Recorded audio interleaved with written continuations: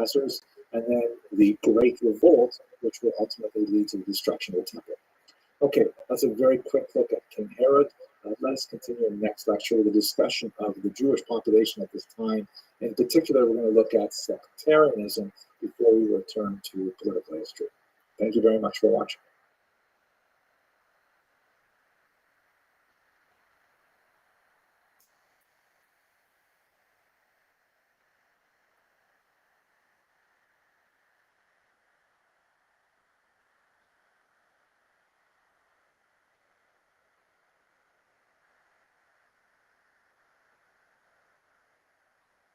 It is perhaps a common misconception that the Jews of the first century were somehow better than the Jews of the 21st century. They were more cooperative, more sensitive, more morally acute, and generally more politically aware of their realities that surrounded them. There are some theological arguments to say that perhaps they were more spiritually sensitive than the current generation. I'll leave that to the rabbis to discuss. But when it comes to a historical perspective, I am reminded of my father's oft-stated motto, plus ça change, plus c'est la même chose, which means the more it changes, the more it stays the same. And the fractiousness of the Jewish community in the first century before the Common Era through the first century of the Common Era was absolutely incredible, and in many ways quite comparable to our own 2,000 years later. So I'd like to look at three groups today, very briefly, and then in a following video, I'd like to look at the fascinating incident of the Qumran community, most likely the authors of the Dead Sea Scrolls, but I'll save that for another video. For today, let's just look at three major groups: the Pharisees, the Sadducees, and the Zealots. How we know about these groups, and in fact the names for these groups, comes to us almost entirely from the testimonies of Josephus, who we've discussed in great detail, but we will come back to again and again in the ancient period, and Philo. Philo we haven't spoken about very much yet. He is an important first century philosopher who lived in Alexandria, Egypt, and he was one of the very important conduits of Jewish thought to the outside world. And both of them give us some insight into the range of Jewish political, religious, and social expression of this era. We can fill in the gaps from what remains from Josephus' and Philo's testimonies with passages from the Talmud and the Midrash and the Torah and the Christian scriptures and so on. But we're really heavily reliant on the overall structure that we get from Josephus and Philo. And I'll try and point out some of the lacunae that we still have in their records of these groups. But for now, let's concentrate on the three main groups. The first one for sure we've got to consider are the so-called Pharisees. This is not a term that we find within the Jewish scriptures or within the Jewish writings such as the Mishnah and the Talmud and so on. They may be known as the Perushim, which means those who separate. It's an interesting term. The etymology is not quite certain. It could be that it was originally a term of opprobrium cast at the Pharisees because they somehow separated from either the political structure of the day or from the lower classes. I'm going to explore that in just a second. And then perhaps the rabbis took this as an adequate designator of who they are and who they stood for. This happens actually very commonly in history, where one group will find some kind of nasty label for another group, and the other group will end up taking that label on, saying, yeah, that's us, you know. One example that is quite close to what we're talking about today would be the term Orthodox, which was originally hurled at the so-called Altgläubiger, the old believers, the traditionalist Jews of the 18th century in particular, and early 19th century, and the term was meant to be an insult. Orthodox means one belief, which is not at all entirely true, but we'll get to that later on in the series. And ultimately, the Orthodox, so to speak, took on that term and said, yeah, that's us, we're Orthodox. Who are the Perushim? Who are the Pharisees? They are, by scholarly consensus, identified with the rabbis, the rabbinical movement, meaning the the people who laid claim to an ancestral tradition known as the Masorah that we've spoken about briefly in the past, and would ultimately be the survivors of this tumultuous time and would be the intellectual foundations of Jewish expression for thousands of years. Again, let me reiterate that during the first century before the Common Era, the first century of the Common Era, there were very many definitions of what is Judaism circulating, and many different groups who were laying claim to that label. The Pharisees, or the rabbis, the Perushim, were the ones who emerged successful. What to make of that multiplicity? Well, I guess it depends on how you feel about the rabbis, but this is definitely where Judaism connects itself through the tumultuous couple of centuries we're looking at to the distant past. Now, who were they? They were drawn largely from the middle and lower classes, and generally speaking, not from the aristocracy. There were priests among them, Kohanim among them, but they were by and large not associated with the temple in a direct and controlling manner. Although there are some really fascinating recent analyses that suggest that the temple was in fact run according to Pharisaic principle, even though it was another group, the Sadducees, who we'll discuss next, who were primarily in control of much of the temple activity. They were known as popular teachers. They were known as people being close to the spiritually sensitive elements of the population, and they were, kind of like charismatic leaders. Think, for example, of 18th century and 19th century Hasidic leaders gathering around them, the common people who come to them for spiritual guidance. That's not to say that they did not disdain the common people, the so-called Amei Haaretz, which in Hebrew means people of the land, but is often shorthand, at least in Pharisaic writings, for ignoramai. That's a plural, right? Ignoramai, plural of ignoramus, meaning unlearned. And the rabbis actually made a very careful distinction. There's a discussion that's quite fascinating about how one would become a chaver, a colleague, which was like a membership of a faith circle, by agreeing, not necessarily by mastering a massive amount of text, which was definitely the desideratum of the rabbis, but by agreeing to be strict about certain particular practices that had perhaps fallen into disuse. For example, to be very strict about taking a tithe from one's produce, to be very particular about the laws of diet or the laws of family behavior and so on. And so people would take on this status before a beit din, a court of three rabbis. They would say, I am going to undertake to follow the laws of tithing, and they would be considered a chaver, a friend, a colleague, a member of the circle. So even though they tended to look down on the totally unwashed and unlearned, this was not an exclusive kind of thing. This was a sense where they wanted people to rise above their educational limitations as much as possible. And this was also not a monolithic approach within the Pharisees either.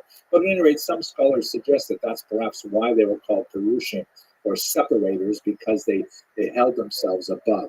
At the same time, they were definitely much more popular with the broader population than any of the other groups that we will be discussing both today and in the following lecture. Now, I've already mentioned the connection with the temple very briefly. There's no question that they had very particular ideas about how the sacrificial ritual should be performed and by whom, and they felt that the appointment, often for a year or less, of a high priest by King Herod was completely illegitimate, that this should be something that is handed down, father to son within a legitimate line of priests and so on. But nevertheless, they had a very strong influence on the way that the temple was managed. How many were there? Well, Josephus offers the number 6,000 at one point, which it's hard to know whether that's a big number or a small number. If it's referring to the leadership, I'd say that's a pretty big number. If it's referring to everybody who considers themselves a Pharisee, that's a fairly small number. And we don't know very much about how to contrast that with the larger numbers as a whole. When you contrast that, however, with Josephus's reference to about 4,000 of the Essenes, which were a fairly radical group that we'll talk about more next lecture, then you get the impression that it would have been a very small group indeed. At any rate, we have some sense of who they were and how they were connected to the larger population. They often found themselves at odds with the political leadership because they disagreed because their most important agenda item was following the Torah and following the Masorah, meaning the oral Torah that explained the Torah. And they had very little patience for the Hellenizing tendencies of the other classes, and especially of the ruling class under Herod and his successors. The next major group were the so-called Sadducees. They are known in Hebrew as the Tzedukim. That's where we get that strange word Sadducee from. And they derive their lineage from Tzadok HaKohen, a high priest named Tzadok, who it goes all the way back to the Persian era. The Sadducees were very heavily invested in the temple ritual. They tended to be from the aristocratic classes. There are very high concentration of priests among them for obvious reasons, but also they're known for their rather extreme Hellenization. There's probably an overlap between the Sadducees and the initial groups that advocated for more Hellenization during the Greek period. The Sadducees are often the enemies of the Pharisees in Pharisaic documents like the Talmud. Sadducees are often giving the rabbis, the Perushim, a hard time, and the Perushim have smart answers back. And there's so many reasons why their ideologies conflicted. The Sadducees had a series of beliefs which were heterodox when compared to the Pharisaic beliefs, such as they did not believe in the world to come. It's not correct to suggest they did not believe in the Torah at all. It's impossible to follow the Torah itself without some form of additional commentary to explain how it's translated into real life. But they disagreed definitely with the extent and scope and authority of the oral Torah that the rabbis held. They were frequently allied with the Romans, and as we approach the later part of the 1st century CE, of course, they'll be quite involved in the pro-Roman position vis-a-vis the ultimate Roman-Jewish war. Ultimately, they will disappear at the end of that war, and they will have no further influence on the continuity of Jewish thought. There is, however, some overlap between certain ideas of the Sadducees and medieval movements like the Karaite movement that we'll have to discuss when we get there next semester. And finally, borrowing once again from Josephus's terminology, there's a group called the Zealots. It would be more appropriate, however, to speak of multiple groups, all harboring a variety of ideologies at this point. Some of them were highly politically motivated. Some of them were religiously motivated. Some of them were simple criminals who, engaged in brigandage and highway robbery, creating a greater atmosphere of discontent in the 1st century. The roots of the Zealots definitely go back to the disagreement over whether Herod should be king as an Idumean, or whether Antigonus should be king, since he was one of the Maccabean line. And there was a tremendous amount of intra-Jewish violence associated with the various zealot movements. Again, grouped under this term without necessarily formally agreeing to belong to any kind of umbrella group. The most notorious of the zealots were undoubtedly the so-called Sicarii, literally dagger men, named after their short daggers that they would carry under their cloaks and engage in assassination of Jewish leaders whom they disagreed with. A very nasty period of time with a lot of intra-Jewish violence. This will escalate throughout the 1st century and will have a major contributing factor to the Roman-Jewish War that we'll be exploring in a little while. Okay, that's it for 3 of the main groups identified by Josephus and to a lesser degree by Philo. In the next video, let's talk about the mysterious Essenes and the Dead Sea Scrolls. Thank you very much for watching.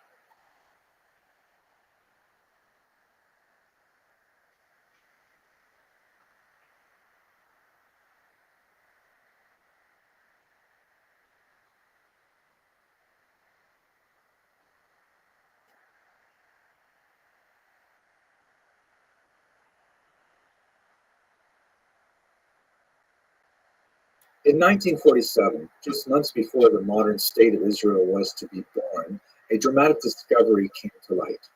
A massive cache of ancient documents, scrolls, discovered in a series of caves in a very forbidding part of Israel in the Judean desert, not too far from the Dead Sea, hence the name Dead Sea Scrolls.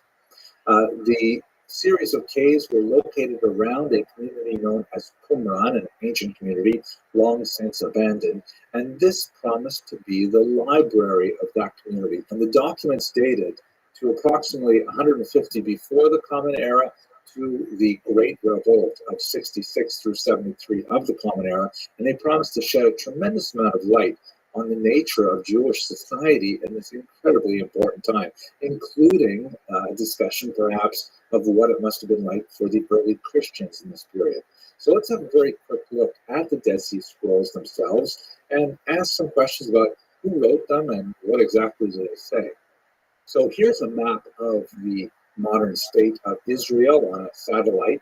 And as you can see when we zoom in a little bit, the Qumran region and the caves are just to the west of the northern part of the Dead Sea. The location of these caves as a possible source of documents was actually known long before in 1947, and documents would occasionally trickle out onto the black market, but the major discovery came out in 1947. Here's a look at the topography of the region. You can see these caves are far up in the hillside, and this would be a place where many outcasts from society or rebels against the regime, like the Bar Kokhba rebels, would ultimately be hiding out. And they're very difficult to get to and a great place to hide things. The arid climate also helped preserve these documents, which proved to be absolutely fantastic. As I mentioned, the collection was positively dated from about 135 before the Common Era to about 68 of the Common Era, which exactly sandwiches the late period of the Hashmonaim, the reign of King Herod, the rise of the rabbis, all of these fantastic things, and of course the period of the birth of Christianity right up until the Great Revolt. So a very important period in Jewish history and indeed in world history. And so what these documents had to say really captured the world's attention.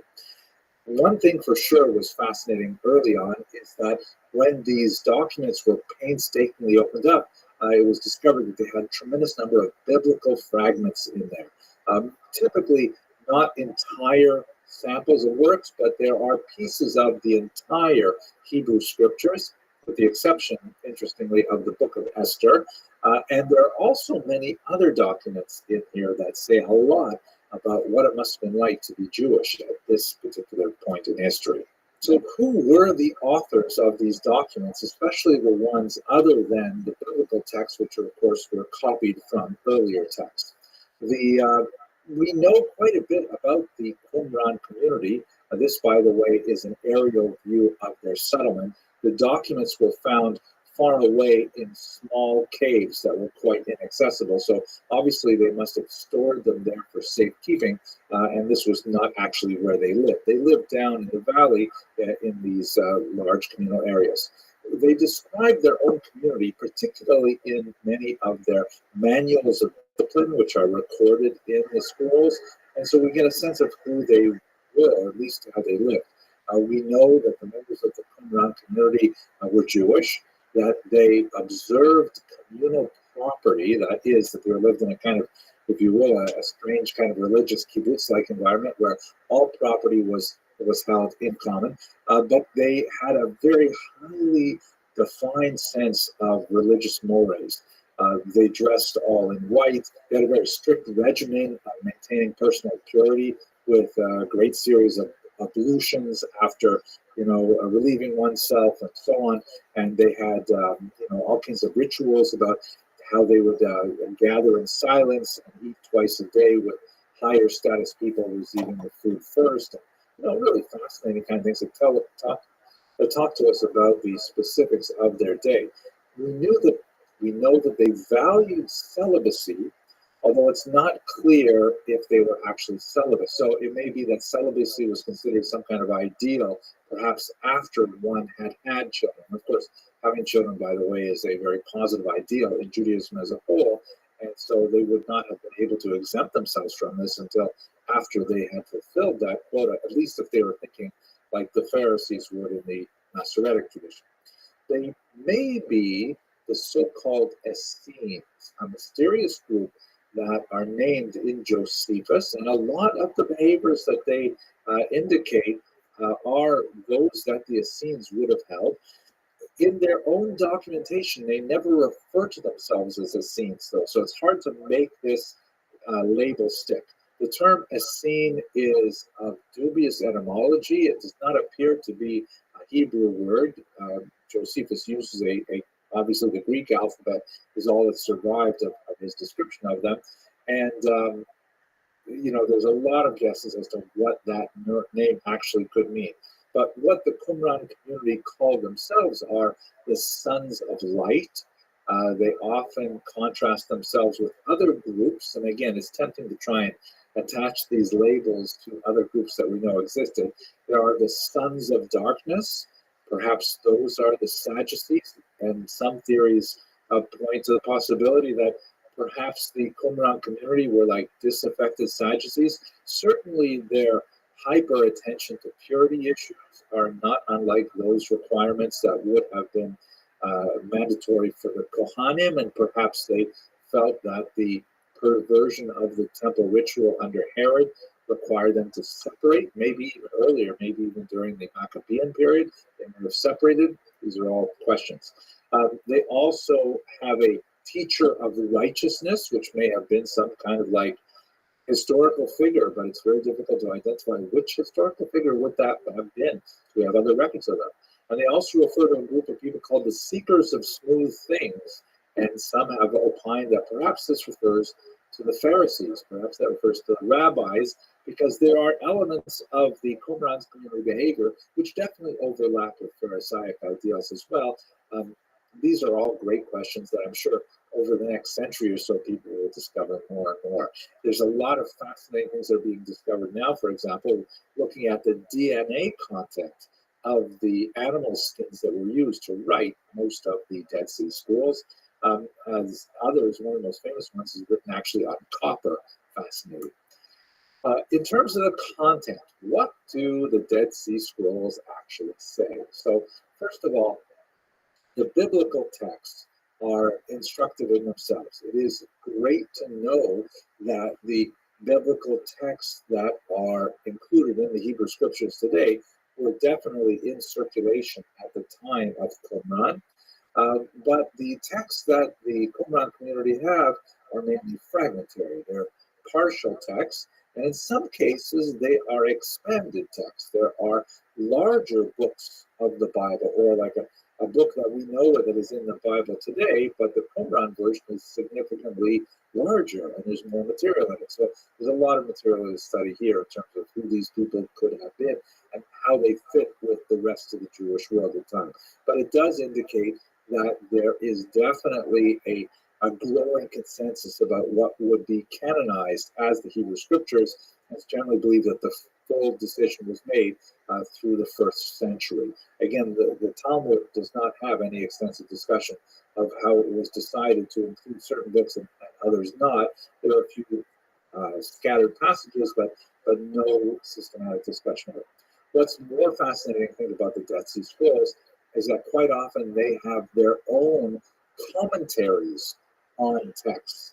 Like, for example, a commentary on the book of Nahum, which is absolutely fascinating and tells us so much more about how the Qumran community must have viewed themselves vis-a-vis other groups. And as I've mentioned, it's hard to pin down exactly which groups they're referring to because there's so much euphemistic language, but for sure we can determine that they felt that they were on the precipice of the Messianic age, that the Messiah would soon be revealed really within their lifetimes, and they were preparing themselves as a community to be caught up in the new Messianic transformation.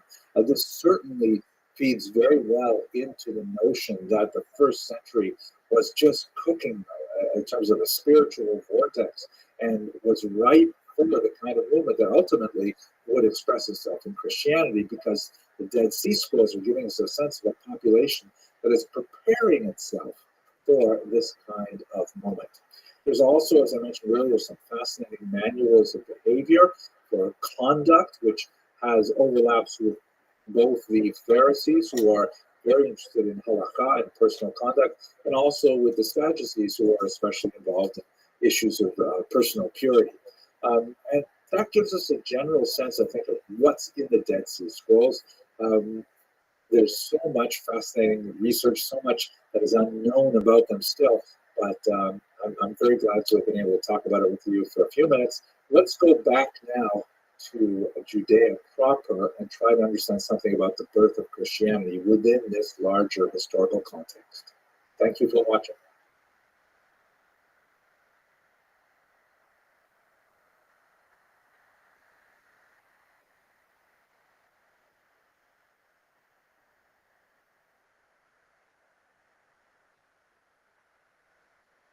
Let's continue our discussion of Jewish history with three short lectures that are going to look specifically at the birth of Christianity. This is obviously an incredibly important moment in world history, although if you ask most Jews in the first century, they probably would not have noted the appearance of this movement, which would ultimately change the world because it simply faded into the background of so many other things that were going on at that time. Let's begin first with a discussion of the political background. So, as you will recall from the previous lecture, Herod dies in year 4 before the Common Era. The Romans are not thrilled with the idea of giving his descendants, that is, those who survived his multiple murderous rages, the title of king. So his eldest surviving son, one Archelaus, was given the diminished title ethnarch, which means essentially ruler of the people, but not having nearly as much power as king per se. The real power would be vested in Roman authorities. Now, Archelaus was given the most important section of the territory. You can see this map here. He was given Judea itself, which is more towards the south, and Idumea, the region conquered under the Hashmonaim, and then also Samaria. His mother was actually Samarian, and up until the Galilee region. This was the highest status region of the entire area. It was a mixed population of Jews and non-Jews, primarily Samaritans. His younger brother, Herod Antipas, was given the much more Jewish Galilee region and the Perea, which was on the eastern bank of the Jordan River.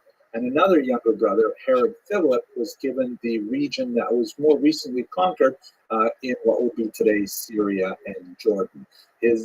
Herod's sister, Salome, was given the region on the coast, which included Yamnia, which is in Hebrew tradition known as Yavne, a very important place later on in the first century, and also a little bit of territory on the Jordan River Valley. So that's basically how the territory was divided up.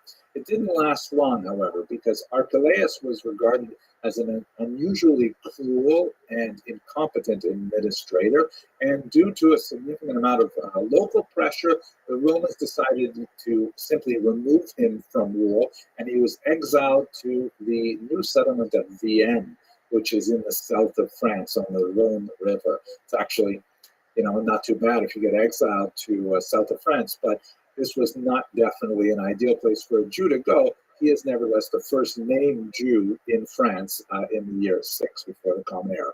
And the Romans put in place Roman administrators who were called at first prefects and then later called procurators. And even when we would have a Jewish king a little bit later in the first century, it was really the prefect or the procurator who would be the person in charge and really having significant power.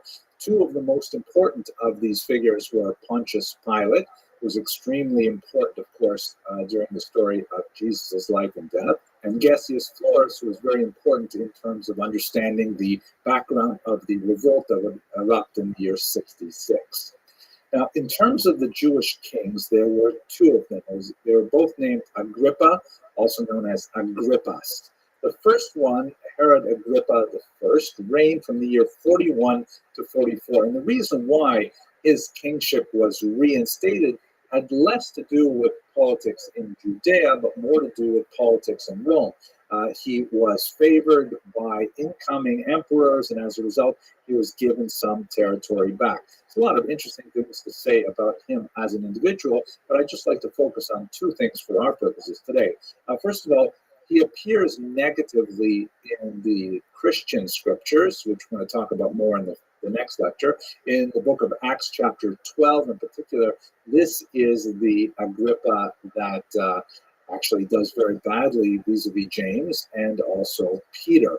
However, in the Talmudic tradition, he appears with some frequency as a sadly heroic figure, and this seems to have a significant amount of historical support. He seems to have been sort of a divided character. He was raised as a Roman and with Roman sensibilities, that is, not so much in tune with the much more religious sensibilities of the population in Jerusalem, especially not the rural countryside. He would have been much more comfortable in the Roman enclaves of Caesarea, for example. However, he did establish significant connections with the Pharisaic community, and in many ways attempted to, at least feign some kind of support for Jewish ideals. The Talmud describes an unusual passage in which he is invited to read from the Torah, and he comes upon a passage that essentially describes how he, as an Idumean, because he is a grandson of Herod the Idumean, will be invalidated from being a high priest, and his eyes filled with tears. And the rabbis who are present say, "You are our brother, Agrippas, you are our brother." And for this, incidentally, they were criticized because it was a sort of an obsequious thing to say at the time. Nevertheless, fascinating figure. It will take us too far off to discuss him now. His son is Marcus Julius Agrippa II, also called king, but not of Judea. He was actually given territories that were primarily not Jewish in the region of Syria that I showed you earlier. He actually was a much more slavish imitator of Roman norms than his father. He actually backed the Roman side in the Roman-Jewish War and had very little to do with the actual governance of Judea proper. This remarkable piece of artwork from Vasily Surikov is actually inspired by a passage in the book of Acts, chapters 25 and 26, in which Paul, about whom we'll have a lot more to say in the next couple of lectures, was called to appear before Agrippa II. You can see him here on the left, and also the procurator, Porcius Festus. I actually like that name, Porcius. That sounds pretty ironic, or maybe perfect for a Roman procurator. And Agrippa II's sister Berenice, with whom there are all kinds of nasty rumors as well. And it's a fascinating passage in the book of Acts in which Paul is called to explain himself and say something about Christianity. And Agrippa II here comes across as a somewhat ambivalent character, not entirely convinced that the way the Christians are being treated is correct. At any rate, that's a very quick look at the prefects and procurators and the brief-lived kings of the region in the first century. Now, the prefects and procurators had to deal with a lot of difficulties with this population. That culminated, of course, in the Great Revolt of the year 66, extended for about 6 or 7 years. There were, however, previous revolts. There was a significant revolt in the year 6 that seems to have been connected with a census. Jewish culture frowns on taking censuses, and indeed for counting people for any reason.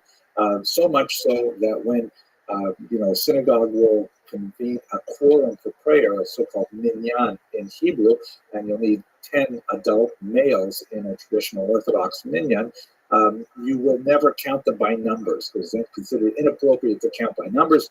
You will, recite a verse that has 10 words in it, or a blessing that has 10 words in it, and count people as you say the words. That way you'll know if you have 10 or not.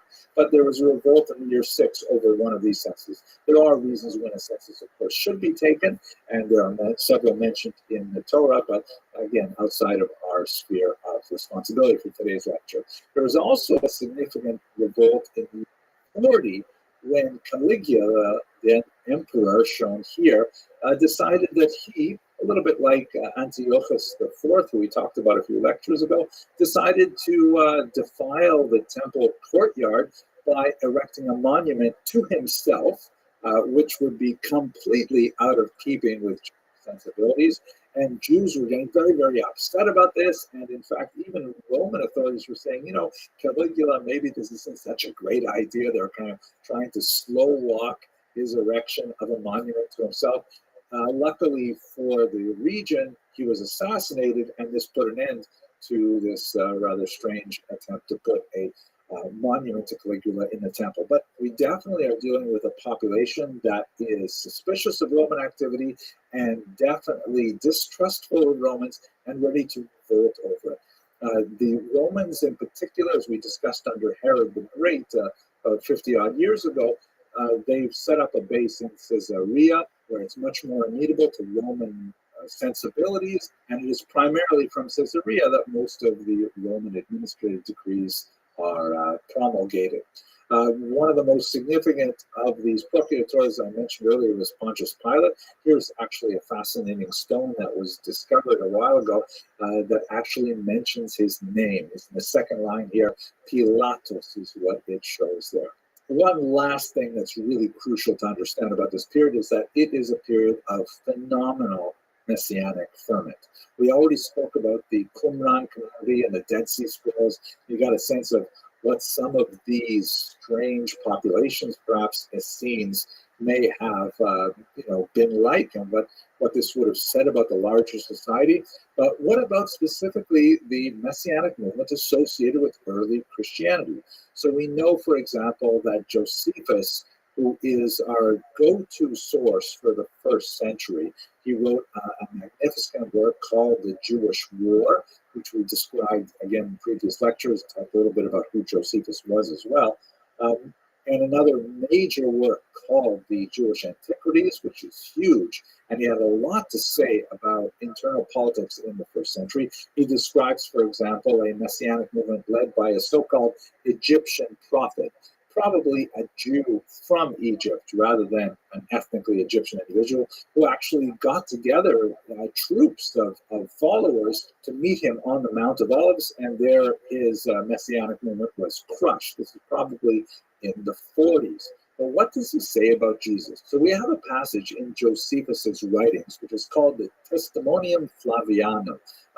Flavianum meaning from Flavian, the dynasty of emperors that adopted Josephus. His name was formerly Flavius Josephus, so hence the name Flavianum. And this is a really bizarre and much argued about passage. Here's a translation of it. I'm just reading the first part. About this time there lived Jesus, a wise man, if indeed one ought to call him a man.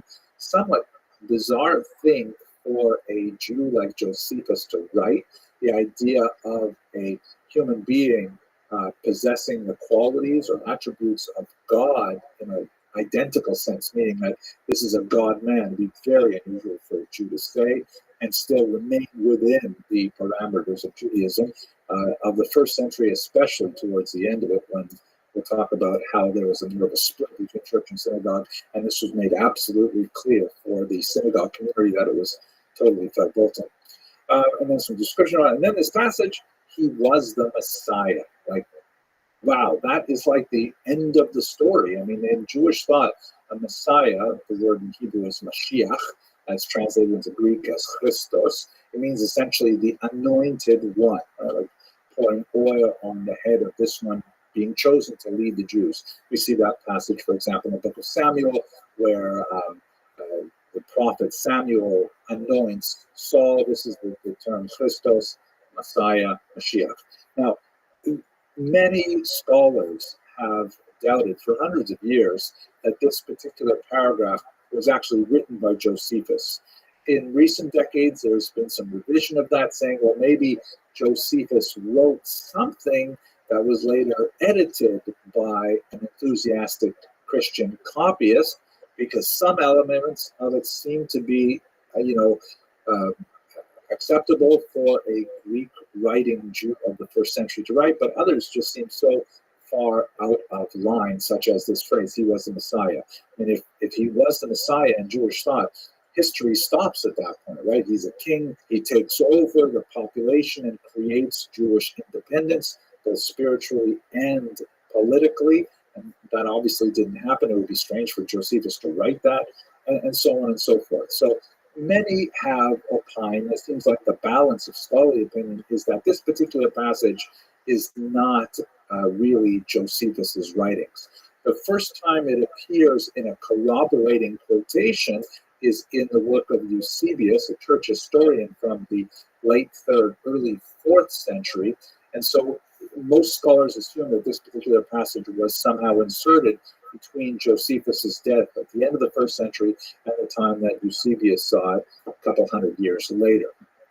But at any rate, what I can say in this context is that we don't have any other corroborating information outside of Christian sources that gives a sense of what Jews at that time actually thought about the early Christian movement. We will have some discussion that appears later towards the end of the 1st century, and certainly going into the 3rd century. We'll talk in a couple of lectures about how the Talmud describes the separation of church and synagogue, and how the synagogue looks backward upon the events that became so important for the emerging Christian movement. But at the time, they did not really make a ripple in the few Jewish sources that we have. At any rate, a lot more to say about this. Let us continue with the next lecture, where we'll look specifically at Jesus within the larger context of his Jewish audience. Thank you very much for watching.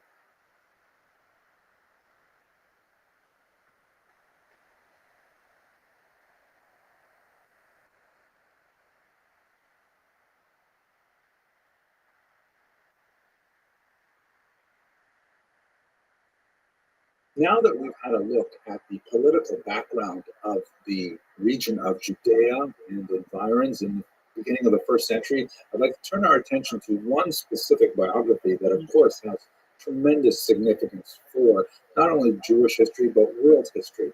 This is a topic that may attract a certain amount of unwelcome attention. The comment box is going to be filled with a lot of unwelcome and unhelpful additions. And so if you see that I've turned off the comments, it means that I've just given up. And the video is really important to include in our discussion of the course of Jewish history in the ancient world, because obviously this was a turning point for much of world history that had phenomenal impact on Jews over the following 2 millennia. We certainly can't ignore this important chapter. So let us focus our attention today on the historical Jesus. Let's try to understand from a biographical perspective, from a historical perspective, who was this person and how did he relate to his Jewish environment? It, of course, goes without saying that he himself was Jewish, that virtually all of his audience were Jewish, virtually everyone he interacted with was Jewish. It was only later in the next generation, with specifically under Paul in particular, that Christianity becomes much more of a Gentile phenomenon. That is something that the majority of adherents are not ethnically Jewish. But let's focus today on Jesus' own life, what we can glean about it, and then we're going to go to the post-Jesus period under Paul and later in the next video. Now, the quest for the historical Jesus is not a new one.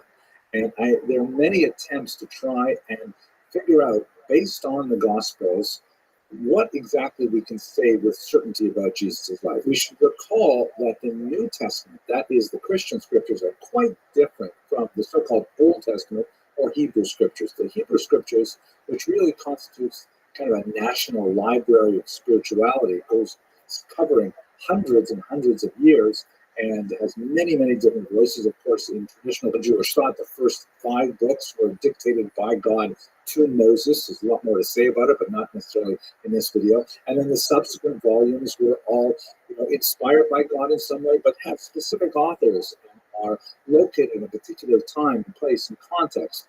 The New Testament is rather different. It has, a tremendous amount of concentration by a very small group is on a very specific single topic in one particular place and time in concentration. There are 4 distinct biographies of Jesus in the form of the four Gospels, for example. And then, of course, lots of material is gleaned from the later works that follow the Gospels. Of the four Gospels, the first three are called the Synoptic Gospels because they more or less kind of line up with each other. Not precisely. There are some difficulties, details that are added in some of the Synoptic Gospels, not in others, apparent contradictions between them. And so for hundreds of years, there have been attempts to try and create a single gospel based on those three. The fourth gospel, that of John, is rather different. It has lots more material. It has a different tone in many ways. So out of these four basic sources, can we actually create a historical picture of Jesus? So lots of attempts have been made. One of the most interesting, I think, is that of none other than Thomas Jefferson, who created this book here. This is actually in his own hand, The Life and Morals of Jesus of Nazareth, extracted textually, as we shall see, literally from the Gospels. And here's what he actually did. He actually took a razor and edited out those passages that he felt were redundant or perhaps nonsensical because he didn't like miraculous events. And he tried to create a human biography by removing lots of excess material and by combining the Gospels to create one kind of coherent whole. Kids, I do not recommend you try this at home. It will get you in a lot of trouble if you take a razor to your Bible and try to remove passages from it. But nevertheless, this is a very difficult enterprise. What kind of sources can we bring to bear to try to understand the historical Jesus? So obviously we have the Christian scriptures, the earliest of which are the letters of Paul that you will know date after the death of Jesus. So we don't have any contemporary sources, although the Gospels and others may have been inspired, certainly were by oral tradition. We don't have any contemporary sources. The earliest one that we have written down is, something like 10 or 20 years written after the death of Jesus. Then we have a couple of passages in Josephus. We talked about one, the Testimonium Flavianum, the most important one in the last video. But the references in Josephus are less about Jesus and more about Christians, especially the ones written towards the end of his life. And then we have Tacitus, one of the Roman authors, with not necessarily a very charitable view of Jews and by extension of Christians. And again, just like passing reference is not really very helpful to flesh out the biography. We have some fascinating material from non-canonical texts, like these Gospels of Thomas, of Mary, and of Peter that were discovered elsewhere. These are, for example, like we discussed with the Book of Maccabees, texts that were not included in the Christian canon that formed the Bible, but were still circulating in antiquity. Then we have the Church Fathers, and of course, they have the disadvantage of being written so much later and essentially relying on the kind of materials that we still have preserved, and in some cases, perhaps material that has been lost. And finally, we have the Talmud, that again is written much later, a few hundred years after the events described. And although they may rely on oral traditions as well, one of the important things about understanding the Talmud as a historical source is that, the rabbis in the Talmud, it's not really fair to ask them to teach us history. They're trying to teach us religion, specifically Judaism. And so they're saying much about how Judaism views Jesus, again, at some distance and perhaps in an allegorical manner and so on. But anyway, when we pull those things together as best we can, this is what we have as a scholarly consensus. And note, I'm talking now about a scholarly consensus, not necessarily that of a believer. As we have Jews who revere the Hebrew scriptures as, inspired word of God in one form or another, the assessment of the validity and specifically the historicity of the texts we're describing for Christians depends a lot on how you approach those texts. So if we boil down to just what scholars agree on, they basically say the following. There's general consensus that Jesus was a historical person who actually lived somewhere between 6 before the Common Era until about the year 26 to 36 of the Common Era. And for those of you who may not have watched some of these previous videos, let me mention that the terms BCE, before Common Era, and CE, Common Era, generally replace before Christ and Anno Domini, BC and AD, because this is a term used generally by secular scholars or by non-Christian scholars. So please don't be offended by it. That is actually a scholarly norm. So we know roughly when he lived. We can patch these things together from Roman records and other Judean sources and so on. We know that he spent his youth in Nazareth, which is in the Galilee region. We know that he was baptized by John the Baptist. And a lot of interesting things to say about the relationship between them, but again, not for this video. We know that he debated and taught religion and morality with other Jews primarily. And you can see in this map here some of his adult ministry in the region from Hebron in the south up to Sidon in the north. Most of his audiences were Jewish, although there were a few that were distinctly non-Jewish. There's also a discussion of his time in Egypt as a child, but his primary adult work is in Israel. And finally, he was crucified by the Romans under Pontius Pilate, the procurator who we spoke about in the previous lecture. That's basically what we know. What we don't know is huge, and specifically when we try to understand it in the context of his Jewish community, because he was a first century Jew. How did his community understand what he was saying? We don't know, for example, what exactly was his relationship to the Torah and to Judaism. What was his relationship to the seething political ferment of the day?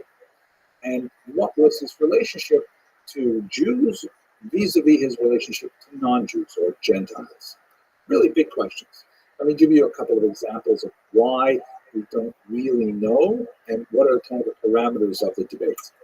Let us recall that the teachings of Jesus that we have today do not come to us unmediated from a first century Jewish source. They primarily come to us through Greek translations of what Jesus would have said. He would have spoken Aramaic, perhaps a little bit of Koine, which is kind of like a Greek, not exactly a dialect, but a form of Greek, let's say, that was common throughout the region. But the texts that we have are all in Greek. And when you translate a text, you ipso facto must distort it. And especially cultures so radically different as the culture of Athens and the culture of Jerusalem. We spoke about this a little bit when we talked about the Maccabean revolt, and actually there's a video that I think I titled Athens and Jerusalem that talks a little bit about how they see things differently. So just in one example, though, in Jerusalem, Jews understood the model of a prophet, the holy man, who came with a rebuke from God and was sending a message, because otherwise God would get involved in history. Like consider, for example, God speaks to Jonah and says, "Get thee to Nineveh in Babylonia and tell those people they're going to be destroyed." And there's a whole story there that's fascinating. Athens, on the other hand, has much of a model of the holy man who is a philosopher like Socrates or Plato or Aristotle, that is maybe distinct from the world, that contemplates the forms and the ideals and does not necessarily engage in the world, and does not come with a burning message that God wants people to behave differently. So a lot of things that change as the authors of the text in the New Testament convey these ideas to a Greek audience. Furthermore, who exactly is writing these things down, and do they have a specific agenda that is tied to who's listening? Paul in particular is especially important depending on who he is speaking to, and we'll look at a couple of examples. So trying to understand Jesus' teachings in Jewish context, let's look at those three areas that we identified a minute ago. First of all, on Torah and Judaism. In some passages in the Gospels in particular, you have debates between sometimes rabbis and Jesus about specific practices, such as, for example, hand washing. Now, if you are not familiar with Jewish practice and you're reading this cold, you would say, what? What is this? Why are they wondering if Jesus and his followers wash their hands before they eat? Doesn't everybody wash their hands before they eat? Are they insinuating he's not clean or something? Is this something about hygiene? Of course, if you understand it within the Jewish context, you know right away that they're not talking just about washing one's hands free of dirt. They're talking about whether or not Jesus submits himself to rabbinic law, in which there is a specific rule laid down, a halakha, that says that before you say the blessing over bread, you must wash your hands in a ritual format. Long discussion about why that is so. But it was really a marker of affiliation with the Jewish community and with the authority of the rabbis to agree to that practice. There's a famous passage in the Talmud in which Rabbi Akiva is imprisoned by the Romans after the Bar Kokhba revolt, and he's only given a very small measure of water, and he insists on keeping some of that water aside in order to fulfill this particular commandment of the rabbis, because he respects rabbinic authority so much. So they're really not asking him about hand washing, about other issues like healing on Shabbat and so on, but they're trying to find out, like, are you part of the Pharisaic community, or do you submit to it, or do you not? And some of the answers that Jesus provides suggest that he is not. Sabbath was made for man and not man for the Sabbath, things like that. On the other hand, there are passages like Matthew 5:17 in which he says, I have come not to abolish the law, but to fulfill it. By the way, the law is one attempt in Greek to translate Torah. And of course, in the Hebrew context, Torah, the root of which means the teaching, as it were, is much larger than the law. In fact, law in form of religion is a word that doesn't exist in Hebrew at all, at least not in biblical Hebrew. You have to use halakha, which means like the way, the path, the direction. The law is a novel idea that you have to use Greek to really express it. At any rate, so where is he? Is Jesus like rebelling against rabbinical authority, or is he trying to support it, perhaps in a revolutionary way? There's a lot of ambiguity, and scholars debate it. Secondly, what about his political ideologies? We talked about the Sadducees and the Pharisees and the Zealots and so on. There's no question that Jesus is closest to the Pharisees, in the sense that, siblings will argue much more than strangers will, because siblings are closer and they care more about each other. And so it's not surprising to see that, there's a lot of Pharisaic debate with Jesus over things like washing the hands and so on.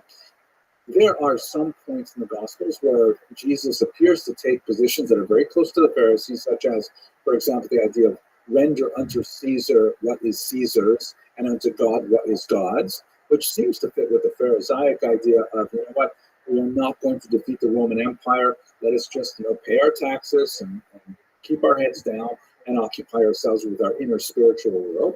But on the other hand, he seems like a zealot, intent on disrupting the status quo, such as the dramatic moment in the temple courtyard in which he, overturned the tables of the money changers and things like that, which is, by the way, a widely misunderstood passage too. So that would be much more of a zealotry kind of thing to do.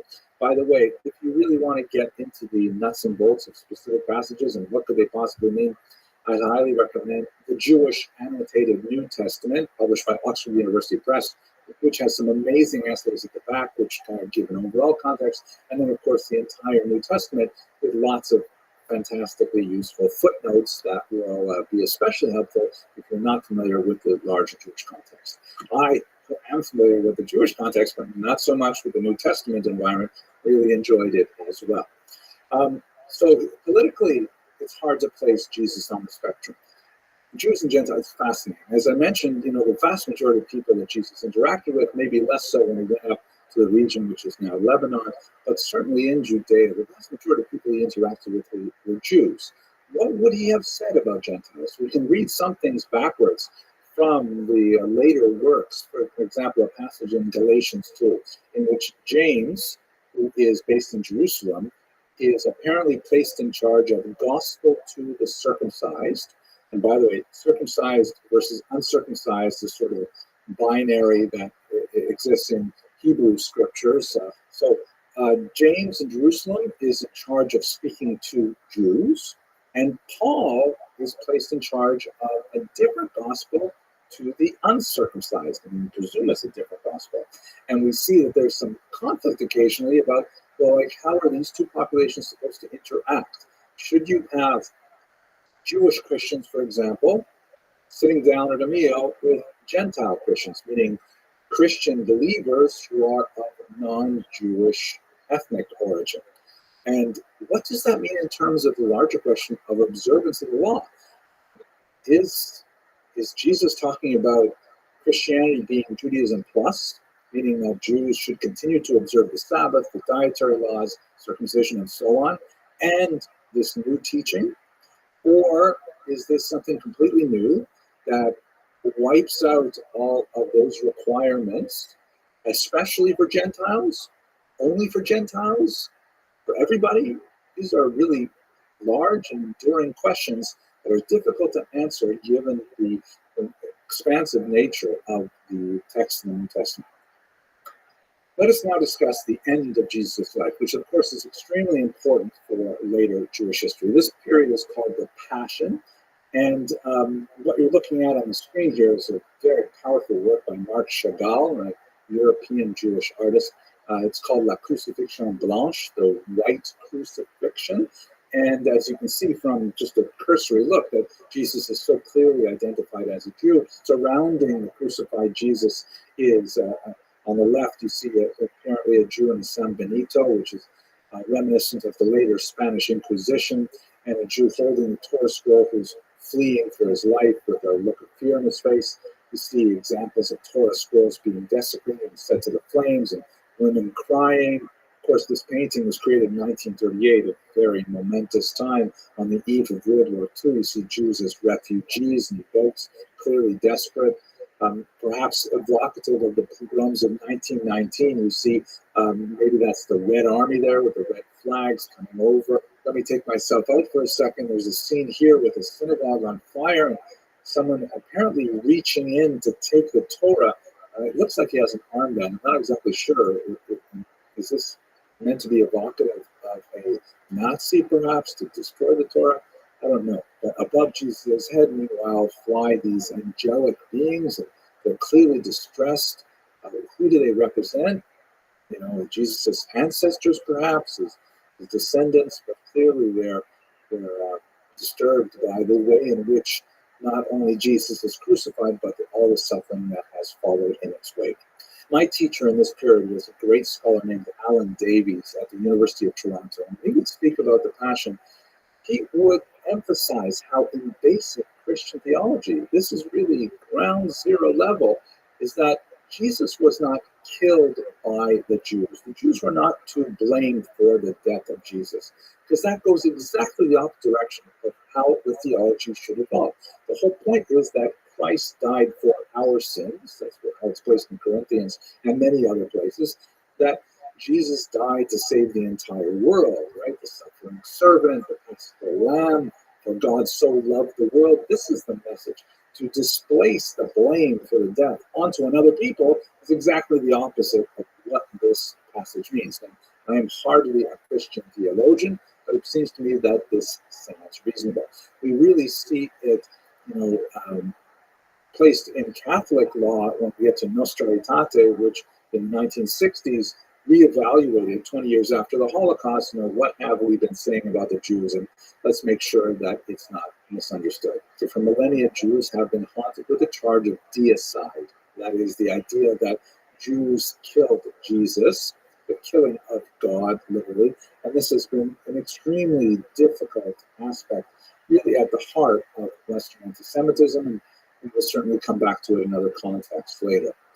But let us focus, as we are now in this video, on the actual biography of Jesus. Let's try to understand how he was put to death and why. No question, scholars agree that the trial as presented in the Gospels is ahistorical, does not make sense by what we know about Jewish law. It could not have happened as described there. For example, was he charged with blasphemy? Well, his trial does not in any way conform to how a Jewish court would work, how the Sanhedrin would work, even if they could mete out death penalties at this period. It just doesn't make sense. Was he tried for, political insurrection of some kind? Possible, but on the other hand, if that were the case, why wouldn't his followers also be killed? It's hard to reconstruct what actually happened from the accounts that we have in the Gospels. We can say, however, that the text really emphasizes the way in which the Romans wanted to mock Jesus as a Jewish leader. As you can see here from this close-up in the Chagall painting, the Gospels describe how the letters I-N-R-I were posted above his cross, which stand for Jesus Nazareth Rex Judeorum, Jesus of Nazareth, the King of the Jews. And Chagall wanted to underline this messianic aspect to it by writing Yeshu HaNotzri Malkat Yudai, the Jesus the Nazarene, the King of the Jews. I don't know if my opinion on this is worth very much. I'm not a specialist in this area, but it seems to me that there may have been some elements in the Jewish community who regarded Jesus as a troublemaker, as a rabble-rouser who was upsetting the status quo in an unhelpful way. He also clearly had a certain critical mass of followers that would later go on to build this world church that had such tremendous impact. But I get the feeling that this was primarily an act of Roman caprice, that, he crossed the wrong person at the wrong time, and life was cheap in the first century. There were thousands of crucifixions of Jews, especially in this area, and that Jesus should stand out as receiving due process when so many other nameless victims did not. It stretches credulity. It's also important to note, by the way, that much of the description of the passion that we receive from later sources offers considerable more detail, often with a much more negative connotation towards Jewish participation. And this is certainly correlated with the increasing gentilization of the church, meaning as the church becomes less and less of a Jewish family affair, as a Jewish mishpacha, so to speak, and becomes much more of a global movement that attracts Romans and Greeks and Scythians and whatever, that then it becomes much more of an us versus them kind of phenomenon. It's much easier to blame the them. Let me leave the passion, however, by discussing one last thing, which is especially noxious and difficult for Jewish history, and that is the so-called blood cry. It's a passage that's recorded in the book of Matthew, chapter 27, verse 25, in which, and again, this is very ahistorical, but Pontius Pilate, the procurator, says to the gathered Jews, I'm going to let you have one of my people slated for death go free. Would you like to have Jesus go free, or Barabbas, who is a common thief? As the gospel describes, the people say, release Barabbas, and Pontius Pilate says, but that means I will kill Jesus. And the response of the Jews, which has been enshrined as the so-called blood cry, is the phrase, his blood be on us and on our children. Meaning, we Jews take responsibility, and so do future generations. Now, many scholars have argued that given when the Gospel according to Matthew was composed, probably immediately after the destruction of the temple, or perhaps in the context of the revolt, this is a reflection on the very next generation of Jews, meaning it's kind of like a prefigurement of what would happen a generation after Jesus was killed. Unfortunately, over the centuries, this has been taken as a justification by some for anti-Semitic violence, arguing that all Jews for all time have somehow accepted responsibility for Jesus' death, which is, as I mentioned at the beginning of this discussion, exactly opposite, 180 degrees, to a basic understanding of Christian theology, that Jesus died for all our sins, meaning Christians included, not blaming the Jews exclusively. But this takes me further away from history than I am comfortable, and let's conclude at this point. The next video is going to look at how the church evolved, and specifically how you have an increasing separation between the Jewish community in Israel, who walled themselves off from this new idea of Christianity, and how the new evolving Christian church changes from being an internal Jewish phenomenon to a much larger global phenomenon. Thank you very much for watching.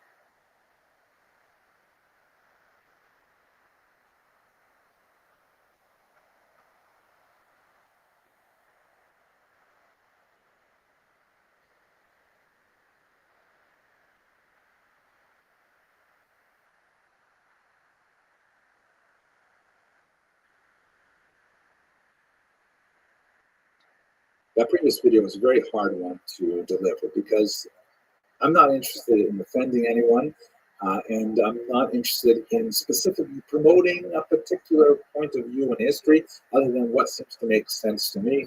And but it's hard to avoid it when we look at topics such as the historical Jesus. But we get on a little bit more comfortable ground when we move away from the founder of Christianity and look at still some people who are revered by Christians world around, to understand how the church and synagogue could grow so far apart.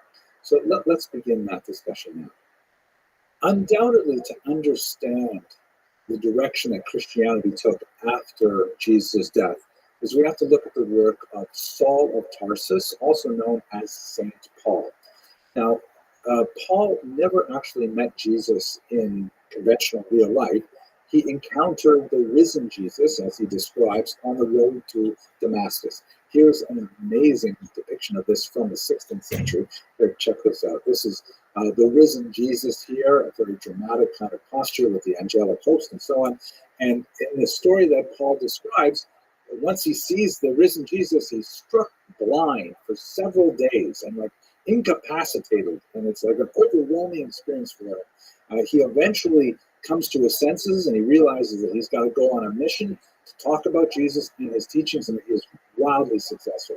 Before we leave this painting, just look at how the horse is at the center of the composition, such a powerful emotion on the horse's face. I mean, that's really something that I admire. I'm not an art historian, but I love these kinds of things. At any rate, back to Paul.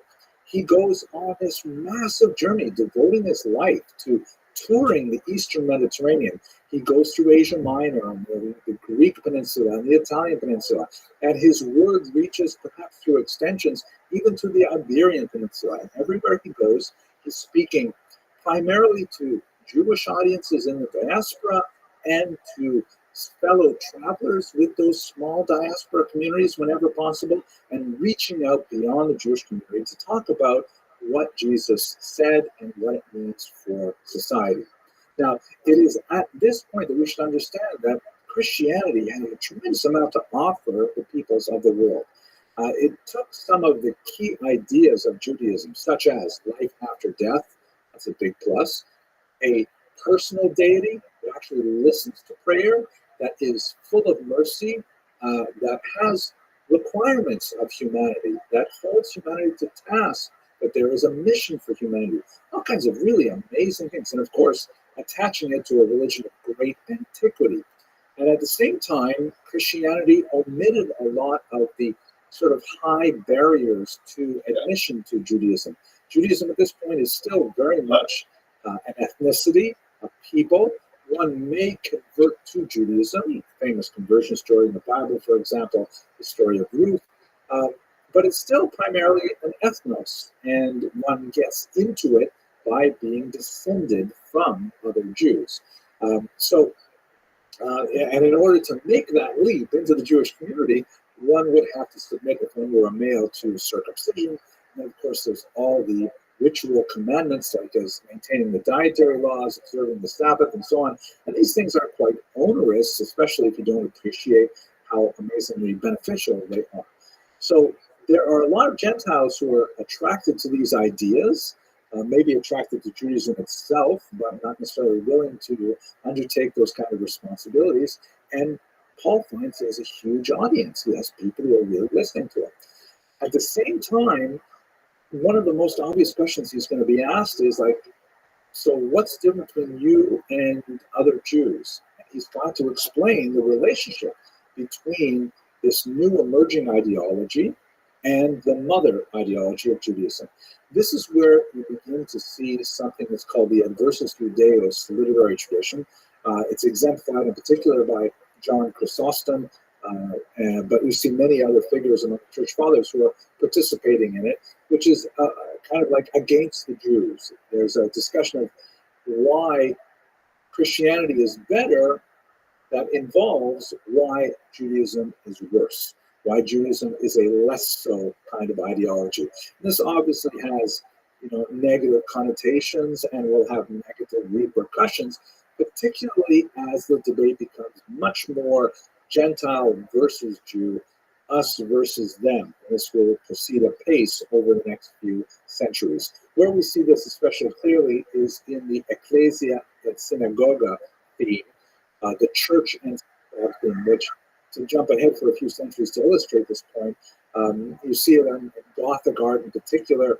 Here's some monumental architecture from Strasbourg that shows on the left the ecclesia, which represents the church. And you can see she's got an upright staff signifying her authority. Her bodice is done up properly. She's wearing a crown. She's regal. She's clear-eyed and so on. And on the right is the fallen synagogue, which you can see that she's holding the Ten Commandments in her left hand, her weaker hand, and upside down. They're falling out of her hand. She's not even attached to the law properly. The staff or spear that represents her authority is broken. She's blindfolded, and she's even in an act of decline. She's like falling away from the rock. And this kind of image of contrasting the church to the synagogue, in which the synagogue is the lesser partner, is something that we see over and over again as the church fathers develop this adversus Judaeos kind of literary tradition. Here's another example. There are literally hundreds and hundreds of them. This is from the Church of Notre Dame. You can see that the synagogue has all the same kind of elements, but her eyes are blinded by a serpent, right? Clearly an allusion to the serpent of Genesis and so on, that is not permitting her to see the truth of Christianity. And here's one especially notorious one from the 14th century, a stained glass window in Werben, Germany, that on the left you can see the church being crowned by heaven, holding the upright staff, the chalice, and so on, riding a tetramorph, a being of mystical significance. And on the right, the synagogue, broken staff, crown knocked off the head, blindfolded. And just to make sure you got the point, a sword is driving through the top of her skull, indicating divine displeasure. One other detail before we leave is fascinating that Jesus in this particular image is clearly presented with dark skin, which seems to be something that really energizes a certain portion of my audience. Here you go, fascinating representation. So back to our topic, however, there's clearly a period of time that begins with Paul and extends on later, where the synagogue is derided, the synagogue is put down, but the church is clearly ascendant. Some would say that Paul advanced a kind of replacement theory. There are passages in his writings that suggest that might not be totally accurate, but at any rate, this is the general trend that will be evinced over the next few hundred years. Now, the Jewish community is not standing still while all this happens. There is a reaction from the Jewish world as well. One might even suggest we don't know which is the action, which is the reaction. Perhaps they happen around the same time. But this particular text, the so-called blessing of the heretics, appears probably around the end of the first century. Its creation is described in the Talmud, in Tractate Brachot, page 28, in which a person named Shmuel HaKatan, Samuel the Lesser, is given the task of creating a passage in the liturgy, the mandatory central part of the liturgy called the Amidah, or the 18 blessings, that is designed somehow to make a clear distinction between Jewish Jews and Jewish Christians. In other words, you have this kind of amorphous period of time in the decades following Jesus' death, in which it's not clear what a Jew should believe and what a Christian may practice. And so they ask Samuel to create this blessing, which is inserted into the mandatory prayers. It's not actually a blessing, it's really a curse. Now, there's a significant amount of debate about exactly how this was created, how it was placed in the liturgy, how it was enforced. But if we look at the text itself, it says in English, "Let there be no hope for informers." Now, that informer is a euphemistic term here for a Jewish Christian, for reasons which goes beyond the scope of our talk. "And may all wickedness instantly perish. May all the enemies of your people be swiftly cut off," etc., etc. And the idea is that, as much of the historiography argues, that if a person was suspected of being a Jewish Christian, meaning a Jew with Christian beliefs, they would be asked to recite the prayers publicly as part of the prayer service, And when they came to this new passage, like a litmus test, if they read it, then they would be pronouncing a curse on themselves if they harbored Christian beliefs. On the other hand, if they omitted it, they would be outing themselves as a Christian, and theoretically could be removed not only from the pulpit, but from the synagogue. There's some analysis that suggests that the gospel, according to John, was written by someone who experienced this. And in fact, his gospel is much more filled with invective than the synoptic gospels, references to the synagogue of Satan and things like that. So this was kind of like a line in the sand that, from the Jewish perspective, marked off an ideological boundary that was not present before the inclusion of this text in the prayer. So we see that this is a family dispute that has gone really sour, and they're separating from both sides. Finally, let us not forget the fact that by the time we get to the early 4th century, Christianity has become so large and so popular that ultimately becomes the state religion under Constantine, shown here. The famous story behind it, there's some interesting things about his family that were attracted to Christianity as well, but he would have this dream where he would see, or this vision where he would see this cross, and he would say, in hoc signo vinces, under this sign will you conquer. And then when he pieced it together that it was attached to Christianity, that's when he converted. That's the traditional story associated with it. But with his conversion and his, stamp of approval on Christianity, a once heavily persecuted faith, not only reading Gospels by people like Paul as a Pharisee who was bent on persecuting the church, but also clearly by the Romans who, sent Christians to the gladiatorial games and things like that. This represents a dramatic turning point where the once despised religion is now a state religion with far more power, and that's actually going to be the status quo in Europe until the modern era. Okay, I hope you found this useful. We're going to continue in the next videos by going back to Judea and focusing on internal Jewish politics, and we're going to look specifically at the origins of the Great Revolt. Thank you very much for watching.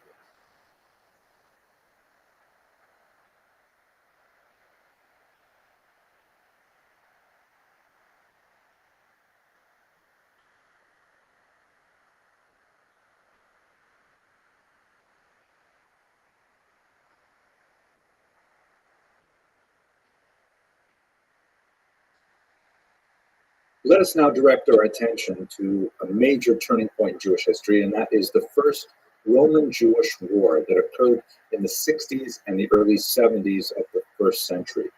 The spark that lit the explosion was something that happened in Caesarea, also pronounced Caesarea or Caesarea, which is a very important center on the coast.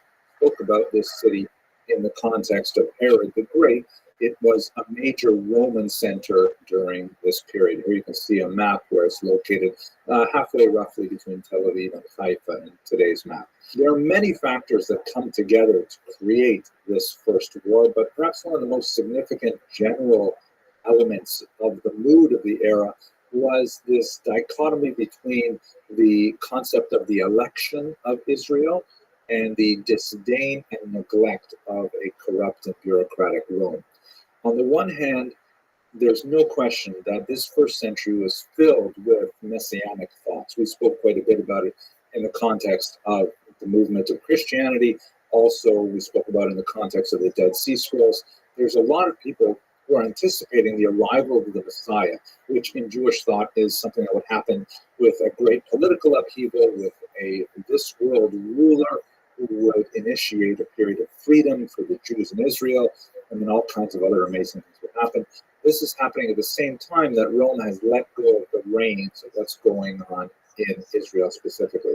There's a lot of anarchy and banditry. There's a lot of lawlessness in the streets. They're not patrolling properly. They're not really caring what's going on because the Romans are engaged very heavily in their own self-serving grift, taking bribes and all kinds of things like that.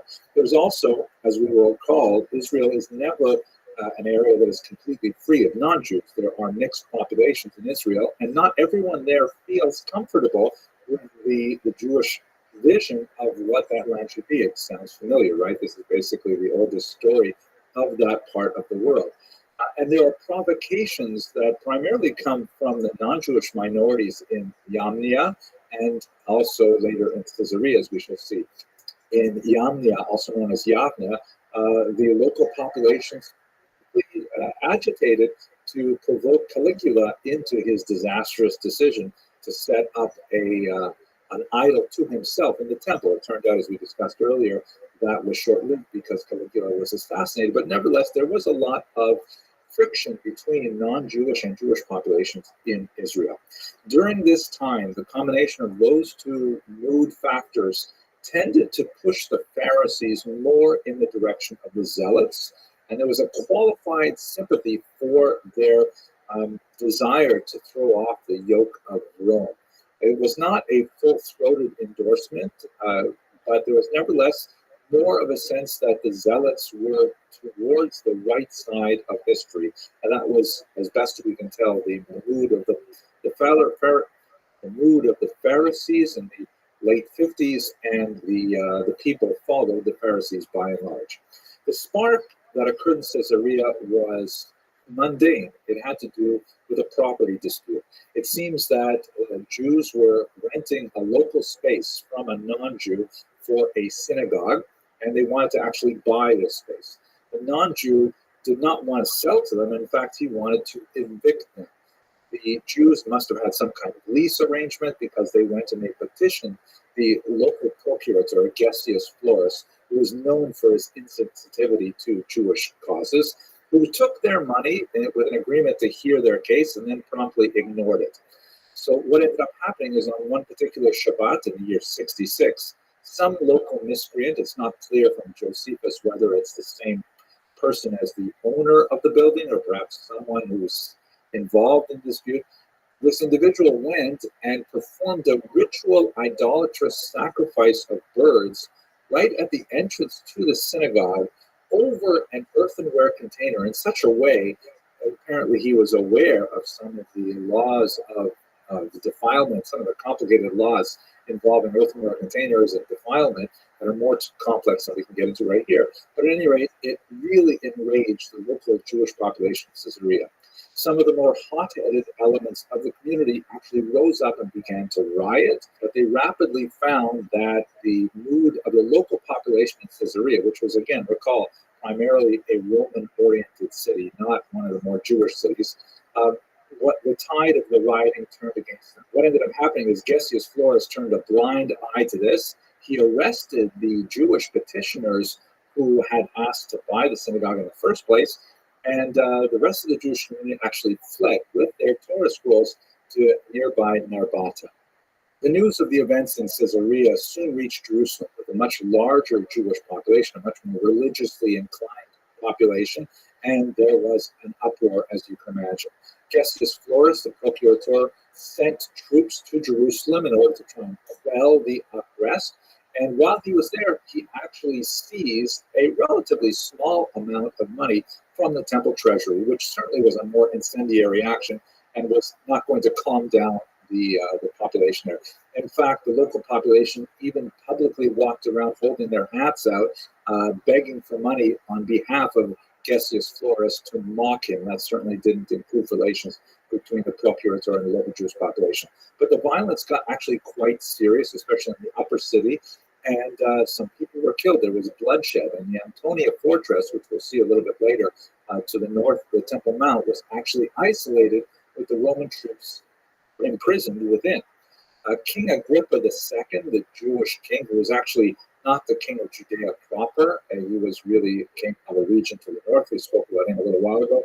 He attempted to calm things down and failed, and as a result, he fled to the north and avoided the bloodshed at this point. He would later actually end up participating in the war on the side of the Romans, but that's a little bit later. Menachem, the son of Judas, the Galilean, arrives. He was one of several zealot leaders who would compete for authority. And in this context of the upheaval, Elazar ben Hananiah suspended the sacrifice in honor of the emperor, and that essentially meant that the revolt was over. Up until this point, the Jews had always maintained a regular sacrifice in honor of the emperor. This goes all the way back to Cyrus, at least. And the idea of stopping this was extremely insulting to Rome, and this meant that it was open revolt. Now, there's some fascinating discussions of all these events in the Talmud as well, which add significant color to all of them. But for the time being, we're going to primarily present the Josephine account, and perhaps in another context, we can come back to the details that the Talmud offers as well.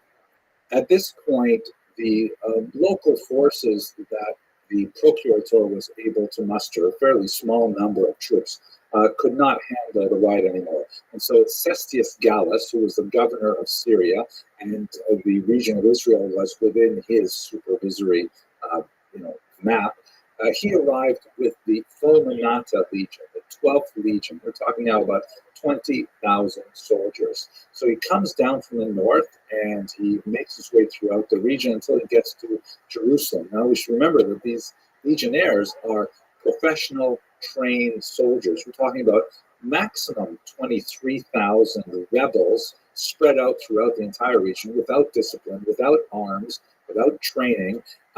They had the advantage of knowing the terrain and they had the advantage of local contacts, but they were at a serious disadvantage when fighting actual troops. Nevertheless, they were so enraged that when Cestius Gallus entered Jerusalem, and he actually came into the city, he saw what kind of opposition he was facing, and he was intimidated by the Jewish rebels. He decided to retreat, and on his way back, he met disaster, specifically at a pass called Beit Horon. The Beit Horon Pass is a very narrow strip that requires essentially, a couple of soldiers walking side by side as they make their way down this long pass. And the rebels were able to ambush them and actually wrought terrible havoc on Cestius Gallus's legion. They actually captured the eagle standard of the 12th Legion, which was a tremendous insult. It's kind of like capturing the flag, huge symbolic value. And they also, less symbolic value, but real value, they actually captured all of the Roman siege equipment, which would be very useful for them in the next couple of years of the war. Cestius Gallus actually survived the encounter at Beit Horon, but he was forced to limp back in a humiliating defeat, and this meant that Rome had to significantly accelerate their efforts. Next, we'll explore the second phase of the war, when Rome decides to send a much more battle-hardened general, Vespasian, along with considerably more troops to prosecute the war. Thank you very much for watching.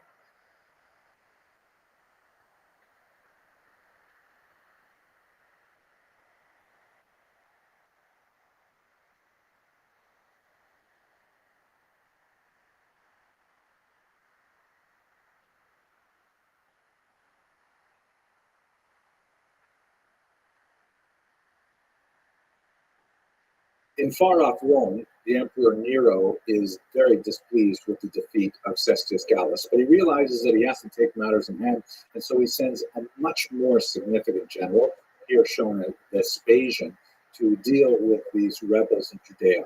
And at this point, we should introduce very briefly Josephus, who originally was given command of the northern region in the Galilee, and he is a very important figure for us because he is the primary historian that we rely upon not only for the First Roman-Jewish War. He was a first-person participant in that war, and so he's actually relating things that he saw himself, but he also goes on to a great career as one of the really important Roman historians overall, providing in particular a detailed look at Judaism in antiquity, and we have occasion to return to in many cases. At any rate, Josephus, a fairly young man, is and associated primarily with the Pharisees, although he had some experience with all of the relevant groups at the time. He's given command of the north, very important region, but unfortunately the first that is attacked by Vespasian, who comes in with 60,000 troops, and in the space of 67, the year 67, he essentially conquers the entire region. In the center there, you see the city of Yotapata, in modern Hebrew, Yodfat, which is where Josephus was housed. And he actually withstood a long siege of over a month until finally they were forced to surrender. As a result of a bizarre suicide pact that Josephus manages to survive, he surrenders to Vespasian. and then convinces Vespasian that he can be a very useful ally for him and a tool for him.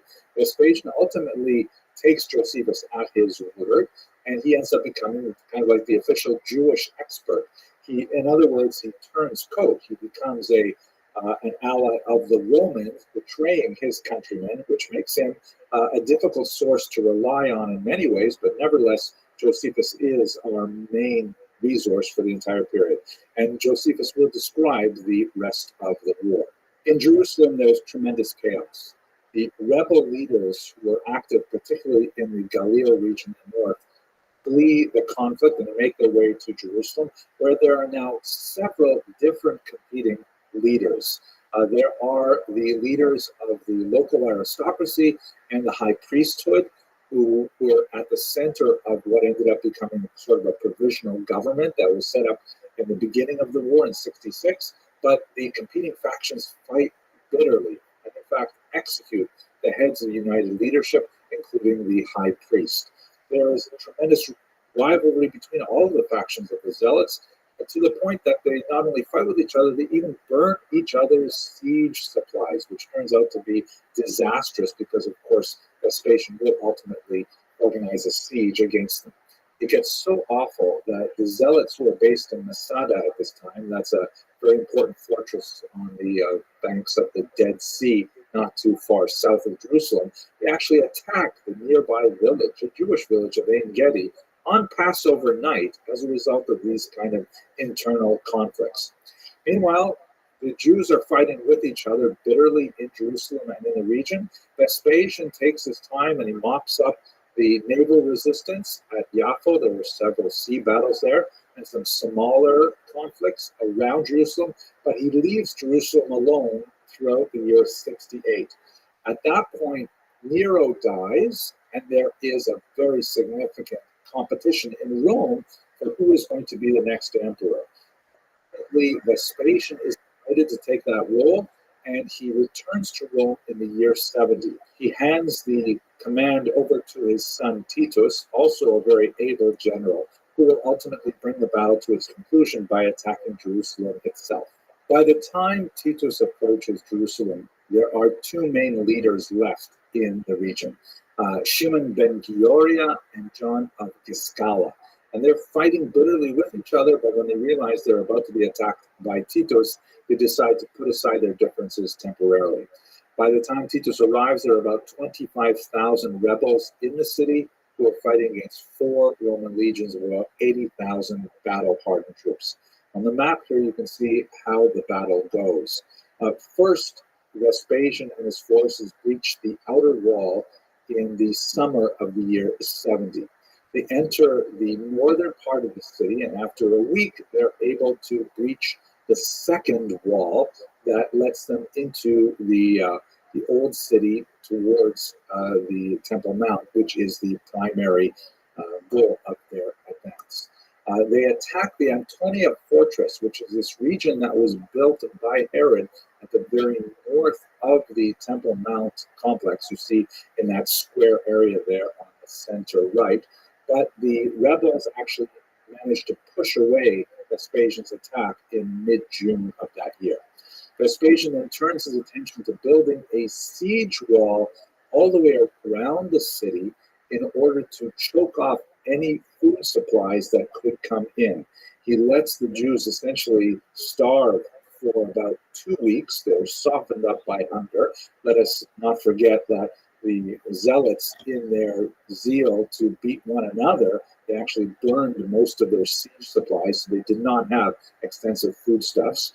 And after about 2 weeks or so of the impermeable wall being in place, then he makes a second advance in late July of the year 70. The fortress ultimately falls, and this results in the destruction of the temple itself. This occurred on the 9th day of the month of Av. It would have been in late August of the year 70. And to the present day, this particular event is marked by fasting by Jews all around the world. They sit on the floor, they read the Book of Lamentations, and they endure this day of mourning for for an event that occurred 2,000 years ago. The temple is burned to the ground. The fighting would continue throughout Jerusalem, but we'll continue with that in the next video. Thank you for watching.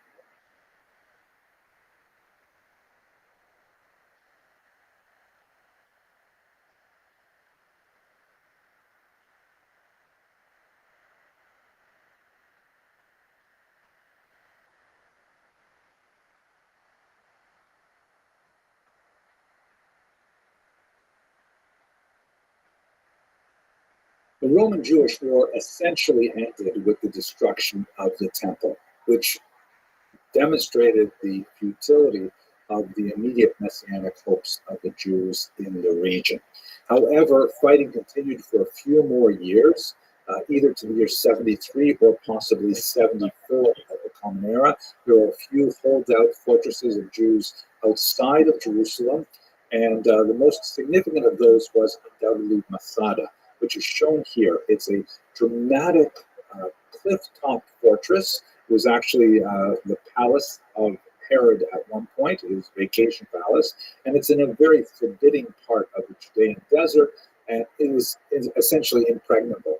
The only way to really attack Masada is to climb its faces, which are quite steep, at least on two sides of it, and very, very difficult to actually breach its defenses. The rebels under Elazar ben Yair had actually laid in a tremendous amount of supplies, so they could actually last there for many years. Nevertheless, the Romans were brilliant and dogged engineers. They ended up climbing the mountain, and they built a siege tower that was about 80 meters or 260 feet high to be able to breach the final wall. When they got to the very last barrier, which was made of wood, and they set it on fire, the rebels located within the compound realized that there was no way they could keep the Roman soldiers out. And so in a very dramatic act, almost 1,000 rebels, and we're talking here about families, not just soldiers, but men, women, and children, committed mass suicide overnight rather than have themselves be turned over as slaves to the Romans. A very dramatic moment in Jewish history, a complex moment that has reverberations in modern Israeli ideology as well. And hopefully we'll come back to that when we get towards the end of the series. The Romans enacted significant punishment on the remaining population. And we will go into this in greater detail as we talk about the diaspora and moving forward. But for now, let's just look at a few examples of it. Symbolically, we see the institution of the Judea Capta coins. The Romans actually printed quite a few examples of this coin. On the left, they usually have a portrait of Vespasian. You can see him wearing the laurel wreath of victory around his head. And on the right, there's a Roman soldier standing by a balsam pine, which was one of the most important exports of Israel at the time. And there is a forlorn woman with her head in her hands, and she is representing the Judean people. So Judea Capta means Judea is taken captive. And this was a form of propaganda. You know, coins are like messages that circulate everywhere and people see them and it means something. It was a very important way of advertising state power. Just to show you a couple of examples of this coin, sometimes the Roman soldier is portrayed as being, way out of proportion, large compared to the woman to show the dominance of Rome. And in some, especially chilling cases, she's actually shown with her hands bound behind her back as a slave to be taken away into captivity. The Romans also celebrated this in Rome proper with the erection of the Arch of Titus. You see it here.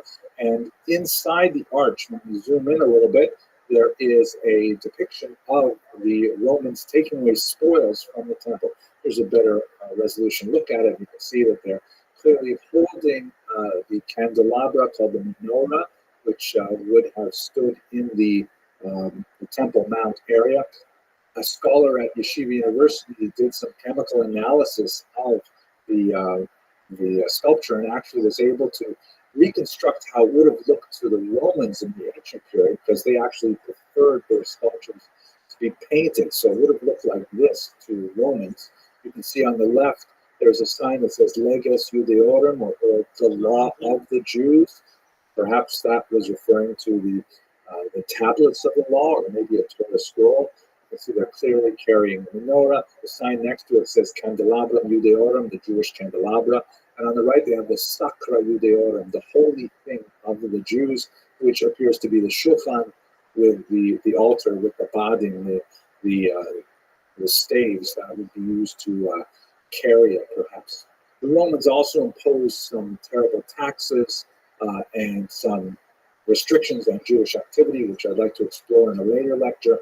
But there is a saving moment in all of this. One thing that we have glossed over is the reaction of the Pharisees, in particular, a rabbi named Yochanan ben Zakkai, who saw early on that the revolt against Rome was doomed to failure.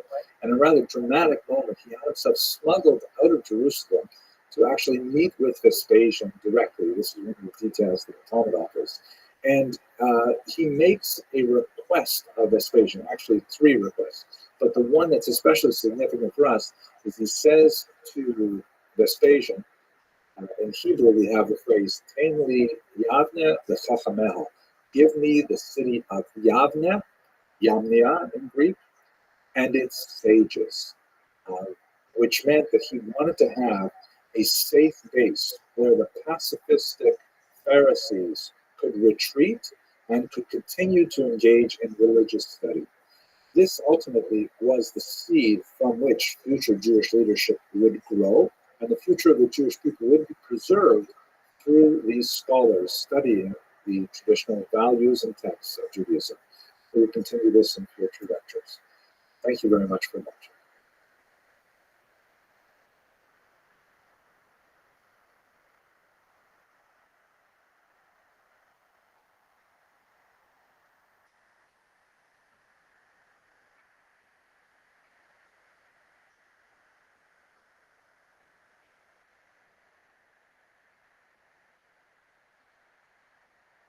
If we move forward about 45 years from the destruction of the temple and the fall of Masada, we get to another period of violence called the Kitos Rebellion. Now, it's a very mysterious kind of rebellion. We have scattered data points from different sources that all reveal something about this rebellion, but we're not really sure about much of the most essential questions. But we should say one thing to begin with. Many scholars argue whether or not this is really the second Roman-Jewish war or something different. It's basically a primarily diaspora phenomenon. It's something that you see primarily outside of Israel, in other words, and not so much in Judea itself. But let's try and understand at least some things about this Kitos Rebellion. The Kitos Rebellion occurs at the very end of the rule of the Emperor Trajan. The 5 decades since the destruction of the temple have been absolutely terrible for the Jews. There is a tremendous amount of post-destruction trauma that is definitely spiritual in nature. I mean, the Jews had invested all of their spiritual understanding of how they related to the infinite through the temple. And even when the temple was corrupted by a priesthood that was essentially something that could be bought from the Romans, there was still this idea that somehow the temple was the hinge upon which the entire universe turned. And now with that temple gone, what exactly would Judaism do? What would Judaism, look like? It was a period of phenomenal demographic upheaval. You have literally tens of thousands of Jews taken off in slavery to Rome. You have refugees who are scattered throughout the entire region on the Eastern Mediterranean, the Iberian and Greek peninsulas, around the Black Sea littoral, and east through Mesopotamia. And you don't have the same kind of center in Israel as you had before. Would the Jewish people even survive this tremendous trauma? The Romans, for their part, did many things to make things worse for the Jews. They certainly want to stamp out any possibility of a future revolt. And so there were all kinds of measures put in place to try and demean the Jews, both spiritually, psychologically, demographically, and financially. The Fiscus Judaicus was instituted, and this was a replacement of the mandatory Nachatsis HaShekel, the half-shekel tax that Jews had from biblical times paid all over the world toward the upkeep of the temple in Jerusalem, the Fiscus Judaicus tax took that money and made it mandatory, but instead of devoting it to the upkeep of the temple in Jerusalem, it was directed to Rome and to the upkeep of a temple for Jupiter. I mean, really offensive kind of thing for the Jews. And at the same time, the messianic ferment that we saw with the birth of Christianity was still continuing. In fact, it would take another couple of decades before it would have its final defeat, at least in the 2nd century, under Bar Kokhba. Now, Trajan himself, towards the end of his rule, became involved in a very heavy war with the Parthian Empire, which was the Persian Empire that controlled Babylonia. The Parthian Empire would ultimately fall, and in their successor empire, the Sasanians, that's when the main elements of the Talmud would be put together. But at any rate, Trajan waged war against the Parthians, and he actually penetrated all the way to the very bottom of Mesopotamia. That is, this region here that you can see is sort of like a yellowish color going right down to the Persian Gulf. This was briefly controlled by Roman troops.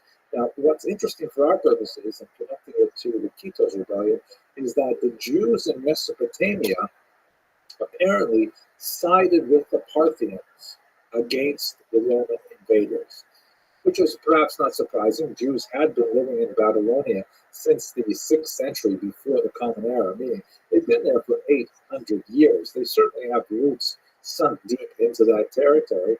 And when the Romans came in invading, they took up arms to defend their homeland alongside the Parthians. This obviously was not taken very lightly by the Romans, and Lucius Quietus, who was the commander in charge of the region, was put in charge of also devastating the Jewish population and quashing any resistance to Roman rule. So this is one element of the Kitos Rebellion, is Lucius Quietus' early participation. There will be another chapter with his story as well, and maybe I should give it away. The word Kitos in the Kitos Rebellion is probably from his surname, Lucius Quietus. That's probably how we get Kitos. So it's named essentially after him. Perhaps because of his notorious activity putting down the Jewish rebels in Mesopotamia, or I shouldn't say the rebels, the Jewish defenders of Mesopotamia, but it could also have to do with his later activity in Judea. But as I mentioned earlier, this is a diaspora affair. It was certainly not limited to Mesopotamia with the advance into Parthian Empire territory in the year 114. We begin to see it also develop on the coast of North Africa in particular. Let's have a look at this map here, where you can see the extent of the Roman Empire at the time of Trajan's death in 117. First of all, we have the activity in Mesopotamia, which is related to the invasion of the Parthian Empire. But then we have some interesting things happening in what would be today Libya. The Kitos Rebellion had major activity in this town. The pronunciation, some people are really sticklers for pronunciation. I've looked it up and I've heard it pronounced as Cyrene in English. In Greek, it would have been something like Kurene. So I'm probably going to say Kurene, and I'll probably be wrong, but this wouldn't be the first time. But anyway, this is one of the locations of major rebel activity during this period. And then we also have significant activity throughout Egypt, and then finally in Cyprus. And once all of this diaspora activity is discussed, we're going to look very briefly at Judea, where, of course, there was the Ptolemaic Kitos, the Kitos Rebellion itself, as described in the Talmud. Let's look at Kurene first. The various sources that refer to this assert that there may have been some kind of messianic issue to this, because there is an individual who is referred to as Lucullus in one source and Andreas in a different source. It is possible that this is the same person. It was not at all uncommon in the ancient period, especially in Greek and Roman areas, for Jews to have two names, a Hebrew name and a Greek name, or a local name. I myself have two names, right? I have a Hebrew name that my friends know me by, and I have Henry, which I publish under and stuff like that. So anyways, but he referred to himself in one of these sources as a king. So that implies some kind of unusual political although some of the church historians suggest it was sort of a false messianic gift. And under this Lukua/Andreas, there was a report of Jewish attacks on Roman temples and public buildings in particular. It's an interesting aspect of this revolt is that it seems to be one that is definitely attacking Rome. And again, remember, it's just a few decades since the destruction of the temple, and there are a lot of Jews who are very angry. And let's not forget that there are a lot of Jews who were originally rebels in the First War who have fled to various cities in the diaspora, and they could be influencing this uprising again in about the year 115. Now, one of our most important historians that tells us a little bit about the Quitos Rebellion is Cassius Dio. He is a Roman historian who was active at the end of the second and the first half of the 3rd century. And he's great for a lot of things, but there's certain areas where you just don't know how seriously to take him. So, for example, when he describes this rebellion in Kyrene, he puts it like this. And just listen to this language. Meanwhile, the Jews in the region of Kyrene had put a certain Andreas at their head and were destroying both the Romans and the Greeks. They would, They would eat the flesh of their victims, make belts for themselves of their entrails, anoint themselves with their blood, and wear their skins for clothing. But that's not all, folks. Many they sawed in two from the head downwards. Others they gave to wild beasts, still others they forced to fight as gladiators. I mean, it's hard to take this seriously. It's just so bizarre and so un-Jewish. Certainly Jews have gone to war, and it's not impossible to imagine atrocities happening when Jews, like any people, go to war, but these are over the top. And in fact, when you look at Cassius Dios's other treatments of barbarian attacks on Rome, they also appear quite, outre. I wanted to read for you the passage where he describes how the Britons deal with the attack from the Romans. And oh my gosh, I can't even look at that because it's actually pornographic in its nature. So just trust me, Cassius Dios is liable to exaggerate for dramatic effect. Egypt also saw widespread rebellions between years 115 and 117, widespread Jewish rebellions, where apparently the Jews were taking advantage of the absence of Roman forces who had gone off to fight against the Parthian Empire in Mesopotamia. And once again, it's similar kinds of targets. Temples, shrines, for example, the shrine of Nemesis at Memphis, public works, roadways, things like that. It seems like the Jews rebelling are really directing their attacks specifically at the Roman Empire. It seems to have a very political motive. The economic motive does not seem to rise to the surface. And other than those messianic references, it seems to be something that is really an attempted uprising. It is fascinating to think, though, like, why are the Jews all over the diaspora? Do they really think they're going to throw Rome off? But they obviously are somewhat coordinated in doing this. There was, of course, a harsh military response from Trajan, who came back with heavy forces and many killed. This is the period when the great synagogue of Alexandria, which the Talmud says was so large that in order to know when to answer amen to the person leading the prayers, they had to wave big flags. You could see the flags and know that it was up to that part. But this is the period when the great synagogue of Alexandria of Egypt was destroyed. Jewish property was seized, and basically at this point, by the time we get to the end of the Parthian War, the Jewish community in North Africa goes into a steep decline, and it will not rise again for several centuries. We can say the same thing about the island of Cyprus. As we saw earlier in Cassius Dio's discussion, and no Jew may set foot on that island, that is Cyprus, but even if one of them is driven upon its shores by a storm, he is put to death. Jews were banned from the island after a rebellion there, and in fact, this statement is supported because there's no other evidence of Jews ever landing on this island until the 4th century. So hundreds of years of Jews gone from the region. What happened in Judea proper? This is where the Talmud refers to this phrase, Omos Kitos, the Kitos Rebellion. We know that Lucius Quietus, you remember him from Mesopotamia, right? He was the person who put down the Jewish rebellion. He is sent back by Trajan and appointed as governor in Judea. We don't know a lot about how he conducted himself in that area, but we know that there was, at least the Talmud refers to, some acts of violence, and we know that Lucius Quietus brought in a second Roman legion to support his activities there. I wish we knew more about this particular rebellion. It is fascinating to see that it takes place across the diaspora. It represents something we haven't talked about in any detail yet, but we will be coming back to it in a few lectures. But we have to move on to a much more powerful and significant rebellion that had a deep mark, left big scars on the Jewish psyche, and that is the Bar Kokhba rebellion next. Thank you very much for watching.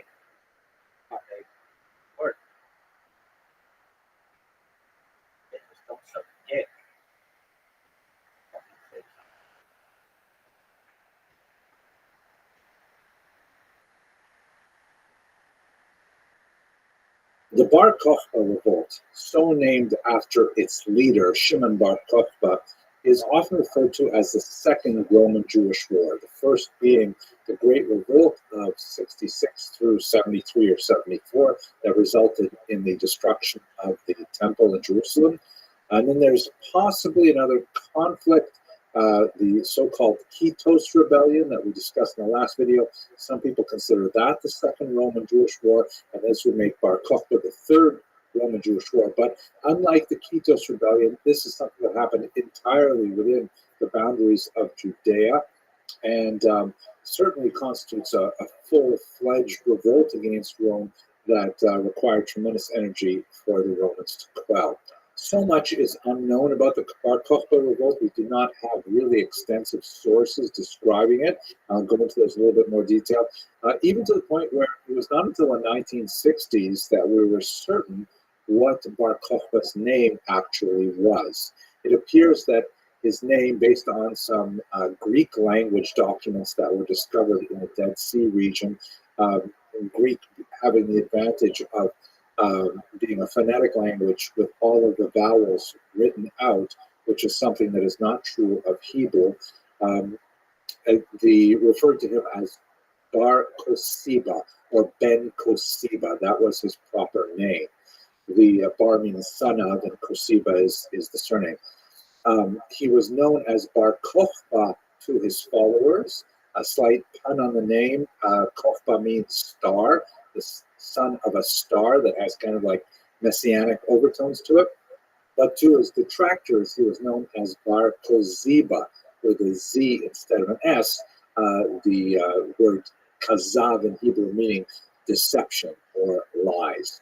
But his actual name was Kosiba, and he's known popularly in the way that Rabbi Akiva, one of his most important followers, called him Bar Kokhba, the star. It's hard to underestimate the importance of Bar Kokhba in the Israeli civic mentality, because Bar Kokhba represents the last living president of the Jewish polity until the 20th century. In a moment, I'd like to talk to you about Dr. Yigael Yadin, who wrote a very important work on Bar Kokhba, who describes the moment when the current president of Israel in 1960 first saw an inscription that was written by the previous president of Israel some 1900 years earlier. It's really important to see this as a sort of a culmination of that strive for statehood that had a 1900-year hiatus. Where we can see this graphically is in the Knesset menorah, the sculpture that stands outside the contemporary building known as the Knesset, which is where Israel's parliament sits. And in this candelabra, you can see that there are many historical figures that are represented on the arms of the candelabra. Zooming into the center, you see that the three central uppermost branches have representations of three distinct leaders in Jewish history. The first is Moses, who is shown here from a biblical passage that describes the attack of the Amalekites against the Jews on their way from Egypt to Israel. And as the passage there describes, as long as Moses had his hands up in the air heavenward, then the Jews would succeed in battle. And when he lowered his hands, they would fail. So he was supported by his two lieutenants, holding his hands in the air so he could retain that position for the duration of the battle, representing a military victory with an appeal to God at its very center. On the left, you see David. We should understand that the left here is on Moses' right, the higher level of authority status. David shown here as a young man holding up the severed head of Goliath, a very important passage that describes, again, a military victory with supernatural assistance from God. And then finally, going to the left, the less significant of the two, but still right at the very center of the candelabra, is this representation of Bar Kokhba. And unlike David and Moses, he is represented here in an attitude of decline, in an attitude of defeat, because after all, the Bar Kokhba rebellion was ultimately unsuccessful. Nevertheless, he is shown here as a powerful military figure and as a tragic one as well. And that's a story we're going to go over in the next 15 minutes or so. Our sources, as I mentioned, are somewhat limited. We have an important Roman historian, Cassius Dio, sometimes called Dio Cassius, who is somewhat problematic because we only have him in an abbreviated form, as we shall see shortly.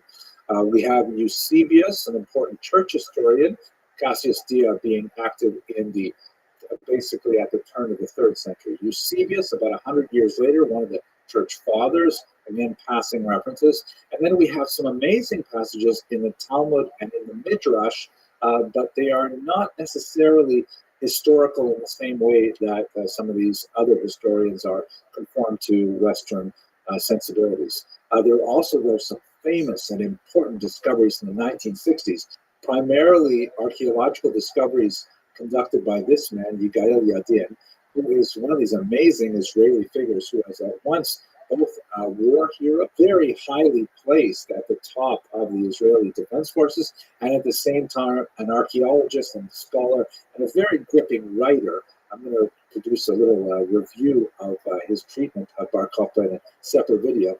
Absolutely fascinating account, very much worth reading.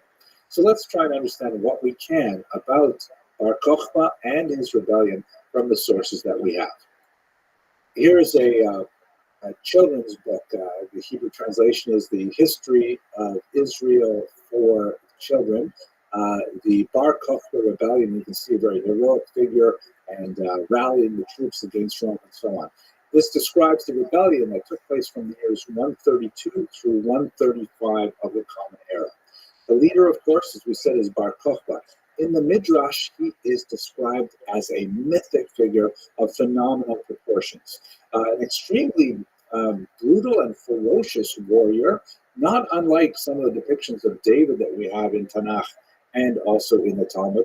The Talmud says, for example, and this is kind of like, we have to assume it's a kind of a hyperbole that is not uncommon in the Talmud, that to test their bravery, Bar Kokhba would have all of his recruits have a digit sliced off their hand, which is, totally forbidden in Jewish law. By the way, kids don't try this at home. But the rabbis complained and said, Bar Kokhba, what are you doing? How long will you mutilate the young men of Israel? He said, well, how else am I going to test their bravery? And they suggested, well, have them uproot a living tree from the ground with their bare hands. Will that do? He says, yes, that will certainly test it. And so that's how they were tested, as the Talmud says, that they were tested for their strength and their bravery. I don't know how to take this on a literal sense, but when we see his writings based on the archaeological discoveries of the 1960s, we definitely see that he was a very determined and very insistent leader, often demanding retribution of his followers if they did not comply with his demands. He was known to many as a possible Messiah. And let's remember, in Jewish terms, a Messiah, Mashiach, is a human being, a political leader who will effect a military unification of the land of Israel, who will bring in all of the exiles, who will bring in the ingathering of the exiles, and initiate a period of great peace and prosperity for Israel and the world. And many saw Bar Kokhba as that person, including famously Rabbi Akiva, who towards the end of his life supported Bar Kokhba as a possible Mashiach. He was contradicted by several of his colleagues. One of them famously said to him, Akiva, you will have grass growing from your cheekbones before Bar Kokhba is the Messiah, meaning this is impossible and you will be dead and Bar Kokhba will never be the Messiah. But nevertheless, the notion of Bar Kokhba as Messiah certainly inspired many to follow him. Here is, by the way, one of the amazing finds that was uncovered by Dr. Yadin in the Dead Sea region. You can see at the very top right, it says, Shimon Bar Kokhba, Nasi Yisrael. Shimon Bar Kokhba, President of Israel. Unfortunately, there's so much we really don't know about the war. One of the most basic things that we don't know about this war is why exactly did it start? So Cassius Dio, the Roman historian, gives us an account of the war. Unfortunately, the only version of Cassius Dio's account has not survived antiquity in its original formulation, but rather as what they call an epitome. You know, we say in English, the epitome of something, we tend to mean something as exemplary, the best, and the ideal. But in classical terms, it really means an abbreviation, meaning, oh, this is too big, too long to read. Can you just give me like the Cliff's Notes, the short version of this? That's what an epitome was. And so we have an 11th century epitome by Johannes Kifilinius that's shown here that gives us, unfortunately, just passing references to Bar Kokhba, and we don't know exactly what Cassius Dio wrote, but we're hopeful that this is correct. According to Cassius Dio in this epitome, the reason for the revolt was that the Emperor Hadrian, shown here, decided to rebuild Jerusalem, but rename it after himself, Aelia Capitolina, right, because his middle name was Aelius, and to build on the site of the temple to God, instead a temple to the Latin god, the Roman god Jupiter. And this, according to Cassius Dio, inflamed the population of Jews and a rebellion ensued. Now, according to Hadrian's own biographer, Spartianus, who wrote De Vita Hadriani, the life of Hadrian, the Roman Empire, it had nothing to do with the rebuilding of the temple.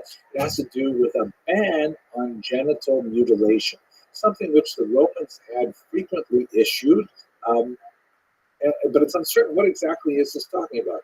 For many, it was understood to refer to castration, which is forbidden in Jewish law as well, but it's possible that the revolt was started because Jews thought it referred to circumcision. In fact, perhaps it did refer to circumcision, but later that was certainly exempted from the ban on genital mutilation. Others say no.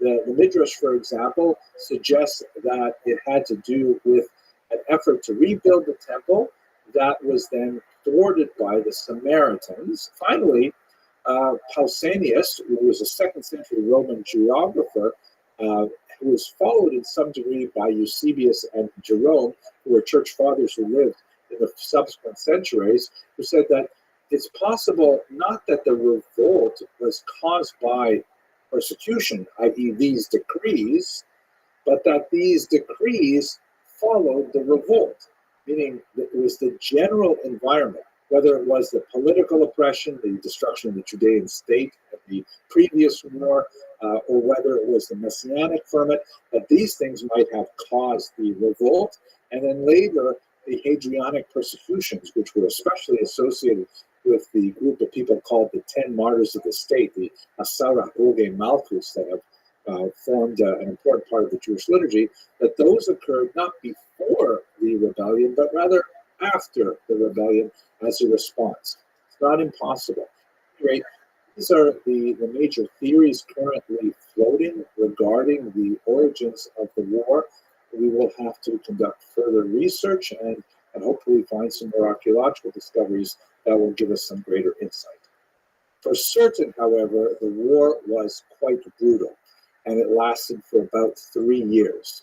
We know of Bar Kokhba's exploits, which appeared to have been initially quite successful. Bar Kokhba and his rebels seized Jerusalem, apparently, and marked that event with the minting of many coins. Actually, not precisely the minting. What they did was they would take Roman coins, heat them up, and then re-stamp them, which in itself, by the way, is an act of treason. And they would re-stamp them with Jewish themes, and they would mark them with messages like, the freedom of Jerusalem, year one, year two, things like that. Here's one depiction of the Bar Kokhba coins. You can see that the top coins have the temple on them, on top of a Roman tetradrachm. That's a stela in Hebrew. And at the very top is a little star motif, which is emblematic of Bar Kokhba himself. At the bottom, you see traditional themes like a lyre, grapes, urn, and trumpets. But what's interesting is what you don't see, which are any representations of human beings or animals, which was very much against Jewish sensibilities in the 2nd century.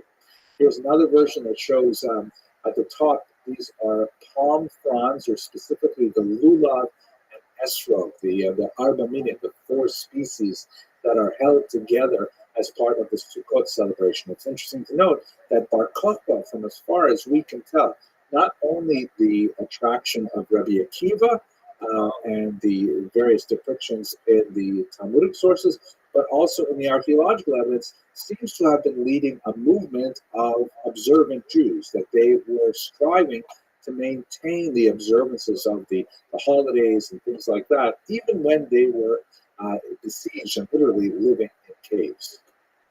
We know that the war was quite brutal, that Hadrian suffered tremendously, and as we shall see, had to bring in significant reinforcements to be able to put down this very successful guerrilla rebellion, which took great advantage of the local terrain. Eusebius refers to the Jewish rebels being active in the cave system of the Judean mountain range. We know that Hadrian suffered not only because of the support he had to draw in from elsewhere in the Roman Empire, but also because, as Cassius Dio points out, when he wrote to the Senate the report of what was happening in Judea, he pointedly omitted the phrase "mihi et legionibus bene," which means I and my forces are well, meaning I and the armed forces, the military, are doing fine, thank you. He took out that standard phrase, which for Cassius Dio, writing in the 2nd century, was a very big statement to the Senate.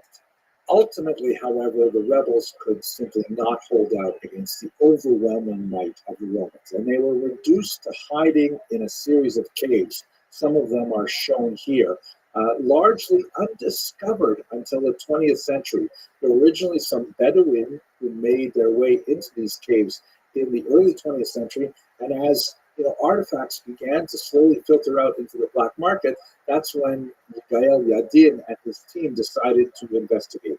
And in the early 1960s, they found several of these caves and found some amazing, amazing discoveries that we're going to look at in this lecture and in a couple of years as well. For example, these urns, which are quite remarkable in themselves, but one of the things that tells us about Bar Kokhba is that they used to have like decorations here of facial features that were intentionally defaced, as were all of the implements that had decorations of this nature in the cave. So in other words, these may have been made by Romans or Phoenicians or something like that, but the Bar Kokhba levels, not wanting to transgress the commandment against making graven images, specifically defaced them to remove that. So we get a sense of their religious orientation. There are several other indicators of this as well, such as, for example, the discovery of balls of unworked yarn that was dyed with what they believed was the techelet. Techelet is a blue color. This may be a little bit distorted by age, 2,000 years, right? And photography, 1960s, right? And this would have been used for the single blue thread in the fringed garments worn by religious Jews, the so-called tzitzit. What chemical analysis of this particular dye, however, and these threads, indicates that the Bar Kokhba rebels were apparently holding on to some forged techelet, which the Talmud says was a problem in the era, because with the technology of the day, it was impossible to know whether this was the actual tequila made with the specific mollusks that produced this dye, or whether it was made from a vegetable source, which would have rendered it unfit for the talus, for the prayer shawl, but nevertheless was frequently circulated in the black market. Many more mysteries surrounding this, but nevertheless, you get the idea that the Bar Kokhba rebels cared about Jewish rituals. Now, as the war went, Hadrian, seeing that he was having a difficult time, he summoned none other than Julius Severus from Britain. This is an incredible general who had tremendous success in putting down a difficult riot way on the other side of the Roman Empire. So he was specifically brought to Judea in order to maintain the order. Hadrian also summoned to Judea 6 legions, an estimated 50,000 troops when all were calculated, and that's an amazing number. It's impossible to imagine that Bar Kokhba had more than perhaps 10 or 15,000 troops at his disposal, and even that is definitely on the high end of the estimation. Nevertheless, the Roman casualties were described by a contemporary, Marcus Cornelius Fronto, as being very similar to what the Romans lost in Britain. So that indicates that it was really a pitched battles one after another. Dio does give us a sense of the Jewish casualties. He gives us the very large number, 580,000 casualties over almost 1,000 villages and 50 outposts. Now, it's possible that, especially in terms of the casualties, the numbers are hugely inflated. Even with these large numbers, we do know that 6 legions were in the area, so it certainly would have been an absolutely horrific massacre, all told. The last stand was at Beitar, shown here, and as the last of the Bar Kokhba rebels were killed by the Romans, this particular event was actually enshrined in the liturgy. The grace after meals includes a blessing, which specifically was composed in memory of the martyrs of Beitar. Like the name Bar Kokhba, resonates throughout Jewish history. We have, for example, the youth scouting movement led by Vladimir Jabotinsky, shown here in the center of this group of scouts, was a very important youth movement that had a very important role in the founding of the State of Israel, and by extension to it, the Likud party itself, through people like Menachem Begin, Prime Minister of Israel, for example. Thank you very much for watching.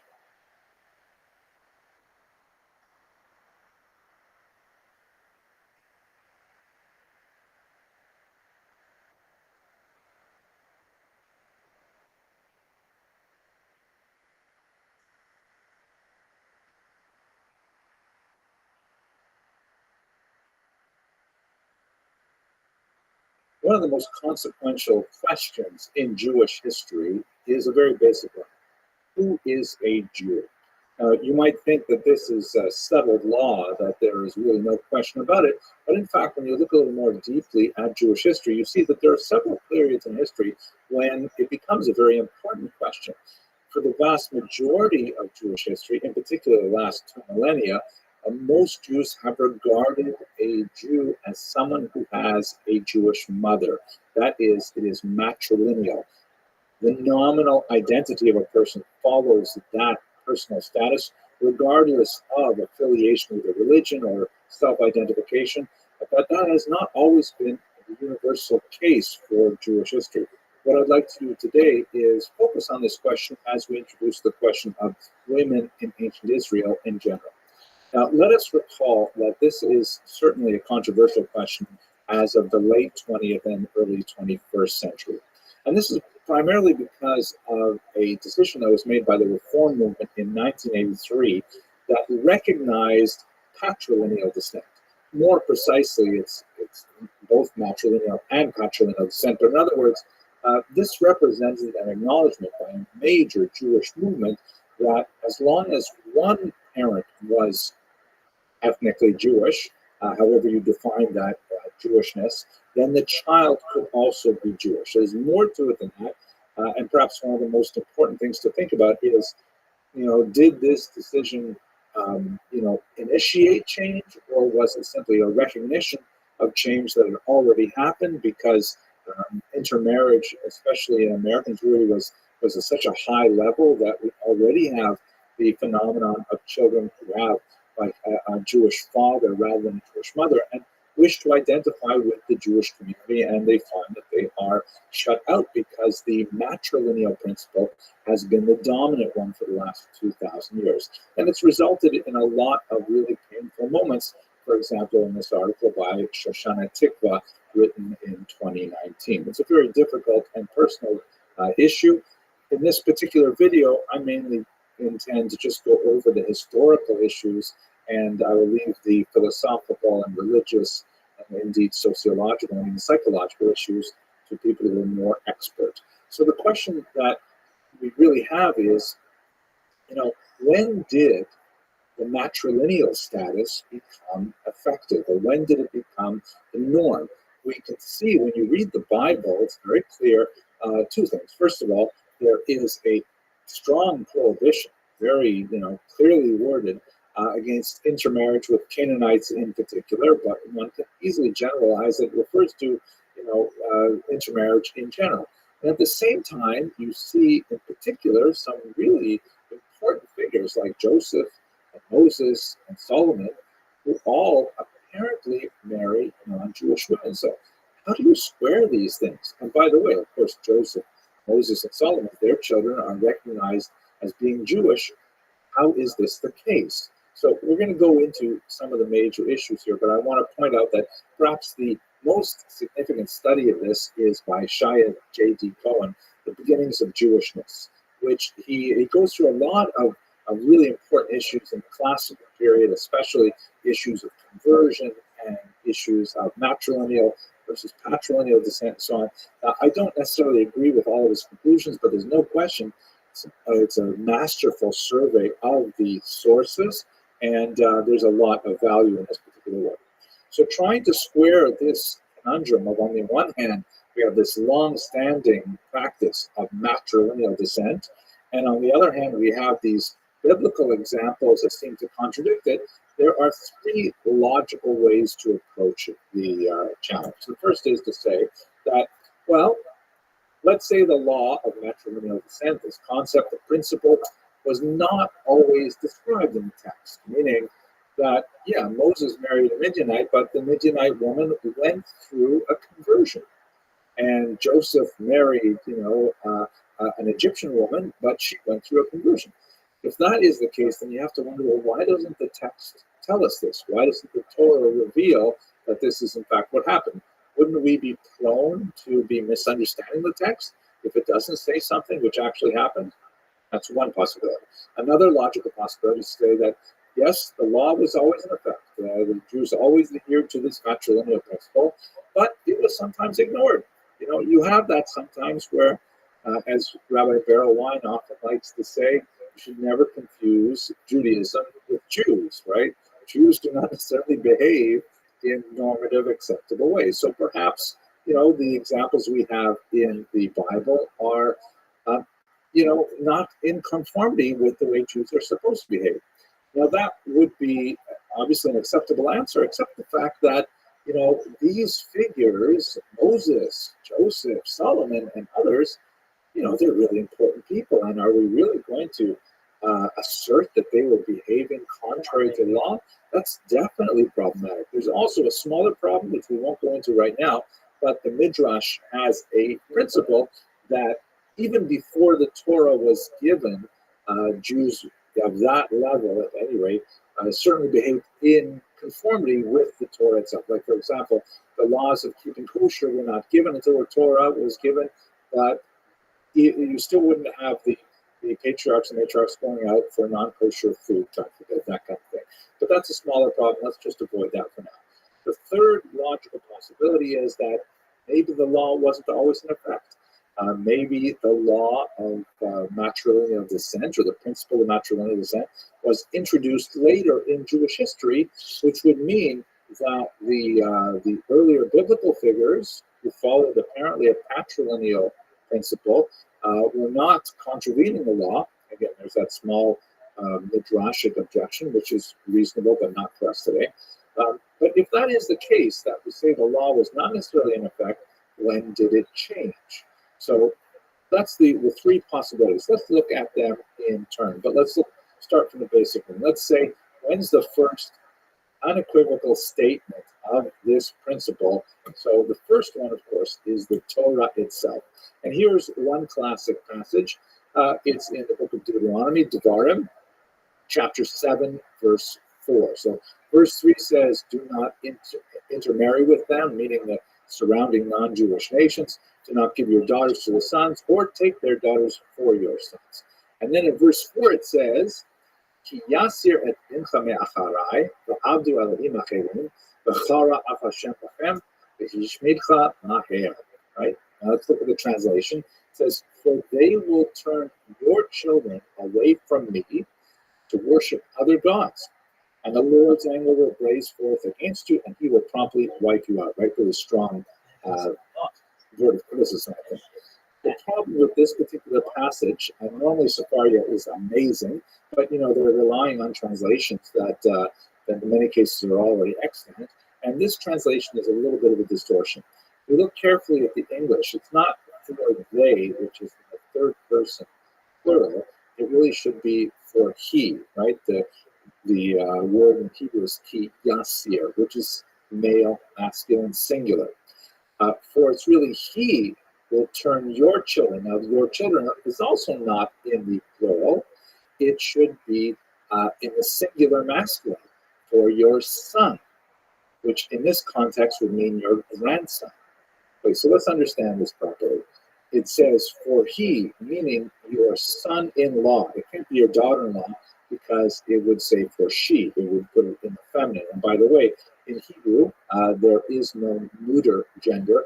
Every single noun or pronoun has to be either male or female. So it's binary here. There's no other choice. And it is masculine. So this means that if you have to imagine yourself as a grandparent, if your daughter marries a non-Jewish male, if you as a Jewish person have a daughter who is Jewish and she marries a non-Jewish male, the non-Jewish male, according to this verse, will turn your son, which is your grandson, away from God. That's the statement of the verse here. Let's look at it in the commentary of Rashi. I have it abbreviated on the right here, but let's look at it in greater detail. So Rashi here is quoting the Talmud, Tractate Yevamot 23a, and it reads like this, i.e., the son of the heathen, meaning the non-Jew, when he marries thy daughter, will turn away thy grandson, whom thy daughter will bear unto him from following me. Are you following God? This teaches us that thy daughter's son, who is born of a non-Jewish father, is still called your son, but your son's son, who is born of a non-Jewish woman, is not called your son, right? Because the verse only talks about the situation in which your grandson by your non-Jewish son-in-law would go away from God. It does not even bother talking about your grandson from your non-Jewish daughter-in-law, because according to Rashi, quoting the Talmud, that person, that grandchild, is not even Jewish. That's the clearest biblical statement of the matrilineal principle. And as you can see, it's not explicit at all. It has to be drawn out through this midrash, which is expressed in the Talmud and expressed later in Rashi's commentary. So that's how the principle is derived. Now, if we take this from a theological perspective, at the very least, the matrilineal principle then is put in place in the period of the giving of the Torah, which is obviously quite ancient. We're now talking about the Exodus period, and would have been the norm all through ancient Judea. But when we look at the historical data, it's a little more confusing. So, by the way, here's a beautiful painting by Anna Flerovna. She has so many of these studies of women lighting candles with their children looking on.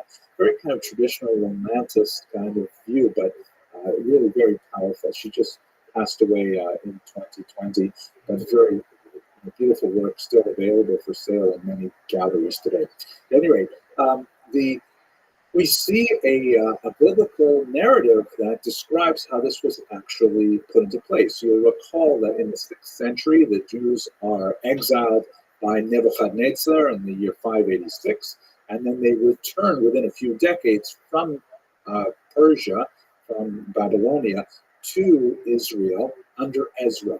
And in chapter 9 of the book of Ezra, he laments, a long prayer there where he expresses tremendous regret that so many of the Jews that returned have brought with them their non-Jewish spouses, meaning that intermarriage is rampant. Then in chapter 10, one Shechania ben Yechiel of Elam sends away the foreign wives and their children. He does not, or doesn't mention what he does with the foreign men. That is, the Jewish men who have married non-Jewish wives, their families are broken up and the wives are sent away along with their children, which seems to be, imagine how difficult this might have been and how harsh it must have been. But beyond the sympathy for the human drama involved, it seems like a very clear statement of the matrilineal principle in effect in the 6th century before the Common Era. Now that would be a clear illustration of it. However, as Dr. Cohen points out, when you go 700 years later and you look at non-rabbinic texts, such as the Jewish philosopher Philo, who we'll speak about in a few weeks, God willing, Josephus, who we spoke about extensively, and even Paul. And you have to understand that in some cases, in some ways, the New Testament, the Christian writings, are kind of like a historical commentary on Jewish society as well. So it's very useful to kind of like flesh out what's going on in the first century in some ways. Anyway, all these three important figures and sources, they seem unaware of the matrilineal principle. You have to look in Dr. Cohen's book to see the specific examples, but it seems pretty clear that they're clueless about this. To give you one example, Josephus, he speaks about King Herod the Great, and he goes on and on about how Herod's own pedigree is questioned by the Jewish community. He's called the Idumean, he's called the half-Jew, because his father came from the Idumean people who had been forcibly converted prior to this in the era of the Maccabees, the era of the Hashmonaim under John Hyrcanus in particular. So in other words, because his father descended from a people that had a questionable conversion, there are doubts about Herod's own Jewish identity. But no one seems to be bothered by the fact that his mother wasn't Jewish. His mother was an Arab woman. So what's going on? It's like totally, not relevant, their mother. So now there are ways you can approach this. You can say that Josephus is not necessarily the best, exemplar of rabbinic Judaism at all. And it could be that only the Pharisees were really observing this kind of level of observance that became normative. What Dr. Cohen argues is that in reality, the whole institution of conversion had not really coalesced by this time, and that there was kind of like a different standard for women marrying Jewish men, that their marriage itself constituted the understanding of conversion in that era. Fascinating argument. Whereas men, if they wanted to convert into Judaism, required a much more, complex process, which involved, among other things, circumcision. So that's why when men would marry into Herod's family, then there was a whole big deal about, they went through this and they had the circumcision and so on. But there's no discussion of when non-Jewish women are incorporated into that dynasty. For certain, however, by the time you get to the Mishnah, which is about the turn of the year 200, about the turn of the 3rd century, there's no question that rabbinic Judaism is absolutely down with the idea of the matrilineal principle, reaffirming what we saw in Rashi quoting the Talmud, which the Talmud, of course, is not going to be written until quite a bit later, but the idea is that matrilineal principle is very, very strong in the rabbinic tradition, certainly from the Mishnah and onwards. And again, a little theological note here. From the perspective of Orthodox Judaism, the Mishnah, although it only achieves a written form with Yehuda Nasi around the year 200 to 220, it was the embodiment of oral teachings that went back far earlier.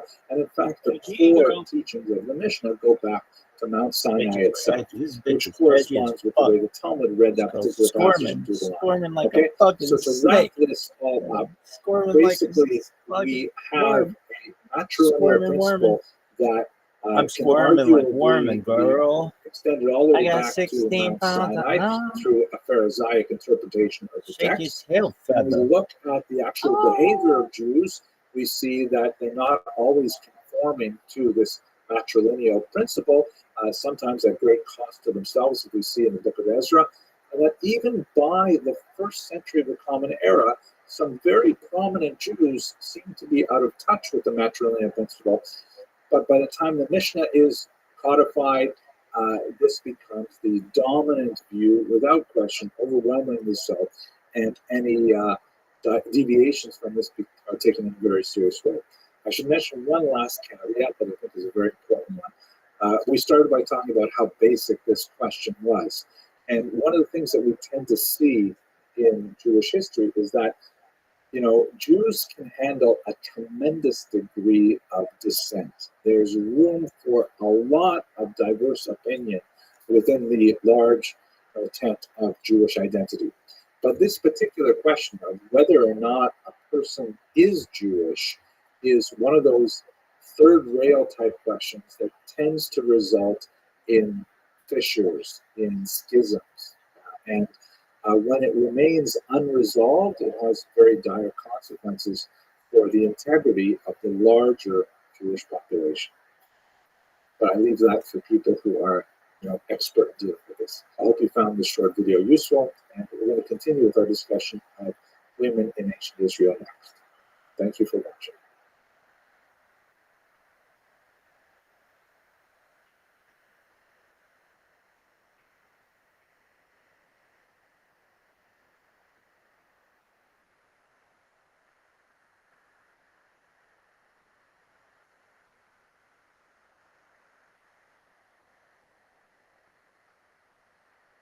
Over the course of the past few videos, we've had opportunity to occasionally talk about specific Jewish women as they appear in ancient Israel in both the biblical context and a larger archaeological context. But let's just take a step back and have kind of a macro look at the methodology of studying women in ancient Israel, the nature of sources, and some of the challenges that are associated with this extremely important topic. One of the ideas that's circulating right now, which I think is a very valuable project, is something called the Kranjek test, named after this person, Danielle Kranjek, also pronounced Kranjetz. I actually had to contact her to find out which pronunciation they use, but in America they tolerate Kranjek. At any rate, she actually is trained as a historian, so it was a nice conversation. Her test, which gained a lot of popularity in the Jewish world recently, especially on what we call film Twitter, is inspired by the so-called Bechdel test. The Bechdel test is something that has been used for modern films to sort of purity check the quality of a film from the perspective of a feminist analysis. And that is, in order to pass the Bechdel test, a movie has to have two women speaking with each other about something other than a male character, right? So you would think that this would be a totally normal thing to do, but apparently a lot of films don't pass this. I've seen some other details that suggest that the women should have names, they should be named characters and so on. And obviously the idea is to try and expand the presentation of women, even in something as contemporary as modern film, to try to, discuss women as real people. Now, Danielle Kranjek takes this a different direction and says that in terms of the study of the Jewish tradition, any source sheet, which is a tried and true pedagogic model where you'll choose quotes from rabbinic literature, from the Bible, other things and put them together on a mimeographed or a photocopied sheet, and people would look at these sources. She proposes that any source sheet that includes at least two texts must also include at least one non-male identified text. That's a very valuable idea to try and expand simply the universe of our awareness when it comes to rabbinic theology and writings. And I would love very much to do this with history as well. We see that we are living in an era where this incredibly important aspect of the human condition, the experience of women in history, don't be a has douche. been, ignored for centuries. And it's so hard to find women's voices in medieval and in ancient sources. But it's something that we really want to resurrect, and we want to try and recreate as much as possible what the experience of living was for fully half of the human population. We happen to live in a cultural moment where this is unusually suppressed as well. I'm sure some of you will be following the controversy regarding the decision of some Jewish papers in the media to not publish faces of women. I'm not going to go there for now. Perhaps we will return to it in a semester or two when we get to the 20th century. But I think it is important to point out that this is not at all a uniform practice. It's really on one particular spot on the spectrum. The Lubavitcher Rabbi, who we mentioned in other contexts before, was especially noted for insisting that in any children's book portrayals, such as this Tzivos Hashem handbook for Jewish children, if there is a male child portrayed, there should always be a female child portrayed as well. So this is something that has pushback in all sectors of the Jewish population, and it's just another example of the Kronjek test kind of expressing itself culturally. When we come to our challenge, which is trying to understand the experience of women in ancient Israel. Come on, you little bitch! The difficulty is that the vast majority of our sources are by men, for men, and about men. This is especially true in the literary realm. If we look, for example, at classical rabbinic texts, we have the Mishnah, which on the one hand you say, great, look at this, it has a whole section called Nashim, which is all about women. That should be it, right? But not really, because it's mainly describing how men relate to women, marriage, divorce, levirate marriage, and so on. So women are included in the canon, but at the same time, they're kind of fenced off. Another way to look at it is in the temple courtyard, there was a section called Ezrat Nashim, the courtyard of women. So that means that women were part of the overall functioning of the temple. But on the other hand, there was a relegated space for them. By the way, we should also understand there are relegated spaces for all kinds of people who are not Kohanim and not Leviim and not involved in the sacrifice and things like that. But the point holds true. They are mentioned, they're part of the story, but they're also relegated. Our idea is to try to understand their experience in the broader scope of Jewish history. When it comes to archaeological sources, archaeological sources, finds that you get at digs and so on, they are extremely limited in nature, much more so even than literary sources, and they're incredibly difficult to interpret.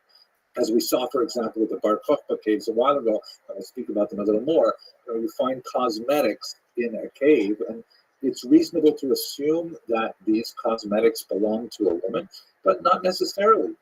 Ancient men wore kohl, for example, a kind of eye makeup. So what can we really glean from women's history when a lot of the sources are anonymized like that? Very difficult to interpret them. If you find a bowl, a serving bowl, one may assume perhaps that it was more likely that it belonged to a woman, or a woman was more likely to have handled it, but there's no guarantees on that either. So it's very difficult to actually, on a theoretical level, reconstruct women's experience of history in ancient Israel based on the sources we have. There are some really exciting materials, however, especially when you get to late antiquity. For example, we have this Rufina inscription, which comes from Smyrna in the 3rd century. And if you can make out some of the Greek alphabet there, it's basically a funerary inscription that describes this woman as an archisynagogus. That's right at the right side of the top line, and then going into the second line, it says archisynagogus, which means leader of the synagogue. And we actually have quite a few examples of women who are represented with this particular title. Now, it doesn't necessarily mean from the larger context that they were, like, say, the rabbi or even the president of the synagogue. It may mean something like major donor to the synagogue. But nevertheless, these kinds of inscriptions give us just a glimpse into perhaps exceptional women who were wealthier or more influential, but they definitely had these significant roles, as we shall see, not so much in today's lecture, but as we move forward. I'd like to highlight these in order to try and pass the Kranjek test as much as possible. Okay, let's just look at the biblical text for a minute now. Now, one of the there are literally thousands of women in the biblical text, to be sure. In many cases, however, they are nameless or they are named in relationship to men. Like, for example, the wife of Noah, the children of Lot, daughters of Lot, Jephthah's daughter. We don't know their names from the biblical text, but they are named usually in some kind of relationship to men. Sometimes they're identified in terms of their character or skills, like the wise woman of Tekoa, or sometimes based on their place, like the witch of Endor. But there are literally hundreds, thousands of women in the Hebrew scriptures, and we don't know much about them in person. But there's some fascinating aspects when you include the oral tradition as well. Have a look at this picture here. Obviously, it's a piece of Persian art, but you wonder, that looks like a relatively familiar scene, right? It looks like Joseph running away from Eshet Potiphar, the wife of Potiphar, very famous scene, of course, in Genesis, where she's grabbing onto his cloak as he's trying to escape her. And here's another aspect that's really interesting in the Jewish tradition, is that although they may be nameless in the biblical text, the rabbinic tradition preserves the oral tradition in which there are lots of names and lots of additional details. And one of the crucial things about studying the Torah in Jewish sense is you need to have two fingers. You have to have one finger in the written text and one finger in the oral tradition to understand it, as Jews have for hundreds of years. One easy way to do that is one finger in the text, one finger in Rashi, as we saw, for example, in the last lecture about matrilineal descent. So anyways, why am I bringing a piece of Persian art? Because in the Persian tradition, there's actually a name for Eshet Potiphar. Zuleika is her name. And now this is not the Jewish oral tradition, although maybe the Muslims are borrowing something from the Jewish oral tradition, who knows? But the same phenomenon exists in the sense of there's a lot more detail than you get in the Bible itself. There are many examples in the Bible of strong Jewish women. Typically, they're named when they are strong, and often they're quite strong in the sense of defying male demands. For example, Sarah, who insists on the expulsion of Hagar, and Abraham hesitates. God speaks to her and says, listen to her. The oral tradition she quotes saying, why should you listen to her? Because she is a greater prophet than you are. Rebecca, of course, famous, when she decides she knows better than her husband Isaac as the which of her two sons, Esau and Jacob, received the blessing, and in fact, she engineers Jacob's reception of the blessing rather than Esau. Hannah, in Hebrew, Hannah, it's hard for me to think in terms of the Hebrew pronunciation, the English pronunciation sometimes. But Hannah, of course, is challenged by Eli, the Kohen, in the book of Samuel, and Hannah stands her ground and says, no, I'm praying to God, and in fact, she becomes the model of our prayer. We even have female warriors, like the woman who killed Sheva ben Bichri, also in the book of Samuel, or Yael, who plants a tent peg through the temple of Sisera and saves the Jewish people. Fascinating examples. So, and we have to add to this that in the Bible there are many negative portrayals of women as well, such as Jezebel and Athaliah. These are complex examples of character that they certainly are smaller in scope than the number of strong male characters, but nevertheless they have depth and sophistication. It's hard to really analyze them from a historical perspective, as we saw in the previous lecture. Occasionally these tempting artifacts come up from archaeological finds, such as the seal that may have belonged to Jezebel. But for the most part, we are totally reliant on the biblical text. And so therefore, the kind of tools that we need to try and explore women's history tend to be more literary in nature than historical per se.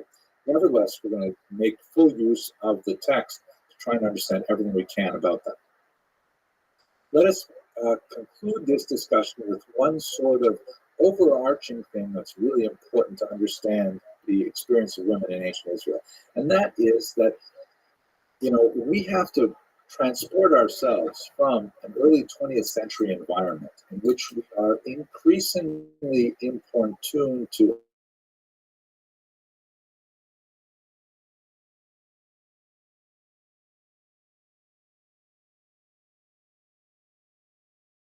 by men and women.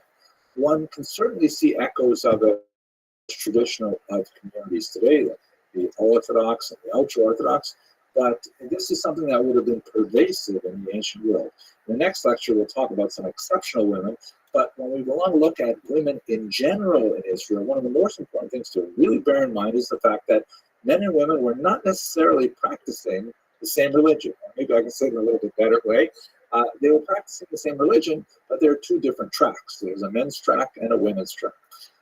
There's a lot to say about this in terms of religious studies, but in terms of kind of an anthropological approach, let's look at this one basic difference between men and women and how they would have approached Judaism. The Judaism is, of course, heavily dependent on the interpretation of the commandments.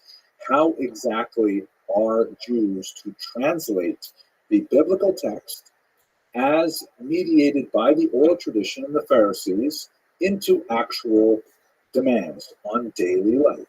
So one of the ways to categorize the commandments, which, by the way, will be a major enterprise of the medieval thinkers, and we'll return to that, God willing, in a few months, is to divide them into four different quadrants, shown here.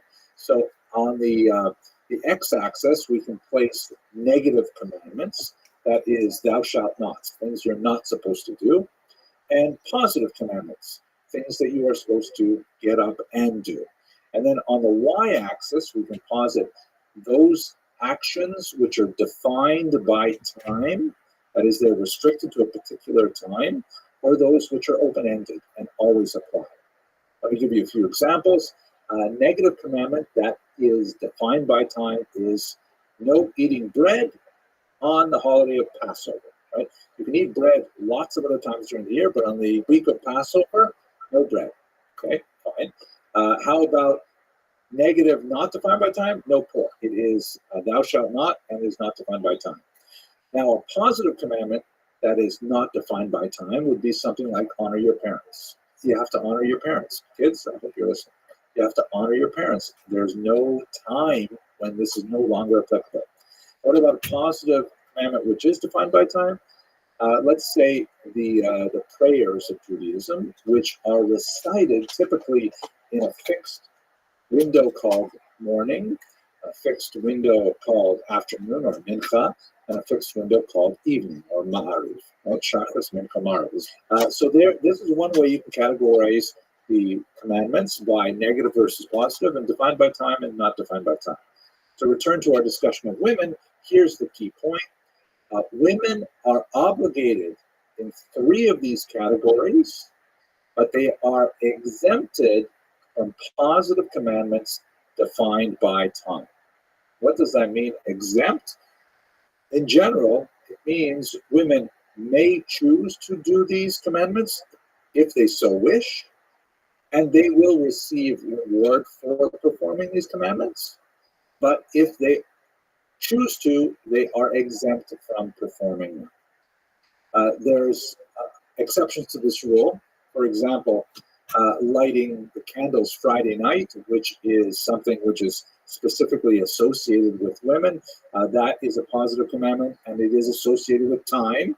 And women are generally considered obligated in that, or women at least are obligated before men are obligated. Another example would be drinking the 4 cups of wine on the holiday of Passover, also a positive commandment defined by time. Women are obligated, and the Talmud goes through a whole bunch of these exceptions and why they are exceptions, but the general rule is as such. Now, obviously, this has tremendous implications for lifestyle, because one of the most disruptive elements of a day, that's putting it in a negative, it's a positive disruption, is prayer 3 times a day. And clearly, for women who are more likely to be overwhelmingly involved in duties of the home, childcare, and things like that, the exemption from positive commandments are defined by time are extremely useful. You can't necessarily run off to shul when you're a screaming toddler. There's a lot more to say about why women were obligated in this way and not in another way, and whether the rabbinic formulations come after the sociological realities or the other way around. And I will leave that with enthusiasm to people who are experts in religious studies and women's studies and so on. But nevertheless, this is the schema of women's experience in the ancient world and for traditional communities through much of the medieval world and even into the modern world when you see the more orthodox communities. There are also, beyond this, specific experiences that women would have had that tend to be more biological in nature, like, for example, the regular visits to the mikvah, the immersion pool. And one of the most beautiful things that has been resurrected in the early modern period is the composition of specific prayers that are associated with women's experience of the commandments, such as going to the mikvah, experiencing menopause, childbirth, things like that, which are largely disappeared from the regular canon of text because they were primarily guarded by men. A lot more to say about this, but we'll have to move forward into the future. So these kinds of religious structural elements help define many of the traditional divisions between men and women and their experience of Judaism and the world as a whole. Women tend to be relegated to the private sphere of the home, but not at all exclusively. We have lots of interesting examples of women extending into the public sphere. Women tend to be involved in particular crafts such as the production of clothing, very, very time-consuming work, the production of, the care of the diet of the family and so on. Again, there's no way to say, and it would be inappropriate to say that this was universal, but it's certainly reliable to say that it was more common than not.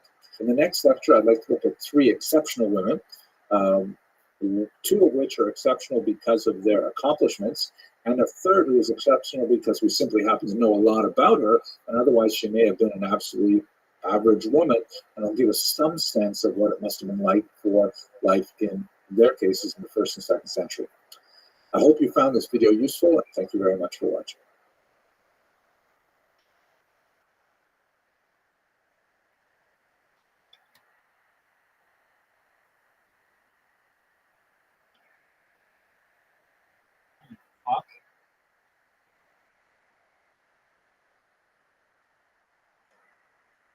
Okay, now that we've had a look at one specific issue, that of matrilineal descent, and then we looked a little bit at some of the sources and methods, challenges of studying Jewish women in antiquity, let's look at 3 exceptional examples, and we'll hope to learn from these examples some kind of contrast to the average women in general society.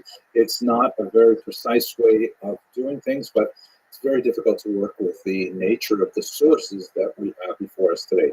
Hopefully, moving forward to some degree in the medieval period, but certainly when we get to the early modern and the modern period, we'll be able to explore women's lives with much more dependence on their actual voices. But let's have a look at the 3 examples that will give us some sense of what it must have been like to be a woman in antiquity. So these 3 women were actually suggested in a book by Richard Freund, who was a very important archaeologist who did some amazing work in the Cave of Letters and other places. This is the book, by the way, that is really quite fascinating, called Digging Through the Bible, Modern Archaeology and the Ancient Bible.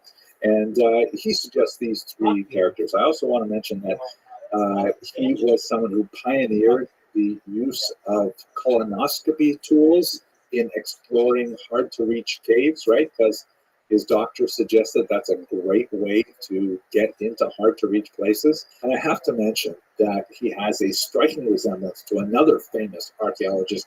Can't quite put my finger on who it might be, but there's a certain look. Oh my gosh, I wish I could go back to graduate school. I would study so many things, but one of them would probably be archaeology. At any rate, he suggests that we should look at the life of Gloria as an unusual woman of the 2nd century of late antiquity. It's much harder to get back earlier in time, as we've discussed. But what do we know about Gloria? Well, first of all, she was mentioned frequently in the Talmud. She's the wife of a very important rabbi, Rabbi Meir. She comes from an important family. Her father was Hanani ben Teradion, one of the martyrs of the Hadrianic persecution that was related to the Bar Kokhba revolt. So that helps us date Gloria. Besides Rabbi Meir, her father gives us a sense of her lifetime, sometime in the 2nd century. We know from the Talmudic account that her sister was actually taken off to captivity to Rome, although Dr. Freund has some interesting thoughts on that as well. Now, one of the fascinating things about her work is that she is so exceptional in that she is mentioned frequently in the Talmud as a sage. Let us understand that there are about 2,000 different Amoraim, or later rabbinic figures in the period of the Talmud, who actually have a named voice in this massive document. And there can't be more than 20 women who appear anywhere. And most of these women are unnamed, or they have a title like Matronisa, something like that. Gloria stands out so much as being an incredibly important woman in the actual intellectual give and take of this massive document. She often corrects the sages who respect her learning, and she often does it in a way that has kind of like a biting sense of humor. Like in one particular example, when she is accosted by another rabbi who asks her for directions in a rather, polite manner, and she snaps back at him saying, Galilean fool. He happened to come from Galileo. Did you not read what it says? And she quotes another teaching, do not talk overmuch with women. You should have abbreviated your statement to me and simply said, which way to look, right? In other words, she is sort of throwing the teachings of the rabbis back at them. And there, you get this sense that sometimes there is kind of like a proto-feminist critique in the things that she says. But that's a minor aspect of her teachings. Her life story and the kind of things that she talked about are often profound and very deep. She speaks to the nature of personal tragedy in life, as we see with her father and her sister, and also with the children of Rabbi Meir, who died on one particular Sabbath, 2 twin boys, terrifying kinds of things, God forbid, Lorena. She's really a teacher of phenomenal depth, of halachic wisdom, of acerbic wit and perspicacity, and an amazing woman. And she stands out primarily as kind of like the big exception to the rule of women who are silent, who are nameless or voiceless in the Talmud. The end of her life is described in a bizarre passage that is only reported 1,000 years after her life in the commentary of Rashi on a tractate of Avodah Zarah. It doesn't occur anywhere else in rabbinic literature. And although it appears in a very authoritative commentary, that of Rashi, a great sage, nevertheless, it's so out of character with what we know about Rabbi Meir's life and what we know about Gloria's life, but it describes her end as being very ignoble. I believe that up to the rabbinic scholars to debate the nature of that particular story. Nevertheless, Gloria stands out as one tremendous counterexample to the vast majority of women who did not have the same kind of access to Torah learning that was so exemplary of her life and activity. So that's an exception in terms of the realm of scholarship, which of course would be extremely important in the development of Jewish society over the next 2 millennia. Another very important figure now in terms of politics would be a figure known as Berenice. She was actually royalty in a literal sense. Her name was Julia Berenice. Her dates are somewhere around the year 26 through the year 85. She was the daughter of King Agrippa I and his wife Cypros. Now, you will recall that there were a few puppet kings in the Roman period in Judea.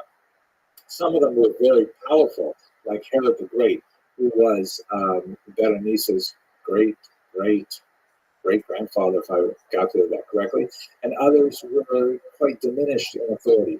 King Agrippa I was one of the latter category. He happened to be a more sympathetic figure. He's quoted several times in the Talmud, usually in a very positive light. He ruled from the year 41 through 44. As a royal Jewish princess, as she was married off primarily for purposes of lineage and connections, things like that, to one Marcus, who was the son of Alexander Lysimachus of Alexandria. He, in fact, was the alabar of Alexandria, essentially the leader of the Jewish community there. And not only that, he was the nephew of a very famous Jewish philosopher, Philo, who we'll speak about that going in another lecture. She was widowed, and then she remarried her uncle Herod Polio of Chalcis, widowed a second time, and then she went and she essentially moved in with her brother Agrippa II.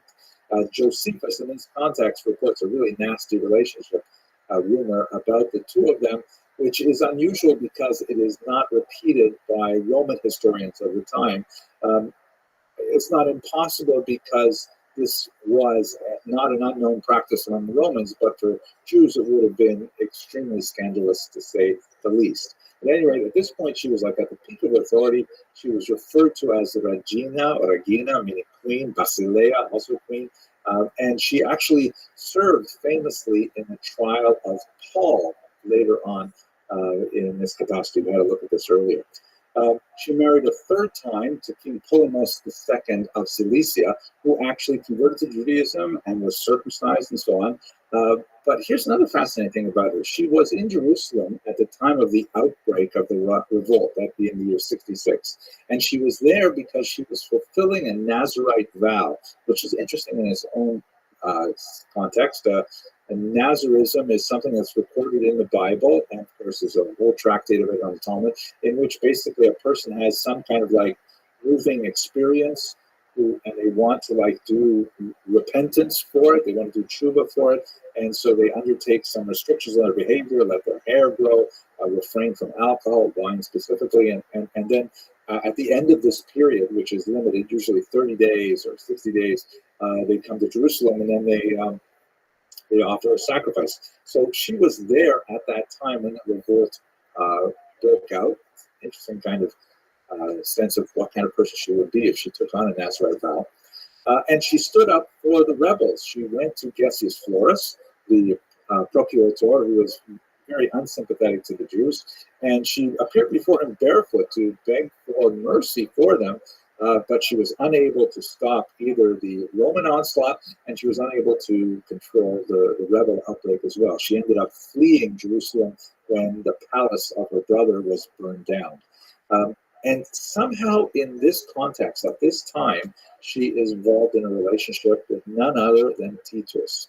That is the son of the Emperor Vespasian, later to become emperor himself, who was responsible for the armies that would destroy Jerusalem and the temple. There's some interesting thoughts about what this relationship must have been like.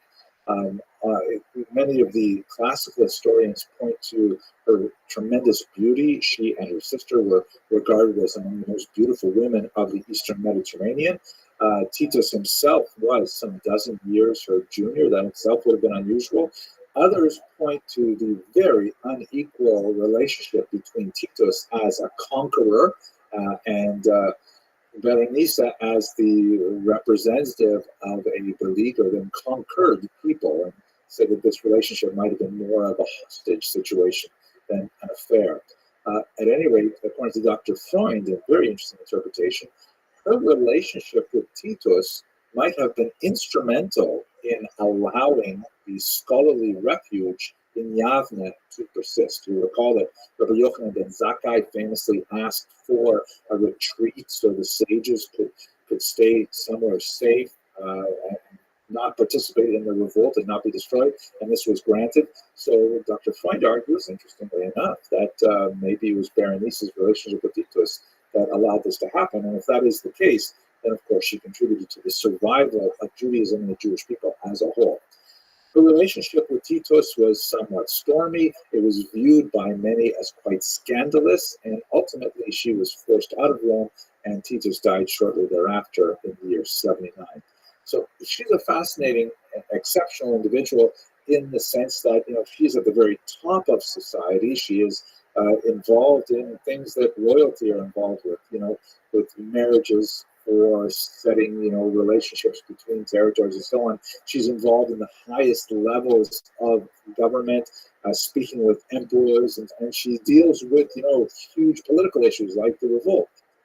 But this is clearly in contrast to the vast majority of women who left no trace on the political record that we have. But it is worthy to note that it is in her romantic relationship that she's left a real mark on art history as well.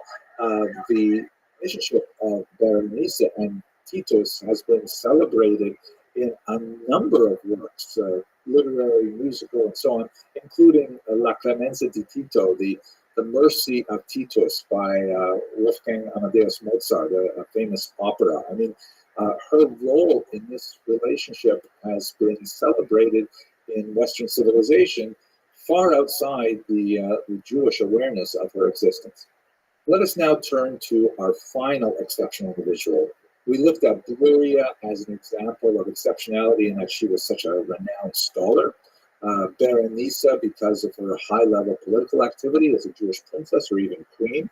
And now we have a woman who is exceptional in that we suddenly get a huge amount of detail about her personal life, although otherwise she would be unknown to us. Now, speaking about a woman named Babata, I'm only going to speak for a few minutes right now, but I would urge you to have a look at works on her by Dr. Hannah Cotton, by Dr. Freund, and others. I also have an hour-long lecture on Babata that goes into this in much more detail. She was one of the people hiding with the Bar Kokhba rebels in the caves in the Dead Sea region that we spoke about a couple of videos ago. And she may have died there. It's impossible to tell which one of the female remains would have been associated with her. There were many women and children in these caves. But it's likely that she did die there because she left behind this pouch, which contained a trove of nearly 20 documents that all link to her personal legal history.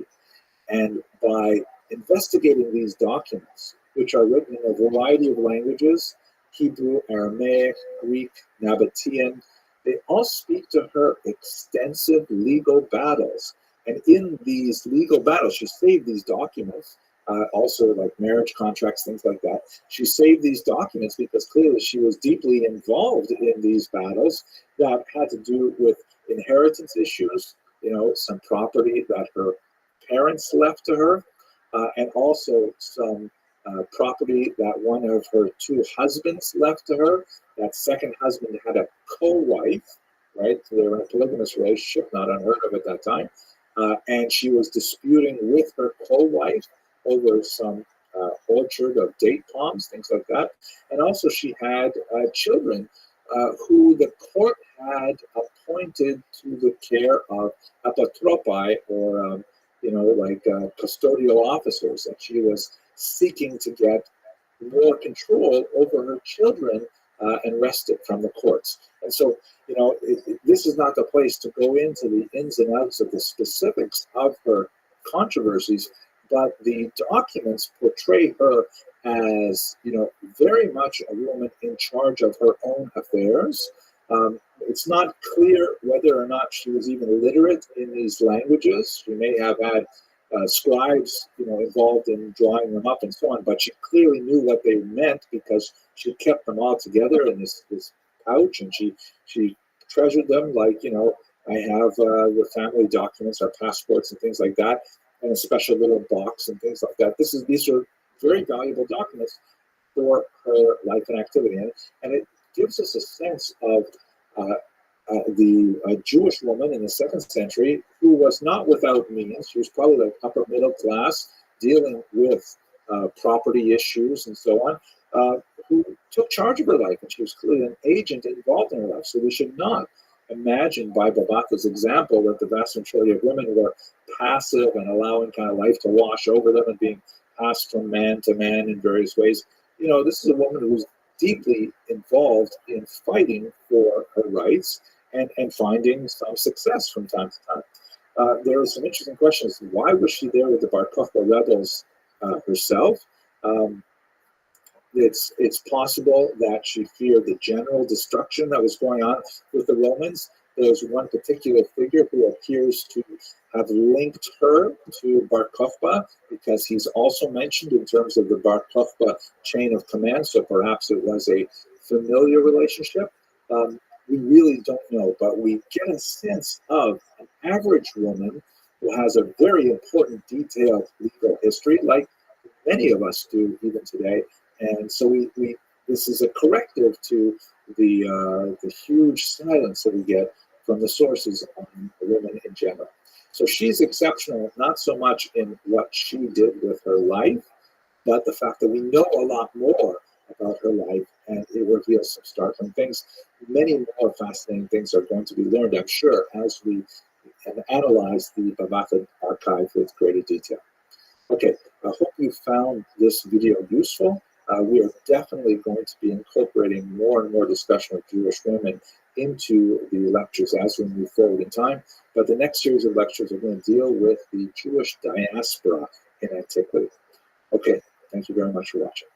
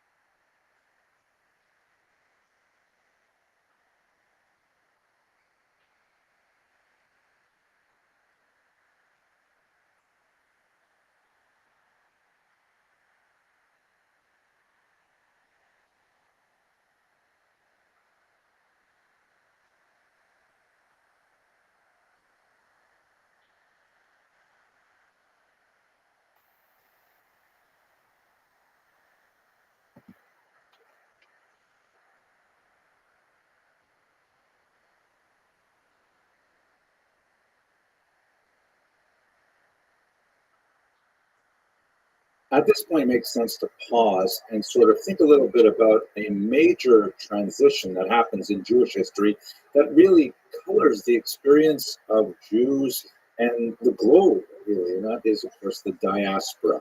The term diaspora is Greek in origin, and it means something like scattering, and it refers to the spreading out of Jews into the Mediterranean basin and Mesopotamia and eventually throughout the world.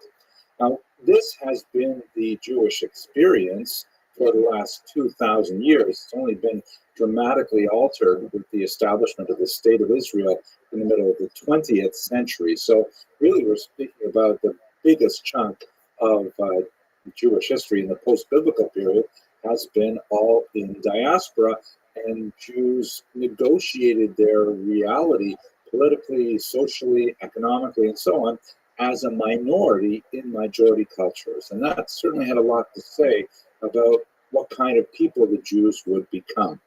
Now, we should note, of course, that the term that was used internally within the Jewish world, at least until the 19th century in particular, was not diaspora, which has kind of like a neutral connotation, but the word exile. In Hebrew, galut, or in a Ashkenazi pronunciation, gullus, that Jews were thrown out of their land.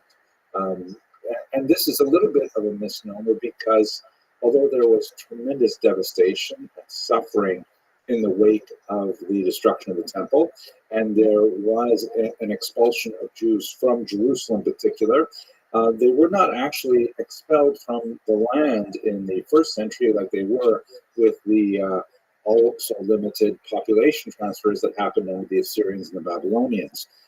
They were, let's say, highly encouraged to leave by the desperate conditions. In some cases, there were tens of thousands taking it off into slavery. But the concept of expelling all the Jews from their land is something that really wasn't, considered reasonable in the ancient world at all. So there was always a Jewish presence in the land of Israel, sometimes an incredibly small population, but nevertheless, Jews always did maintain some kind of physical presence in the land of Israel throughout the long 2 millennia of diaspora. However, the majority of the Jewish population soon found themselves outside of the boundaries of traditional Israel, hence the experience as a galut, as an exile nation. It's worthy pointing out, not in this particular series, but just in one sentence, that the concept of exile on a theological level pertains even when the Jews have returned to their land and have a state, meaning theologically, Jews consider themselves still in exile, even if they're still living in Jerusalem today.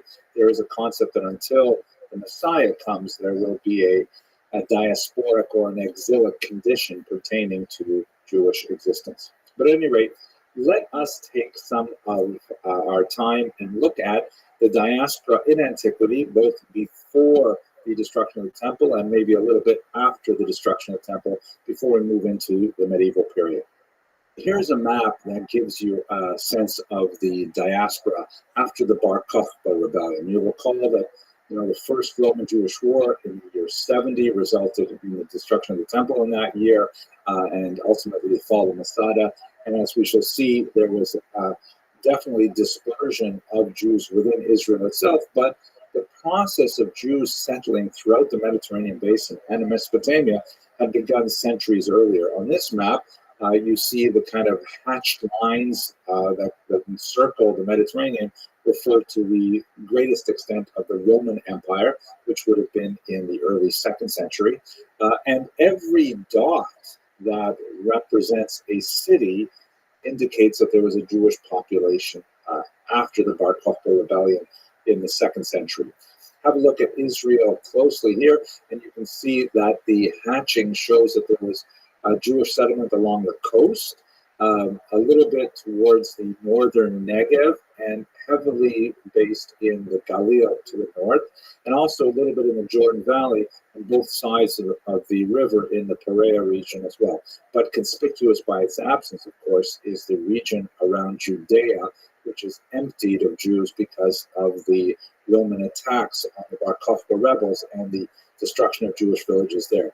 A lot of Jewish population moved, in particular, north to where the new center would exist, and Jews were in fact banned from Jerusalem at this time as well. The Romans also changed the name of the land. This is when it received the Latin term Palestina, which was intended to refer to the biblical enemies of the Jews in the land of Israel, the Philistines, Plishtim in Hebrew. And so renaming the region Palestina was meant to try and, in terms of cartography, wipe Israel off the map, so to speak. It is ironic, of course, that the term has been revived as a political term. It has always been a geographic term since the Roman Empire.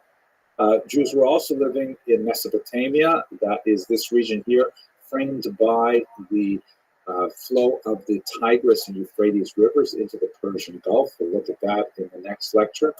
And then there's a certain amount of Jews who are living in the Italian and in the Greek peninsulas, and in Asia Minor as well, in the Eastern Mediterranean. We also have Jews who are living in the coast of North Africa.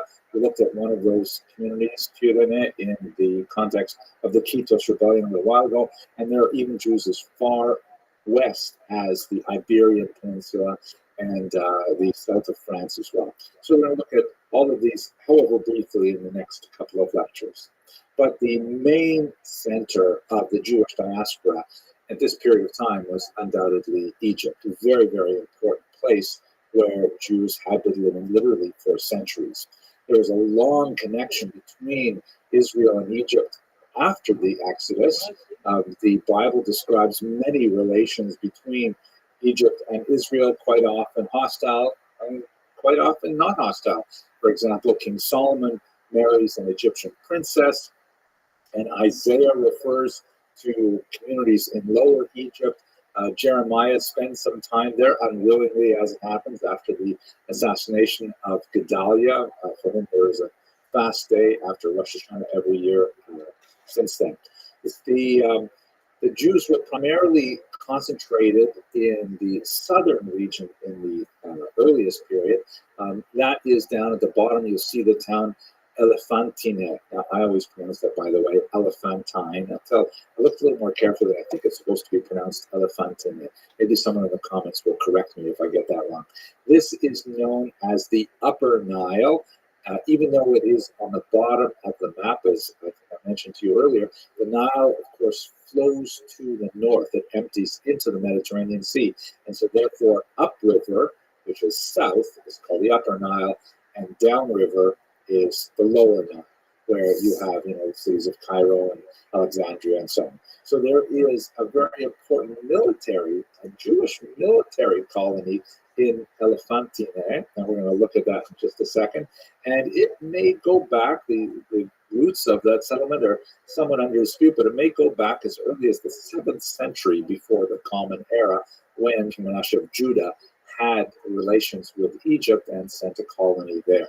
So let's look a little more carefully at that particular settlement. Here's a satellite view of the Nile River. You can see the green represents obviously the tremendous irrigation power of the Nile. And down at the very south, where you see the little red part, there are some cataracts, which means that the river constricts and it loses its depth, and ships moving toward the north have to find a way to unload their cargo or negotiate the rapids or put it on the land in a kind of portage situation.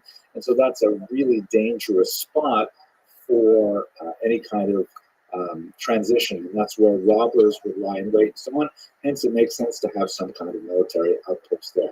Now, we know a little bit about this community because the records were preserved in papyri and in ostraca, right? Those bits of clay shards. We know that the Jews had a temple there, and it's interesting that they would have some kind of temple because, after all, the Bible is pretty clear about, prohibiting any other temples outside of Jerusalem, but there were actually 3 other temples in existence in the pre-destruction, the Second Temple period. We have one in Shechem, which is Nablus in modern terminology, and in Samaria, that would be the Samaritan temple, of course, which regular Judahite Jews would not consider, of course, valid. The Arak el Amir in Jordan, and Leontopolis, which would be in Egypt, under Chunya. He's referred to as Chunya in the Talmud, Onias IV. So what is going on in those temples is fascinating, but a little bit beyond our area of expertise today. We have in these records some interesting records of women, for example. Here's my chance to fill in the blocks and check off the Kranjak test. We have one very wealthy woman who owns several homes and things like that. Her name is Nibtachia, which seems to be related to the word batach, meaning to trust, to have faith in God. She was married 3 times, first to a Jewish soldier, and then apparently to 2 type of construction engineers or maybe architects. They're called builders. Maybe there were local quarries or something in the region, not clear. Another fascinating archive refers to a man named Anania, who was a temple official, Jewish, who married an Egyptian slave named Tamut.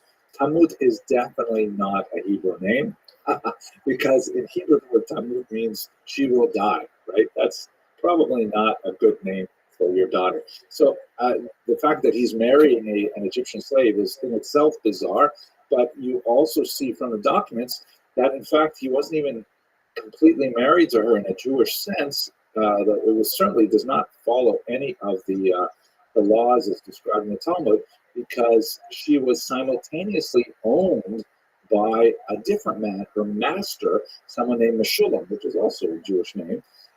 And he, in fact, owned their son, whose name was Pilti. If Ananya were to default in the relationship and ask for a divorce, then Meshulam, the owner of the slave woman, would get the child. The whole thing is really bizarre. Also interesting, though, again, pretty much in contradiction to Jewish law, Tammuz could just start a divorce on her own, which is something that rabbinic law does not permit. Lots more to say about that. I hope to come back to it in maybe in the medieval period when we look at women in Jewish law. At any rate, fascinating details about families and existence in Elephantine, and there's even some fascinating archaeological discoveries of the actual site of the temple itself. Another major center of Jewish settlement in Egypt and the early diaspora is Alexandria, which of course is a big city today in the western part of the Nile Delta. You can see where it is here, right on the coast. The Jews of Alexandria go back centuries and centuries. In the 3rd century before the Common Era, Jews were involved in translating the Bible into Greek, making it available to the broader Mediterranean society. This had an incredibly influential role in promulgating the ideas of Judaism and was especially influential in the early church. There's a funny story about how the Septuagint was written. According to the legend, 70 rabbis were brought in, and they were all put in 70 different rooms and given the Bible and told to translate it. And they all came out and compared what they had done, and they had all written the exact same translation. They had all essentially agreed with each other. Rabbi Hutner, who's a very important Rosh Hashiva in America, he liked to joke that you call that a miracle? That's not a miracle. If you get 70 rabbis together and you put them in one room and ask them to agree on anything, that's a miracle. Right? Anyways, after this. By the 1st century, Jews were quite numerous in Alexandria, and they had one neighborhood, which was specifically the Jewish neighborhood, and they had a second one out of 5 neighborhoods that they were populating as well. But there was a significant amount of controversy with the local Greek population. You recall that Alexander the Great had swept through the entire region and had established all kinds of new norms and new cities. Alexandria, that's not a coincidence. And there are a lot of people who had privileges under the Greek regime, under Ptolemy, but when the Romans came, they were not happy with the displacement that occurred as a result of new management. Jews, on the other hand, saw it as a potential for them to increase their status and their privileges in their society. And so Jews actually welcomed the Roman armies when they arrived in the middle of the 1st century before the Common Era. We have a fascinating description of a major upheaval against the Jews in the year 38, which some have called actually the first pogrom. This was recorded by the philosopher Philo, very important Jewish thinker of the era, who approached the Bible primarily in the Greek sense with the Septuagint. Philo was extremely important in introducing a new philosophical way to understand the Bible. He did not get that much traction in the Jewish tradition. He did not write in Hebrew, he wrote in Greek, and many of his ideas were really quite contrary to much of what the rabbis were talking about, but nevertheless extremely influential once again on the Christian tradition, not so much on the Jewish tradition. At any rate, he describes this first upheaval as the result of the tensions between the Greek and the Jewish populations in the city that were exacerbated in particular when King Agrippa I, you remember him, he ruled in the middle of the the first century for a few years, and he visited the region. Jews locally asked him if he would maybe intercede with his friends in Rome on their behalf. He chose unwisely to have a kind of a gaudy parade through the town of Alexandria, and the Greek rivals of the Jews actually mounted sort of like a mock counter parade in which they openly made fun of Agrippa I, and sure enough, it eventually translated into violence against the Jews. The local procurator, who had his own issues with Rome, even though he was a Roman official, there was a change of the guard in Rome, and he was concerned about his own position, and he decided to take the side of the Greeks, and he ordered, among other things, that the Jews should be limited to one neighborhood, not to two. And the forced concentration of Jews into one of those two neighborhoods, which some would argue actually constituted the world's first ghetto, interesting idea, was also occasioned by significant anti-Jewish violence and attacks on synagogues, which was really an unusual thing for the ancient world. Synagogues were generally considered, places where you should not transgress, you should respect the various ritual worship of other groups. But this was one of those occasions where that was ignored. The new emperor, however, laid down the law and established the status quo ante, where the Jews were, mollified, but there would be yet again violence in the year 66, probably in connection with the Roman-Jewish War that exploded in that year. So that's just a look very quickly at Alexandria. And as a whole, Egypt played a very important role in the early diaspora. Thank you very much for watching.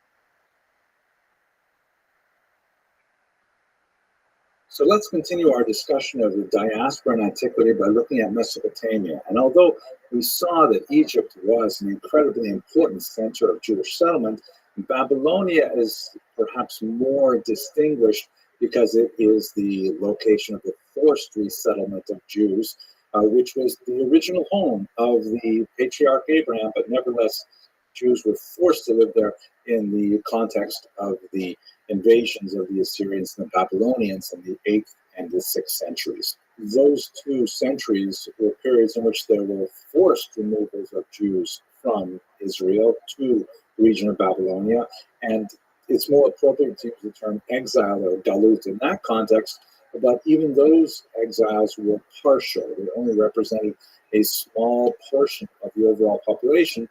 The majority of the population remained behind in Israel, impoverished, probably gender imbalanced, because men may have been taken in greater numbers than women, but otherwise many Jews, the majority, still remain behind in Israel. Now, here's a look at a map. You can see where the arrow is pointing to the region of Mesopotamia. That term, as I've said before, represents the area between the rivers. That's what Mesopotamos means, between the rivers. And it's sometimes called simply Babylonia, although that's a term that obviously changes over time.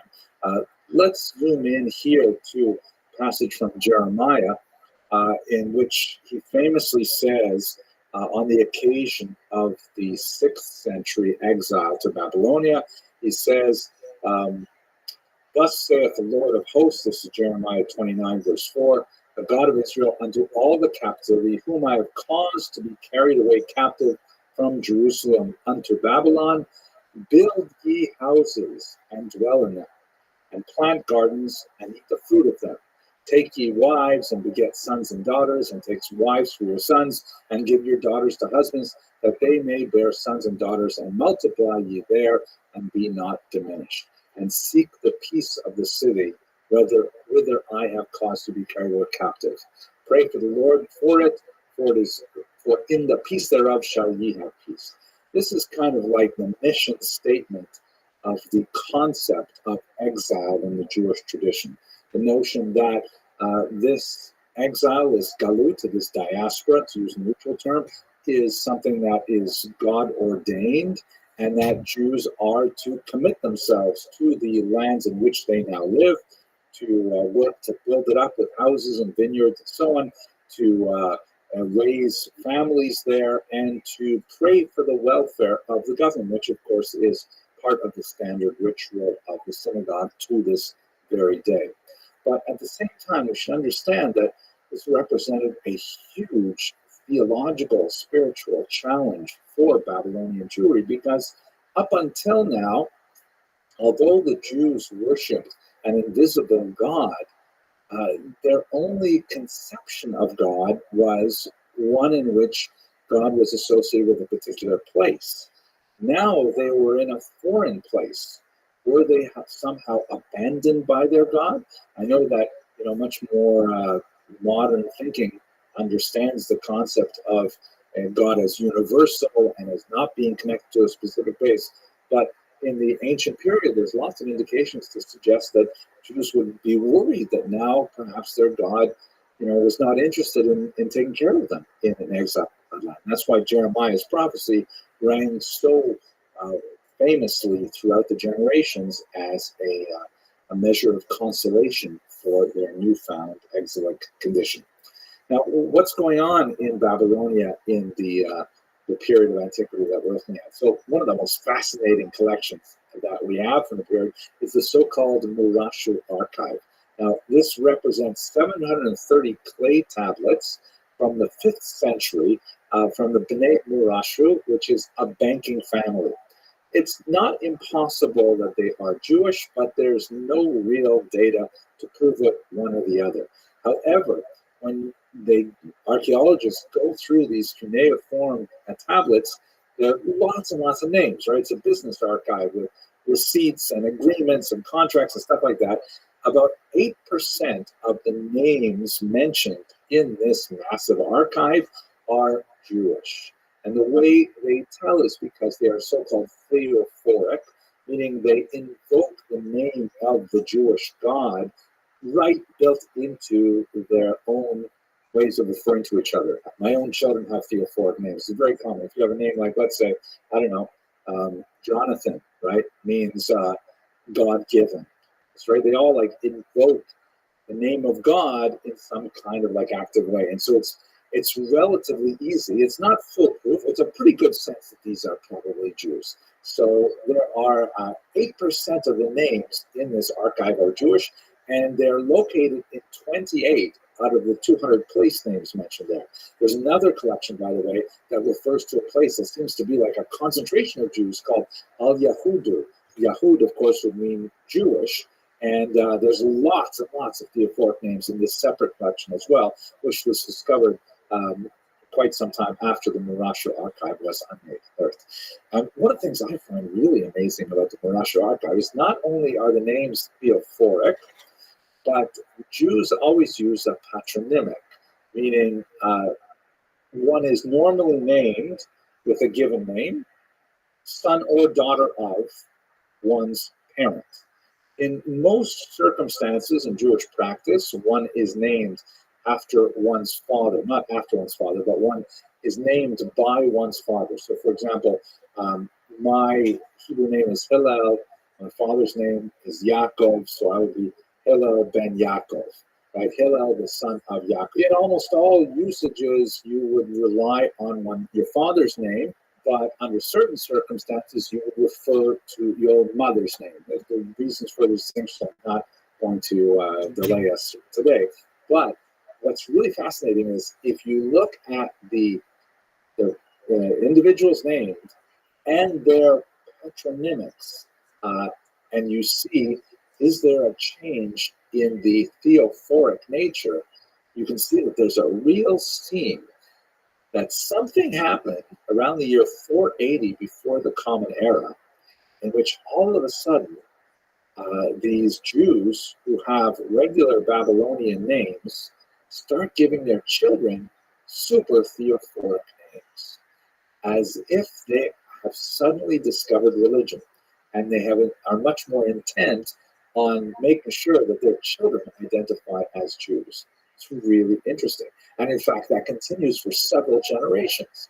But what would happen if all of a sudden you had all these Jews that had really secular names, like let's say, I don't know, Chad or Thomas or something that's really not Christopher, right? Really not especially Jewish names. And then all of a sudden their kids get named like, Eliezer and Chana Rivka, Sarala. What happened?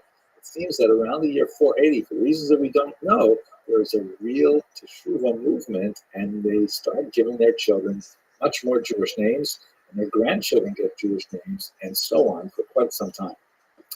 I just think that's cool. But let's go on.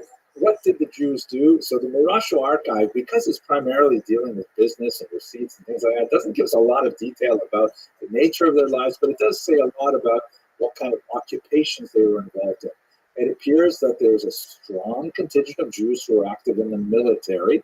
It's fascinating that in a diaspora condition, you wouldn't necessarily immediately think of that first, but we see that in Egypt. We see it also in Babylonia.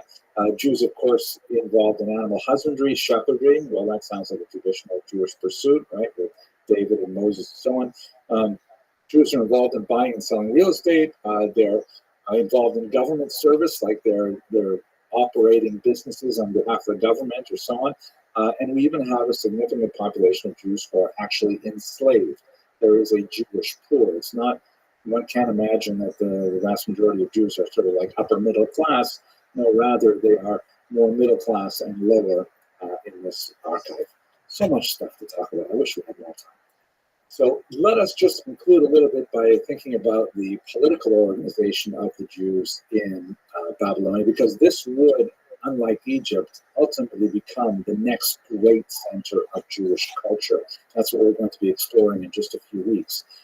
There's a slow and steady growth of communities after Bar Kokhba. They move from Israel and they make their way to Mesopotamia, and this increases the population.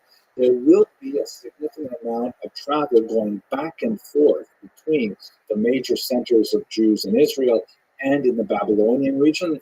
There are the so-called Nechute, which refer to rabbis who leave Jerusalem to go to Babylonia and teach the rabbis in Babylonia what they're saying in Jerusalem, and sometimes they go back and forth many times.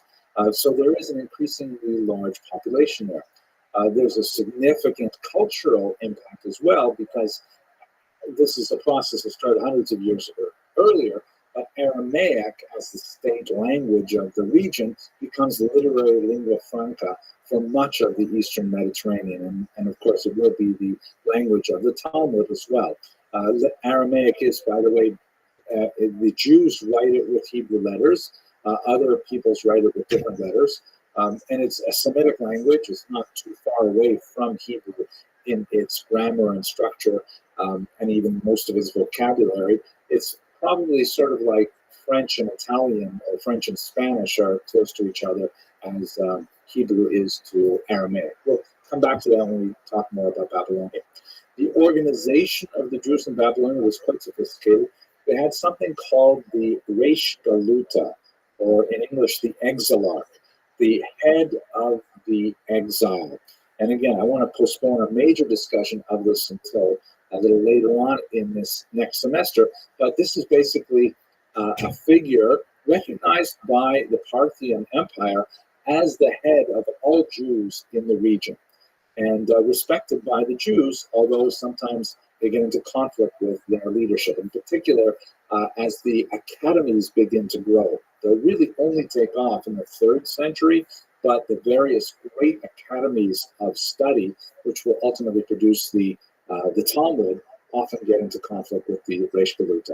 Nevertheless, just like we saw with the prayer for the government, there's also a prayer for the Reish Galuta that is included in every Sabbath service in Aramaic, in contemporary synagogues as well. But you shouldn't think that it's all, sort of organized and working together effectively.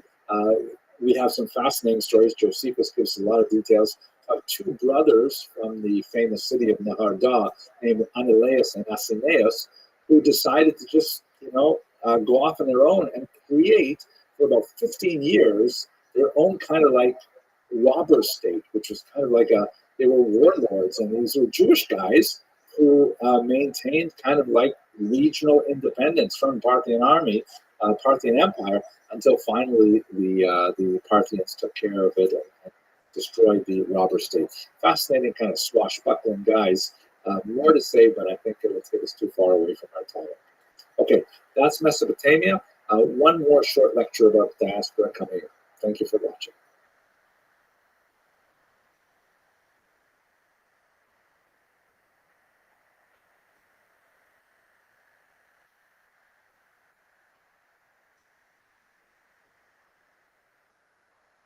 Okay, let's just take a few minutes to say a little bit about the rest of the Mediterranean and the ancient diaspora. There's so much to say about all this, but I just want to try and keep my remarks very brief because we will be returning to this in future lectures. So here's our map that shows us the extent of the Roman Empire and the kind of hatch lines. And as you can see, every single dot represents a city where there is a significant Jewish population. The region we should look at right now is the moving from left to right, the Italian peninsula that's shaped like a boot. And I said that in a Canadian way. I hope you recognize it. And then there is the Greek peninsula next to it. We'll also look a little bit at the Eastern Mediterranean as well, which would be like Turkey and so on. The first suggestion of Jewish presence in Greece dates all the way back from the 4th century. And then, of course, after Alexander, there's much more of a presence building in the region. In Rome, we have a very significant population developing. This is especially so when Julius Caesar, in the 1st century before the Common Era, proclaims Judaism a religio licita, which means a legitimate religion, which means it is protected and it has to be respected. And there are certain things that Jews do that they are allowed to do and continue doing because of Roman protection, such as the very dangerous and difficult transportation of the yearly half-shekel tax for the maintenance of the temple in Jerusalem. This was a practice which was continued throughout the period of antiquity, and the Romans actually protected it. The few times when, transporting this money was interrupted by official authorities was heavily criticized and represents definitely an exception to the rule because people respected, especially old religions like Judaism.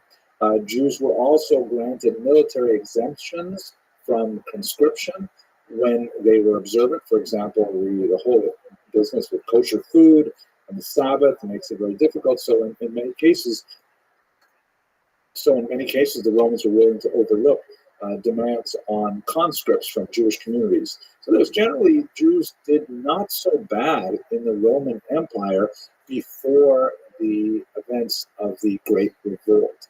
That's when it got really bad, and of course it went downhill from there. At the same time, while Jews are generally gaining a lot of traction socially and legally coming up to the 1st century, there is a growing social movement as well that you can really see in a lot of the early Greek and Roman writers. There is a basic misunderstanding of what Judaism is all about.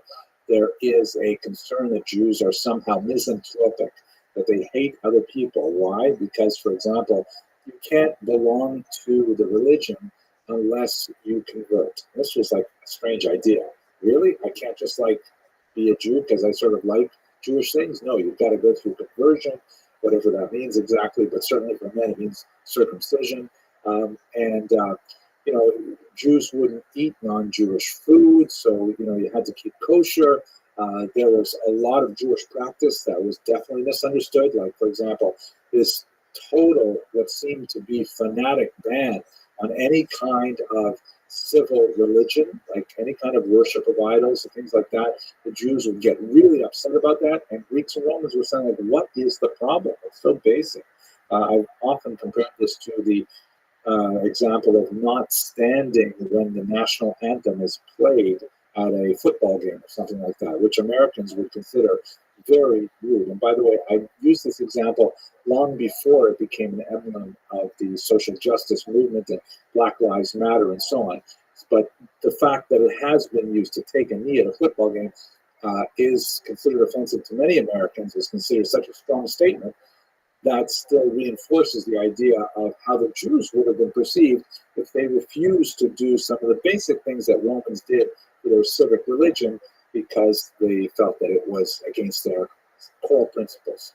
Nevertheless, Judaism is a competitive ideology at this time. You have a lot of people who are attracted to Judaism.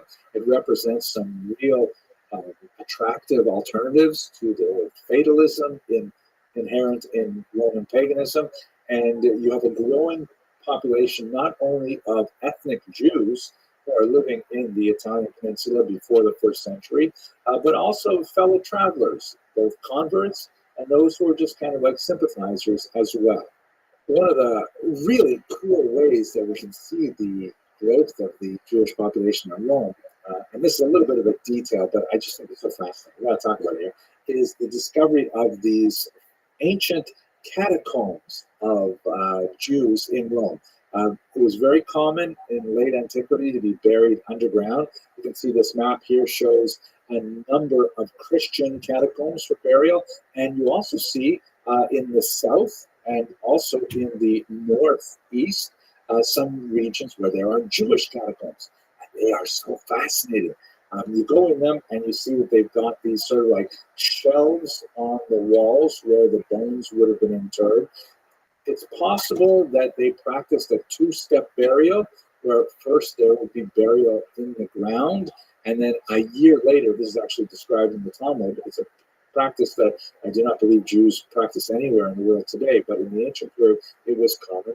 On the yahrzeit, on the anniversary of the death, they would go and they would exhume the bones, now denuded of all flesh, and there would be a ceremonial bringing of the bones to a family crypt. And so they would enter the catacombs and put them on a shelf next to the ancestors and things like that. Kind of spooky by modern sensibilities, but nevertheless really fascinating.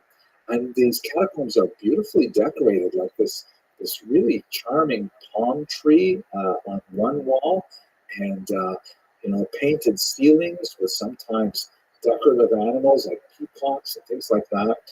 Some very moving examples of parental love, like this highly unusual statue of a dead child. You see he's patting a puppy. It's a great work of art, I think, but very tragic at the same time. Carries the kind of pathos across 2 millennia. The inscriptions are fascinating.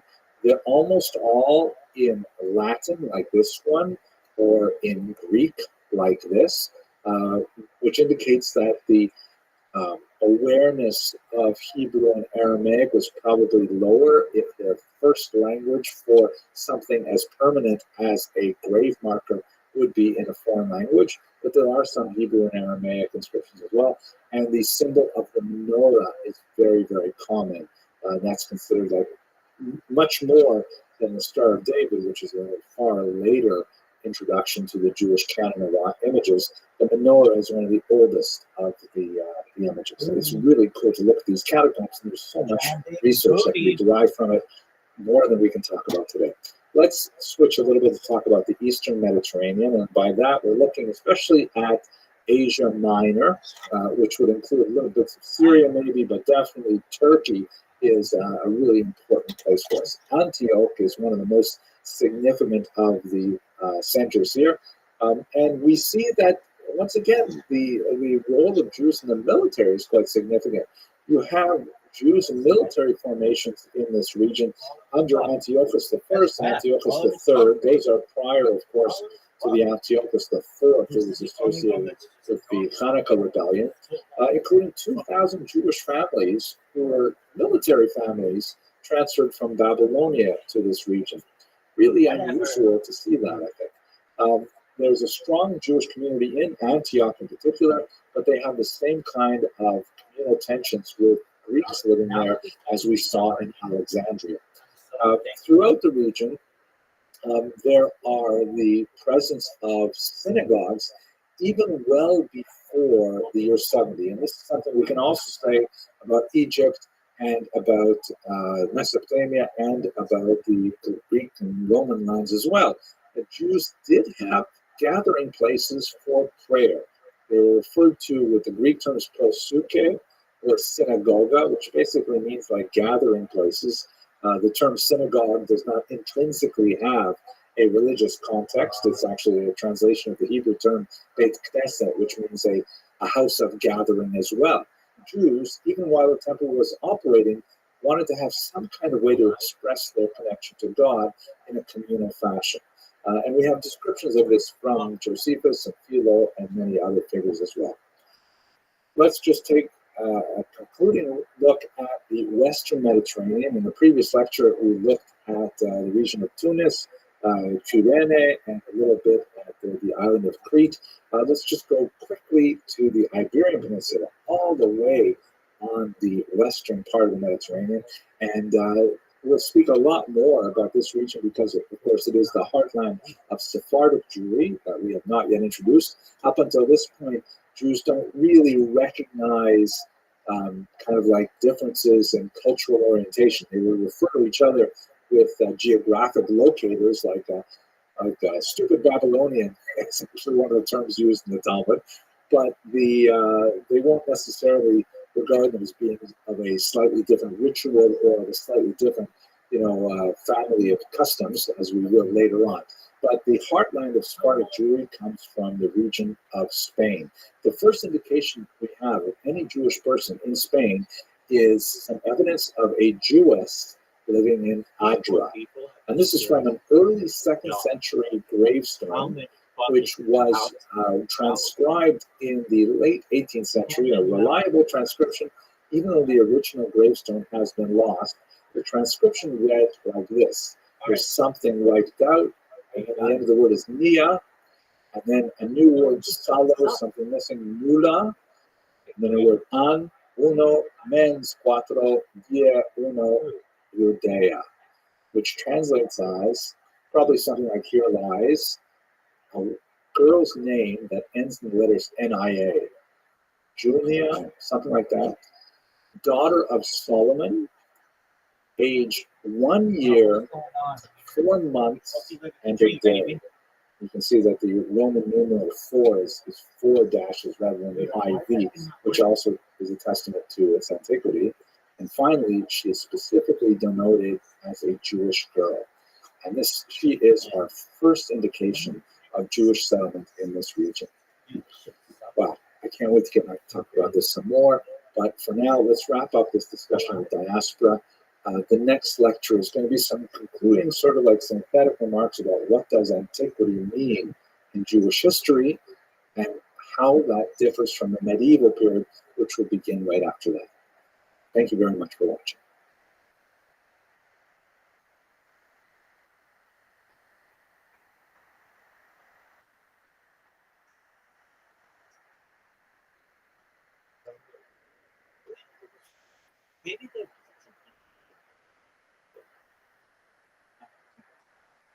So Rome always wins because even if they lose battles, they go to the Italian allies and half-citizens and raise new armies. So how do you beat them? He can never raise that many troops himself. And Hannibal, I think correctly, figures out the one way to maybe defeat Rome. Dude, why isn't there just like a fucking button that's just like, hey, don't leave. I don't want to leave this fucking page. So let's continue our discussion of the diaspora in antiquity by looking at Mesopotamia. And although we saw that Egypt was an incredibly important center of Jewish settlement, Babylonia is perhaps more distinguished because it is the location. Playlist?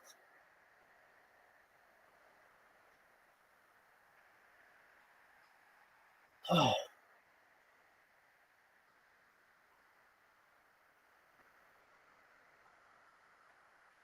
Oh, dog.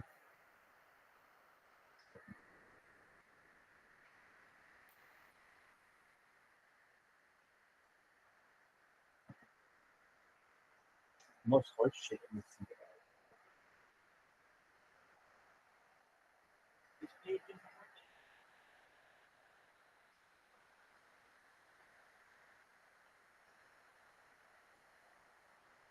Hello and welcome to the first in a large series of projected small lectures that I'd like to call the Jewish History Lab. Now I'm calling it a lab because this is somewhat experimental in nature. I'm very proud to let you know that I've signed a contract with Koren Publishers Jerusalem, really important publishing house that does really beautiful work. I have so many of their books in my own collection, and I'm very honored to be producing a multi-volume, massive survey, history of the Jews for them over the course of the next few years. So these lectures are kind of like my rough draft of the materials that will ultimately find their way into the printed word. And I hope you will snap up copies of them when they're available, because I think they're going to be great. I'm really excited about this particular work. So it's experimental in the sense that I'm going to put my first draft together in this video format and put it up on the internet. And I'd love to hear from you. Please insert your comments in the box below this video and let me know what you think, if you have any questions or suggestions, and then we'll see how we go forward as I transform these lectures into the written word. But let's get straight to the material. Let's look at this little piece of global real estate and try to understand how it fits within the larger perspective of the history of the Jewish people. Many people tend to look at the land of Israel something like this amazing 6th century map that was discovered in Madaba, Jordan. Now, what do I mean they look at it this way? It looks intriguing and fascinating, but at the same time illogical and confusing. So what exactly is this map? First of all, it was discovered in Madaba, Jordan. You can see here's a screenshot of where it appears on Google Maps, just a little bit northeast of the Dead Sea, a little south of Amman. And it was in the floor of a 6th century church that was designed for pilgrims, Christian pilgrims, who were making their way into the land of Israel from the west. And it was intended as kind of like a permanent physical reminder of how to find the various holy sites. It was discovered in the late 19th century in the course of church renovations, and unfortunately this gorgeous mosaic was badly damaged over the centuries. Nevertheless, a significant amount of it was preserved, and we can learn some fascinating things about how they viewed the region.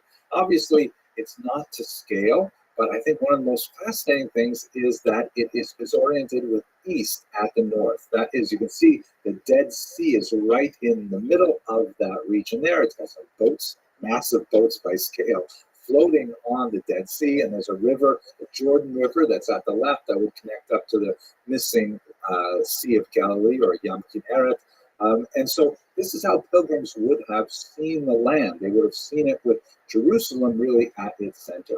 Here is a close-up detail of Jerusalem, and comparisons with archaeological data indicate there's a lot of features here that indicate that the mosaic artists actually did have close experience with the land of Israel itself and the city of Jerusalem, with the Cardo, Roman road running through the center of it. And there's all kinds of fascinating features in the map, such as, for example, if we zoom in on the boat in the Dead Sea, there are a couple of fishermen there, but they look sort of like potatoes, because you can see the figure on the right has a hand extending from it. The reason for this is because Muslim iconoclasts approached this map and wanted to wipe out any kind of reference to human beings, so they disfigured specifically the recognizably human faces on these forms, so we still have some sense of what they looked like, and they replaced them obviously with other mosaic tiles. A fascinating kind of look at the land of Israel, but as I said, very confusing, obviously deeply affected by political and religious concerns. Here's a more conventional look at the land of Israel, with the north at the top is the custom in Western cartography. And I think the most important thing that I can point out here is just how small the land of Israel is. I mean, check it out. If you go from the southernmost tip of the land of Israel in Eilat, the Gulf of Aqaba, and you go all the way to the north, roughly equivalent with Mount Hermon in the Golan Heights, and you see that basically it's only 420 kilometers or 262 miles. If you could drive that in a straight road, it's basically 4 hours driving from one end of the country to the other. And the widest waste of the land is only 115 kilometers or 71 miles. You can easily drive across that in about an hour. I mean, this is essentially what people commute to work, crossing the entire country of Israel. When the lightly shaded areas with Shechem or Nablus in the top and Hebron in the south, that refers to the West Bank, which we'll talk about much further on in this course. This is the region, of course, which is not annexed to Israel itself as the Palestinian Authority. And of course, you see the Gaza Strip there, which is sort of patched, that is on the lower left side. Also, really a very small strip of land that looms large in the public imagination. If you were to take the amount of real estate that the state of Israel takes up in today's newspapers, for example, and you were to make that geographically to scale, I mean, it would be the size of, I don't know, Africa or something like that. But it is really a tiny little territory. Looking at it geographically, I think this map is especially helpful. This, of course, turns it on its side, facing to the east, somewhat like the Madaba map we saw earlier. And the most prominent feature, of course, is the Judean mountain range. They're not really mountains by, like, Rockies standards or the Alps. They're really more like dry, desiccated hills. And once again, this map, which is in Hebrew, shows that it's 53 kilometers from the Jordan River over the Judean mountains, and then an additional 16 kilometers to the sea, the Mediterranean itself. And it gives you some sense of the vertical topography and the climactic effect of those fairly low mountains. There's one more view of the same idea. This is once again oriented north-south.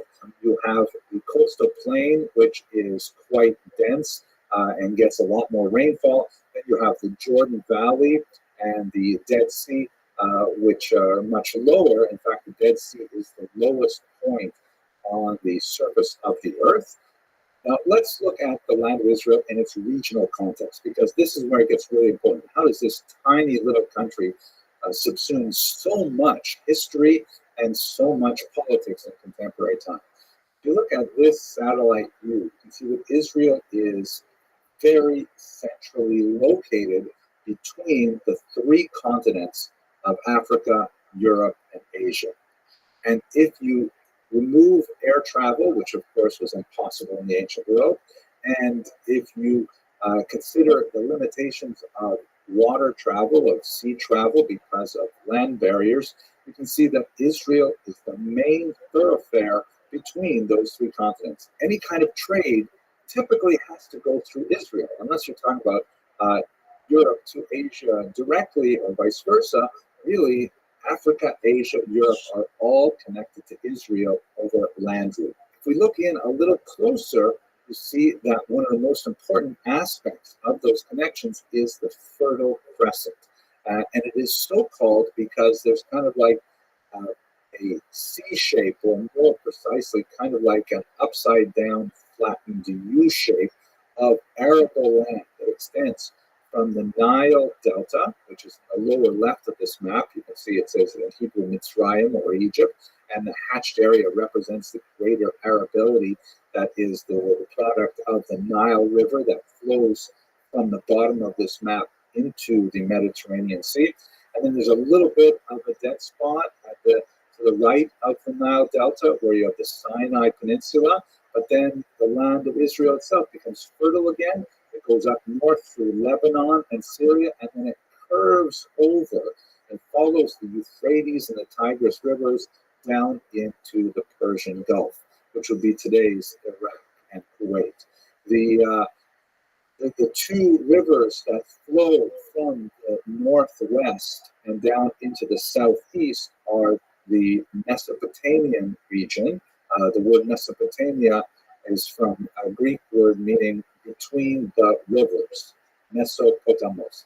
And so that's the Tigris and Euphrates represent another great fertile area.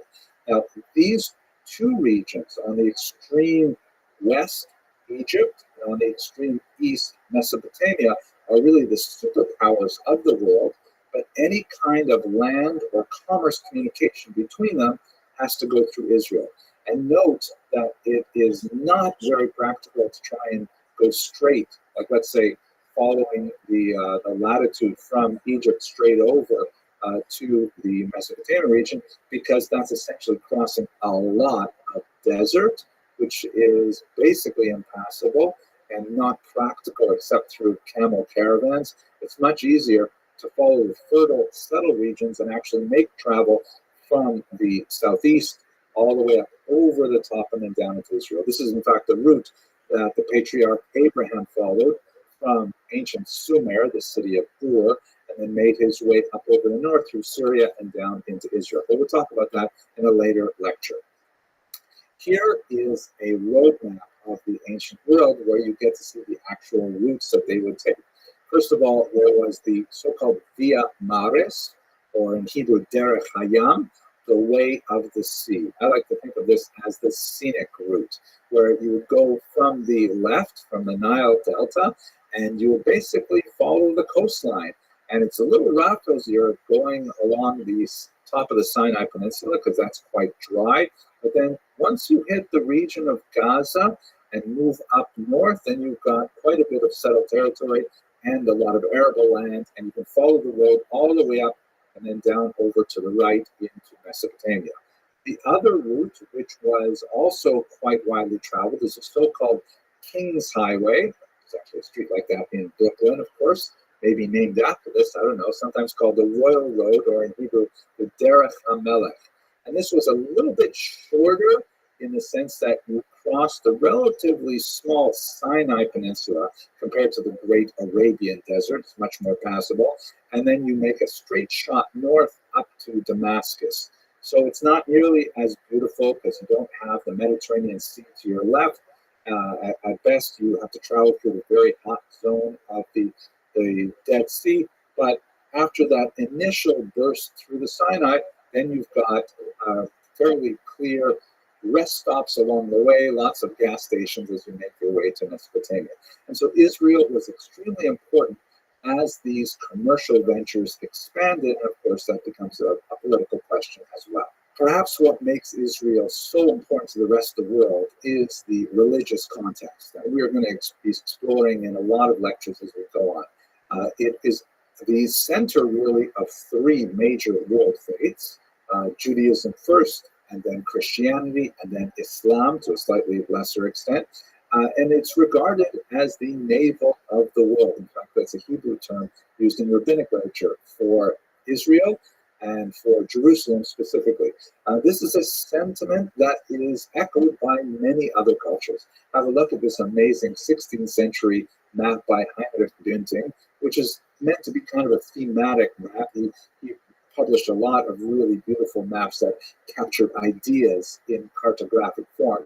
And you can see that he has indicated that Jerusalem specifically is at the center of European, Asian, and African history, like a clover leaf. If we zoom in here on Jerusalem, we get a beautiful sense of this very Christian sort of perspective of the region. You see the three crosses there just outside the city. So that gives us a sense of the geographic features of the land of Israel, the political and economic features of the land in its regional context, and just a hint at what we're going to be discussing as we go further in this Jewish History Lab. Thank you very much for watching.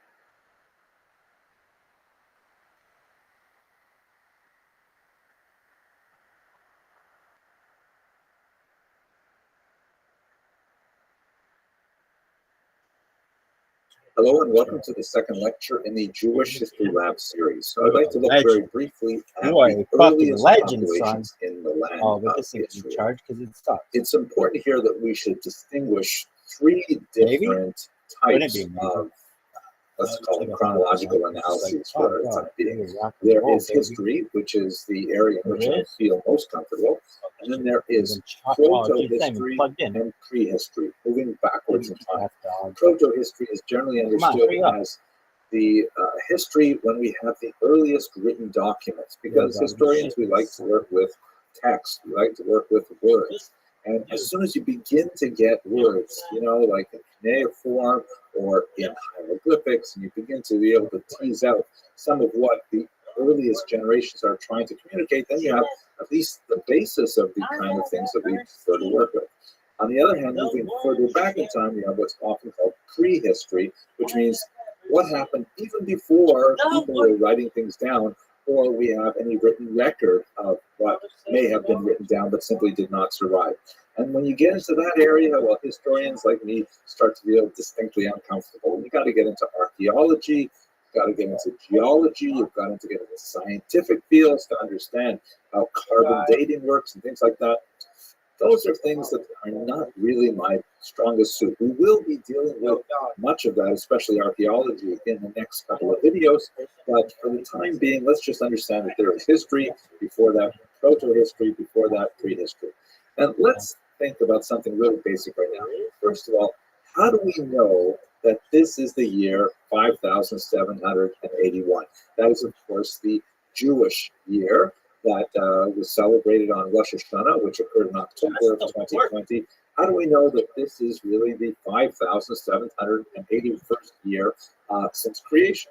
If you look at the book of Genesis, the first book of the Hebrew Scriptures, there is an accounting of years, but it's not really precise. It does not give us a really clear date for the year 1, and until you get to the 2nd century, when an important rabbi, Rabbi Yosef ben Chalafta, that is the 2nd century, or the Common Era, meaning about the year 160 or so of the Common Era, Rabbi Yosef ben Chalafta authored a text called Seder Olam Rabbah. I should say, by the way, it's attributed to Rabbi Yosef ben Chalafta.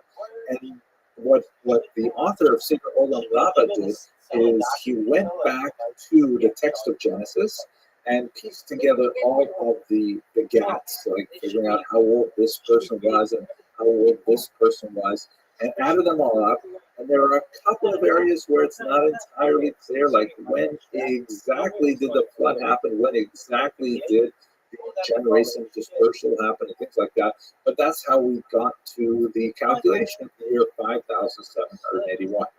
Now, as I'm sure you're aware, a lot of scientific evidence argues with this calculation, suggesting that the universe is considerably older. So what that means for our purposes as historians, by the way, I know people often think I'm a rabbi, and I suppose it's the kippah and the beard that gives it away, but I'm not a rabbi. I am just a regular guy who happens to work as a historian. And so the question is not so much a historical question, because the scientific evidence is generally what historians work with, but it is a theological question. How do we read the Seder Olam Rabbah, and how do we read the text of Genesis? We're not going to go into those issues in this lecture. If you are curious to see how do we reconcile cosmology from the perspective of traditional Orthodox Judaism, and how do we reconcile that with scientific evidence, I strongly recommend you have a look at this great book, which I actually read twice because it is so fascinating. The Challenge of Creation by Rabbi Dr. Natan Slivkin. It is not an uncontroversial work, but basically he dips deeply into both science and Torah to look at how rabbis in the past have dealt with these challenges. And this is nothing new. I mean, Jews have been dealing with the age of the universe questions really since the 19th century for sure, in a very forthright way. But there are even some fascinating earlier opinions as to how to calculate these dates. Have a look over there if you want to go further in that direction. Anyone who possesses even a cursory familiarity with the first 5 books of Moses and some of the early prophets, like the book of Joshua, Judges, Samuel, and into Kings, will be aware that, of course, there are many peoples who predated the mass arrival of Jews in Israel. The earliest penetration of Jews into Israel, of course, with the patriarch Abraham, as described in the book of Genesis, that's generally understood to be around the beginning of the 2nd millennium before the Common Era. That is something like the date 1750 BCE. The later Exodus and the arrival of Jews in Israel, which is something, again, we've got to push that off to another lecture. There's a lot to say about that. That would have been several hundred years after that date. But there are lots of peoples already living in Israel, and in fact, the interaction with them is a major theme in much of those early prophetic works. Some of the most fascinating archaeological discoveries of the prehistoric peoples of the land of Israel were uncovered by Dr. Dorothy Garrett, shown here in a 1913 photograph. She was associated with Cambridge University, and in fact, she was the first woman to hold a chair at that great school. Unfortunately for her at that point, however, because she was a woman, she was not allowed to receive a full position on the faculty, and although she was allowed to attend faculty meetings, she was not allowed to vote or even to speak, if you can believe that. She was a pioneering figure not only in the field of archaeology, but also in the field of women's rights in academia in particular. And her research led to some phenomenal discoveries, such as these remarkable stone hand axes used by primitive peoples somewhere south of the Sea of Galilee, which, by the way, is also the site of some of the earliest beer manufacturing plants in the history of humanity. So we owe the discovery of beer possibly to the earliest peoples of Israel. In the Kabaran cultures, she discovered these remarkable mortal vessels. You can see there's a little bit of grain on the left, and you would take that pestle and you would grind it up. It's actually quite tactile. You can actually imagine ancient hands, actually grinding grains of flour. This remarkable tiny sculpture from Ein Sachri is also quite fascinating. Her discoveries of things like this tiny little bird medallion indicate that the peoples of ancient Israel had a very rich spiritual life. Looking at grave sites, she was able to discover, fantastic ritual items that were associated with people, such as the inclusion of many tortoise shells in with this grave, which is believed to be of an ancient shaman of the period. But I think one of the most fascinating things that she's associated with is the discovery of these things called desert kites. T.E. Lawrence, already in the 20th century, was writing about these and trying to figure out what do they mean. And really, the only way they're finally understood is with a lot of aerial photography. They remind me of the Nazca sand drawings in Peru. So T.E. Lawrence, writing about this, says, what are these things? You've got these miles and miles of these tiny little piles of stones that seem to be quite deliberate. They run in lines, but what are they there for? You can see on the right a view of what it's like from the ground. But when you get up in the air, then you begin to see, oh my gosh, look at this. It's shaped like in some kind of funnel with some kind of container at the end. And in fact, what Dorothy Garrett opined was that these kites might have been used for herding wild deer.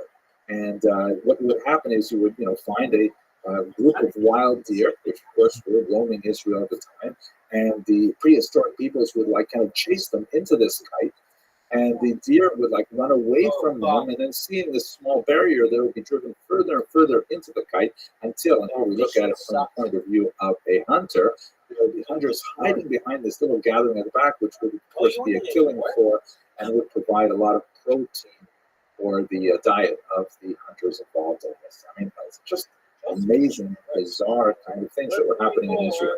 But if you think that's bizarre, wait till I show you this stuff. Oh my gosh. Some of the most fascinating things are discovered in the region of Jericho and the Judean hills. In particular, the discovery of these plastered human skulls, which appears that the ancient peoples of Jericho, one of the oldest cities in the world, would preserve the skulls, presumably of their ancestors, and then decorate them and bury them apparently under the floor of their homes. So you can see sometimes they had plaster on top of them, and sometimes they had specific decorations, like the use of these shells for their eyes and so on. And perhaps this was associated with some kind of ancestor worship. The people of ancient Jericho were also into trephination, which is a really wild practice that involves the drilling of holes into the skull, a procedure which people tended to survive, believe it or not, because the skulls actually show evidence of healing. It's uncertain why they were doing this, perhaps as an early medical procedure, perhaps as an early psychiatric procedure, maybe it was some kind of cultic practice, who knows, but it was definitely very bizarre. Also discovered in the region of Jericho were a whole series of fascinating masks, which again give us some inkling of their spiritual life, perhaps their entertainment.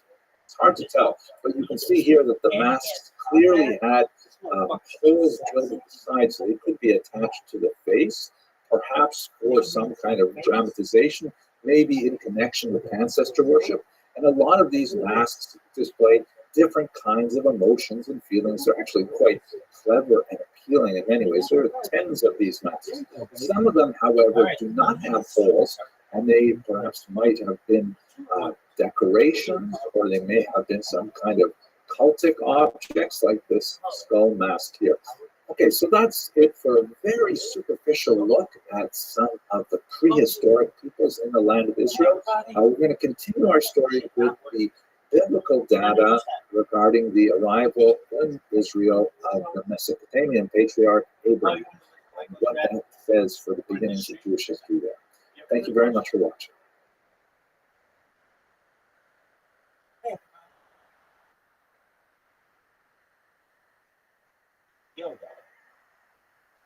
I would like to have a mode that replays a playlist on YouTube. Oh, that's the most fucking ridiculous shit I've ever heard. Dumbest fucking suggestion ever. There's the fucking. Before we begin to approach the earliest period of Jewish history, we have to address the question of how shall we approach the Bible as a historical source. The Bible is, of course, regarded by tens of thousands of generations, millions upon millions of people, as the Word of God, and it has a tremendous amount of authenticity simply because of that status. But if we're trying to approach it looking for historical data, is that an appropriate way to understand this text? I'm going to set that question aside for now, but I would like to give you a thought experiment that hopefully will clarify some of the questions that arise as we look at it from the point of view of a historian. One last caveat. I know when people look at me, especially for the first time, they think I'm a rabbi. I think it's the kippah and the beard that give it away, and it's true.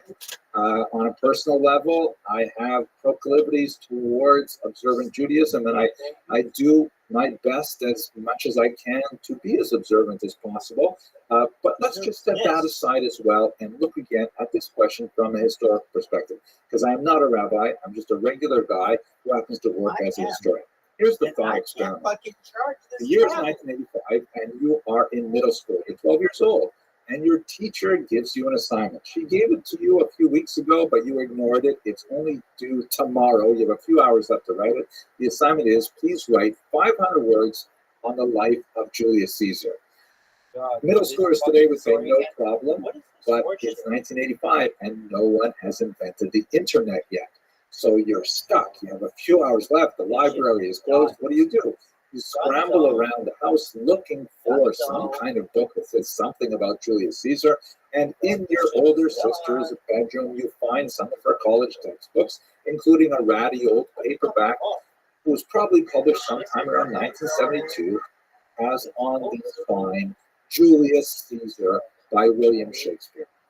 Great. This is fantastic. This is exactly the book you look at. It's kind of hard to read. It's not written in modern English, but you sort of skim through it and you figure out a few key things and you scrap together a paper for your teacher. Now, the question is, how reliable is William Shakespeare's account of the life and death of Julius Caesar as a historical account?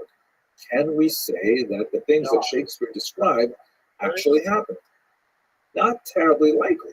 First of all, Shakespeare's account was written about 1,600 years after the events described. Oh my gosh.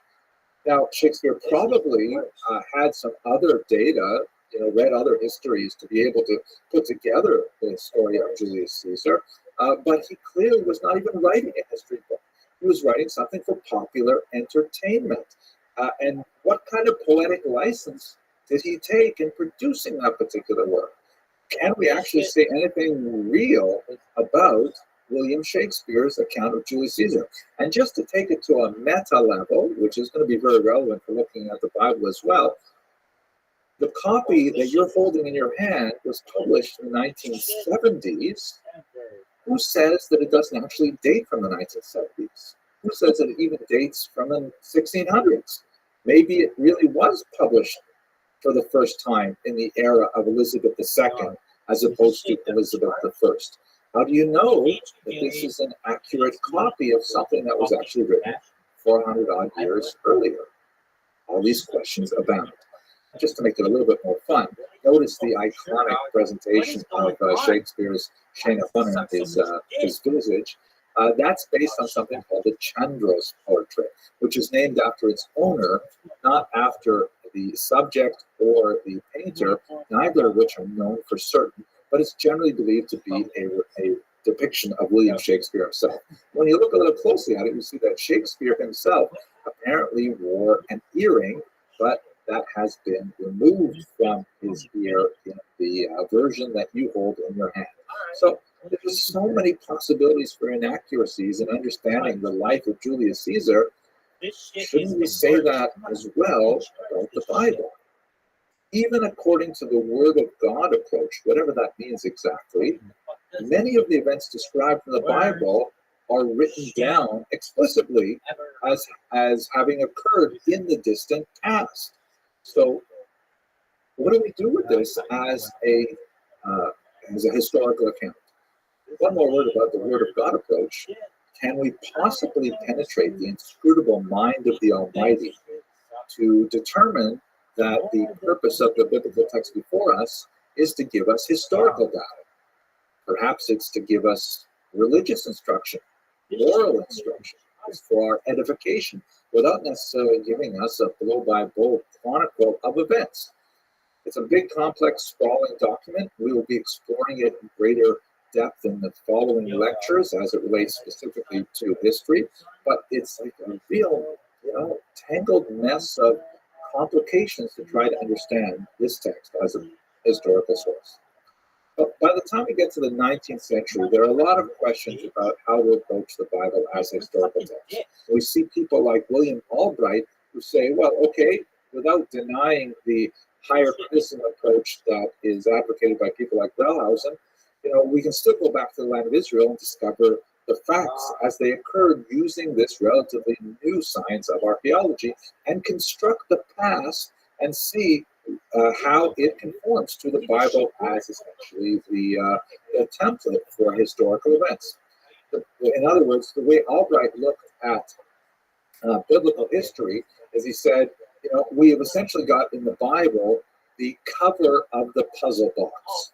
Inside are 1,000 pieces, but we see what it's supposed to look like. So all we've got to do is go to Israel, find the places mentioned on the biblical narrative, dig up the ground there, and we'll find evidence of things that happened. We'll go to Jericho, we'll find the walls of Jericho that were destroyed by Joshua and things like that. The thing is, once you get to Israel, you're confronted with a massive amount of data. And who says that it's going to conform to the picture box?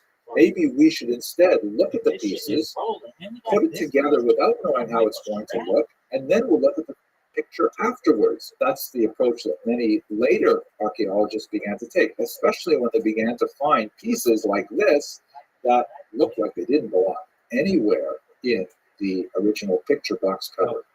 So by the time we get to the middle of the 20th century, there is a lot of confusion about how are we supposed to look at the Bible as a historical text. Things came to a head in the 1990s with the development of the so-called Copenhagen School of Biblical Study. This is an outgrowth of a philosophical cultural movement called postmodernism that essentially questioned the narrative reliability of text. And the Copenhagen School advocated essentially a minimalist approach to the use of the Bible as a historical document. It's sometimes characterized as like a rejection of the Bible as a historical document. That's not a scholarly approach at all, and it's hard to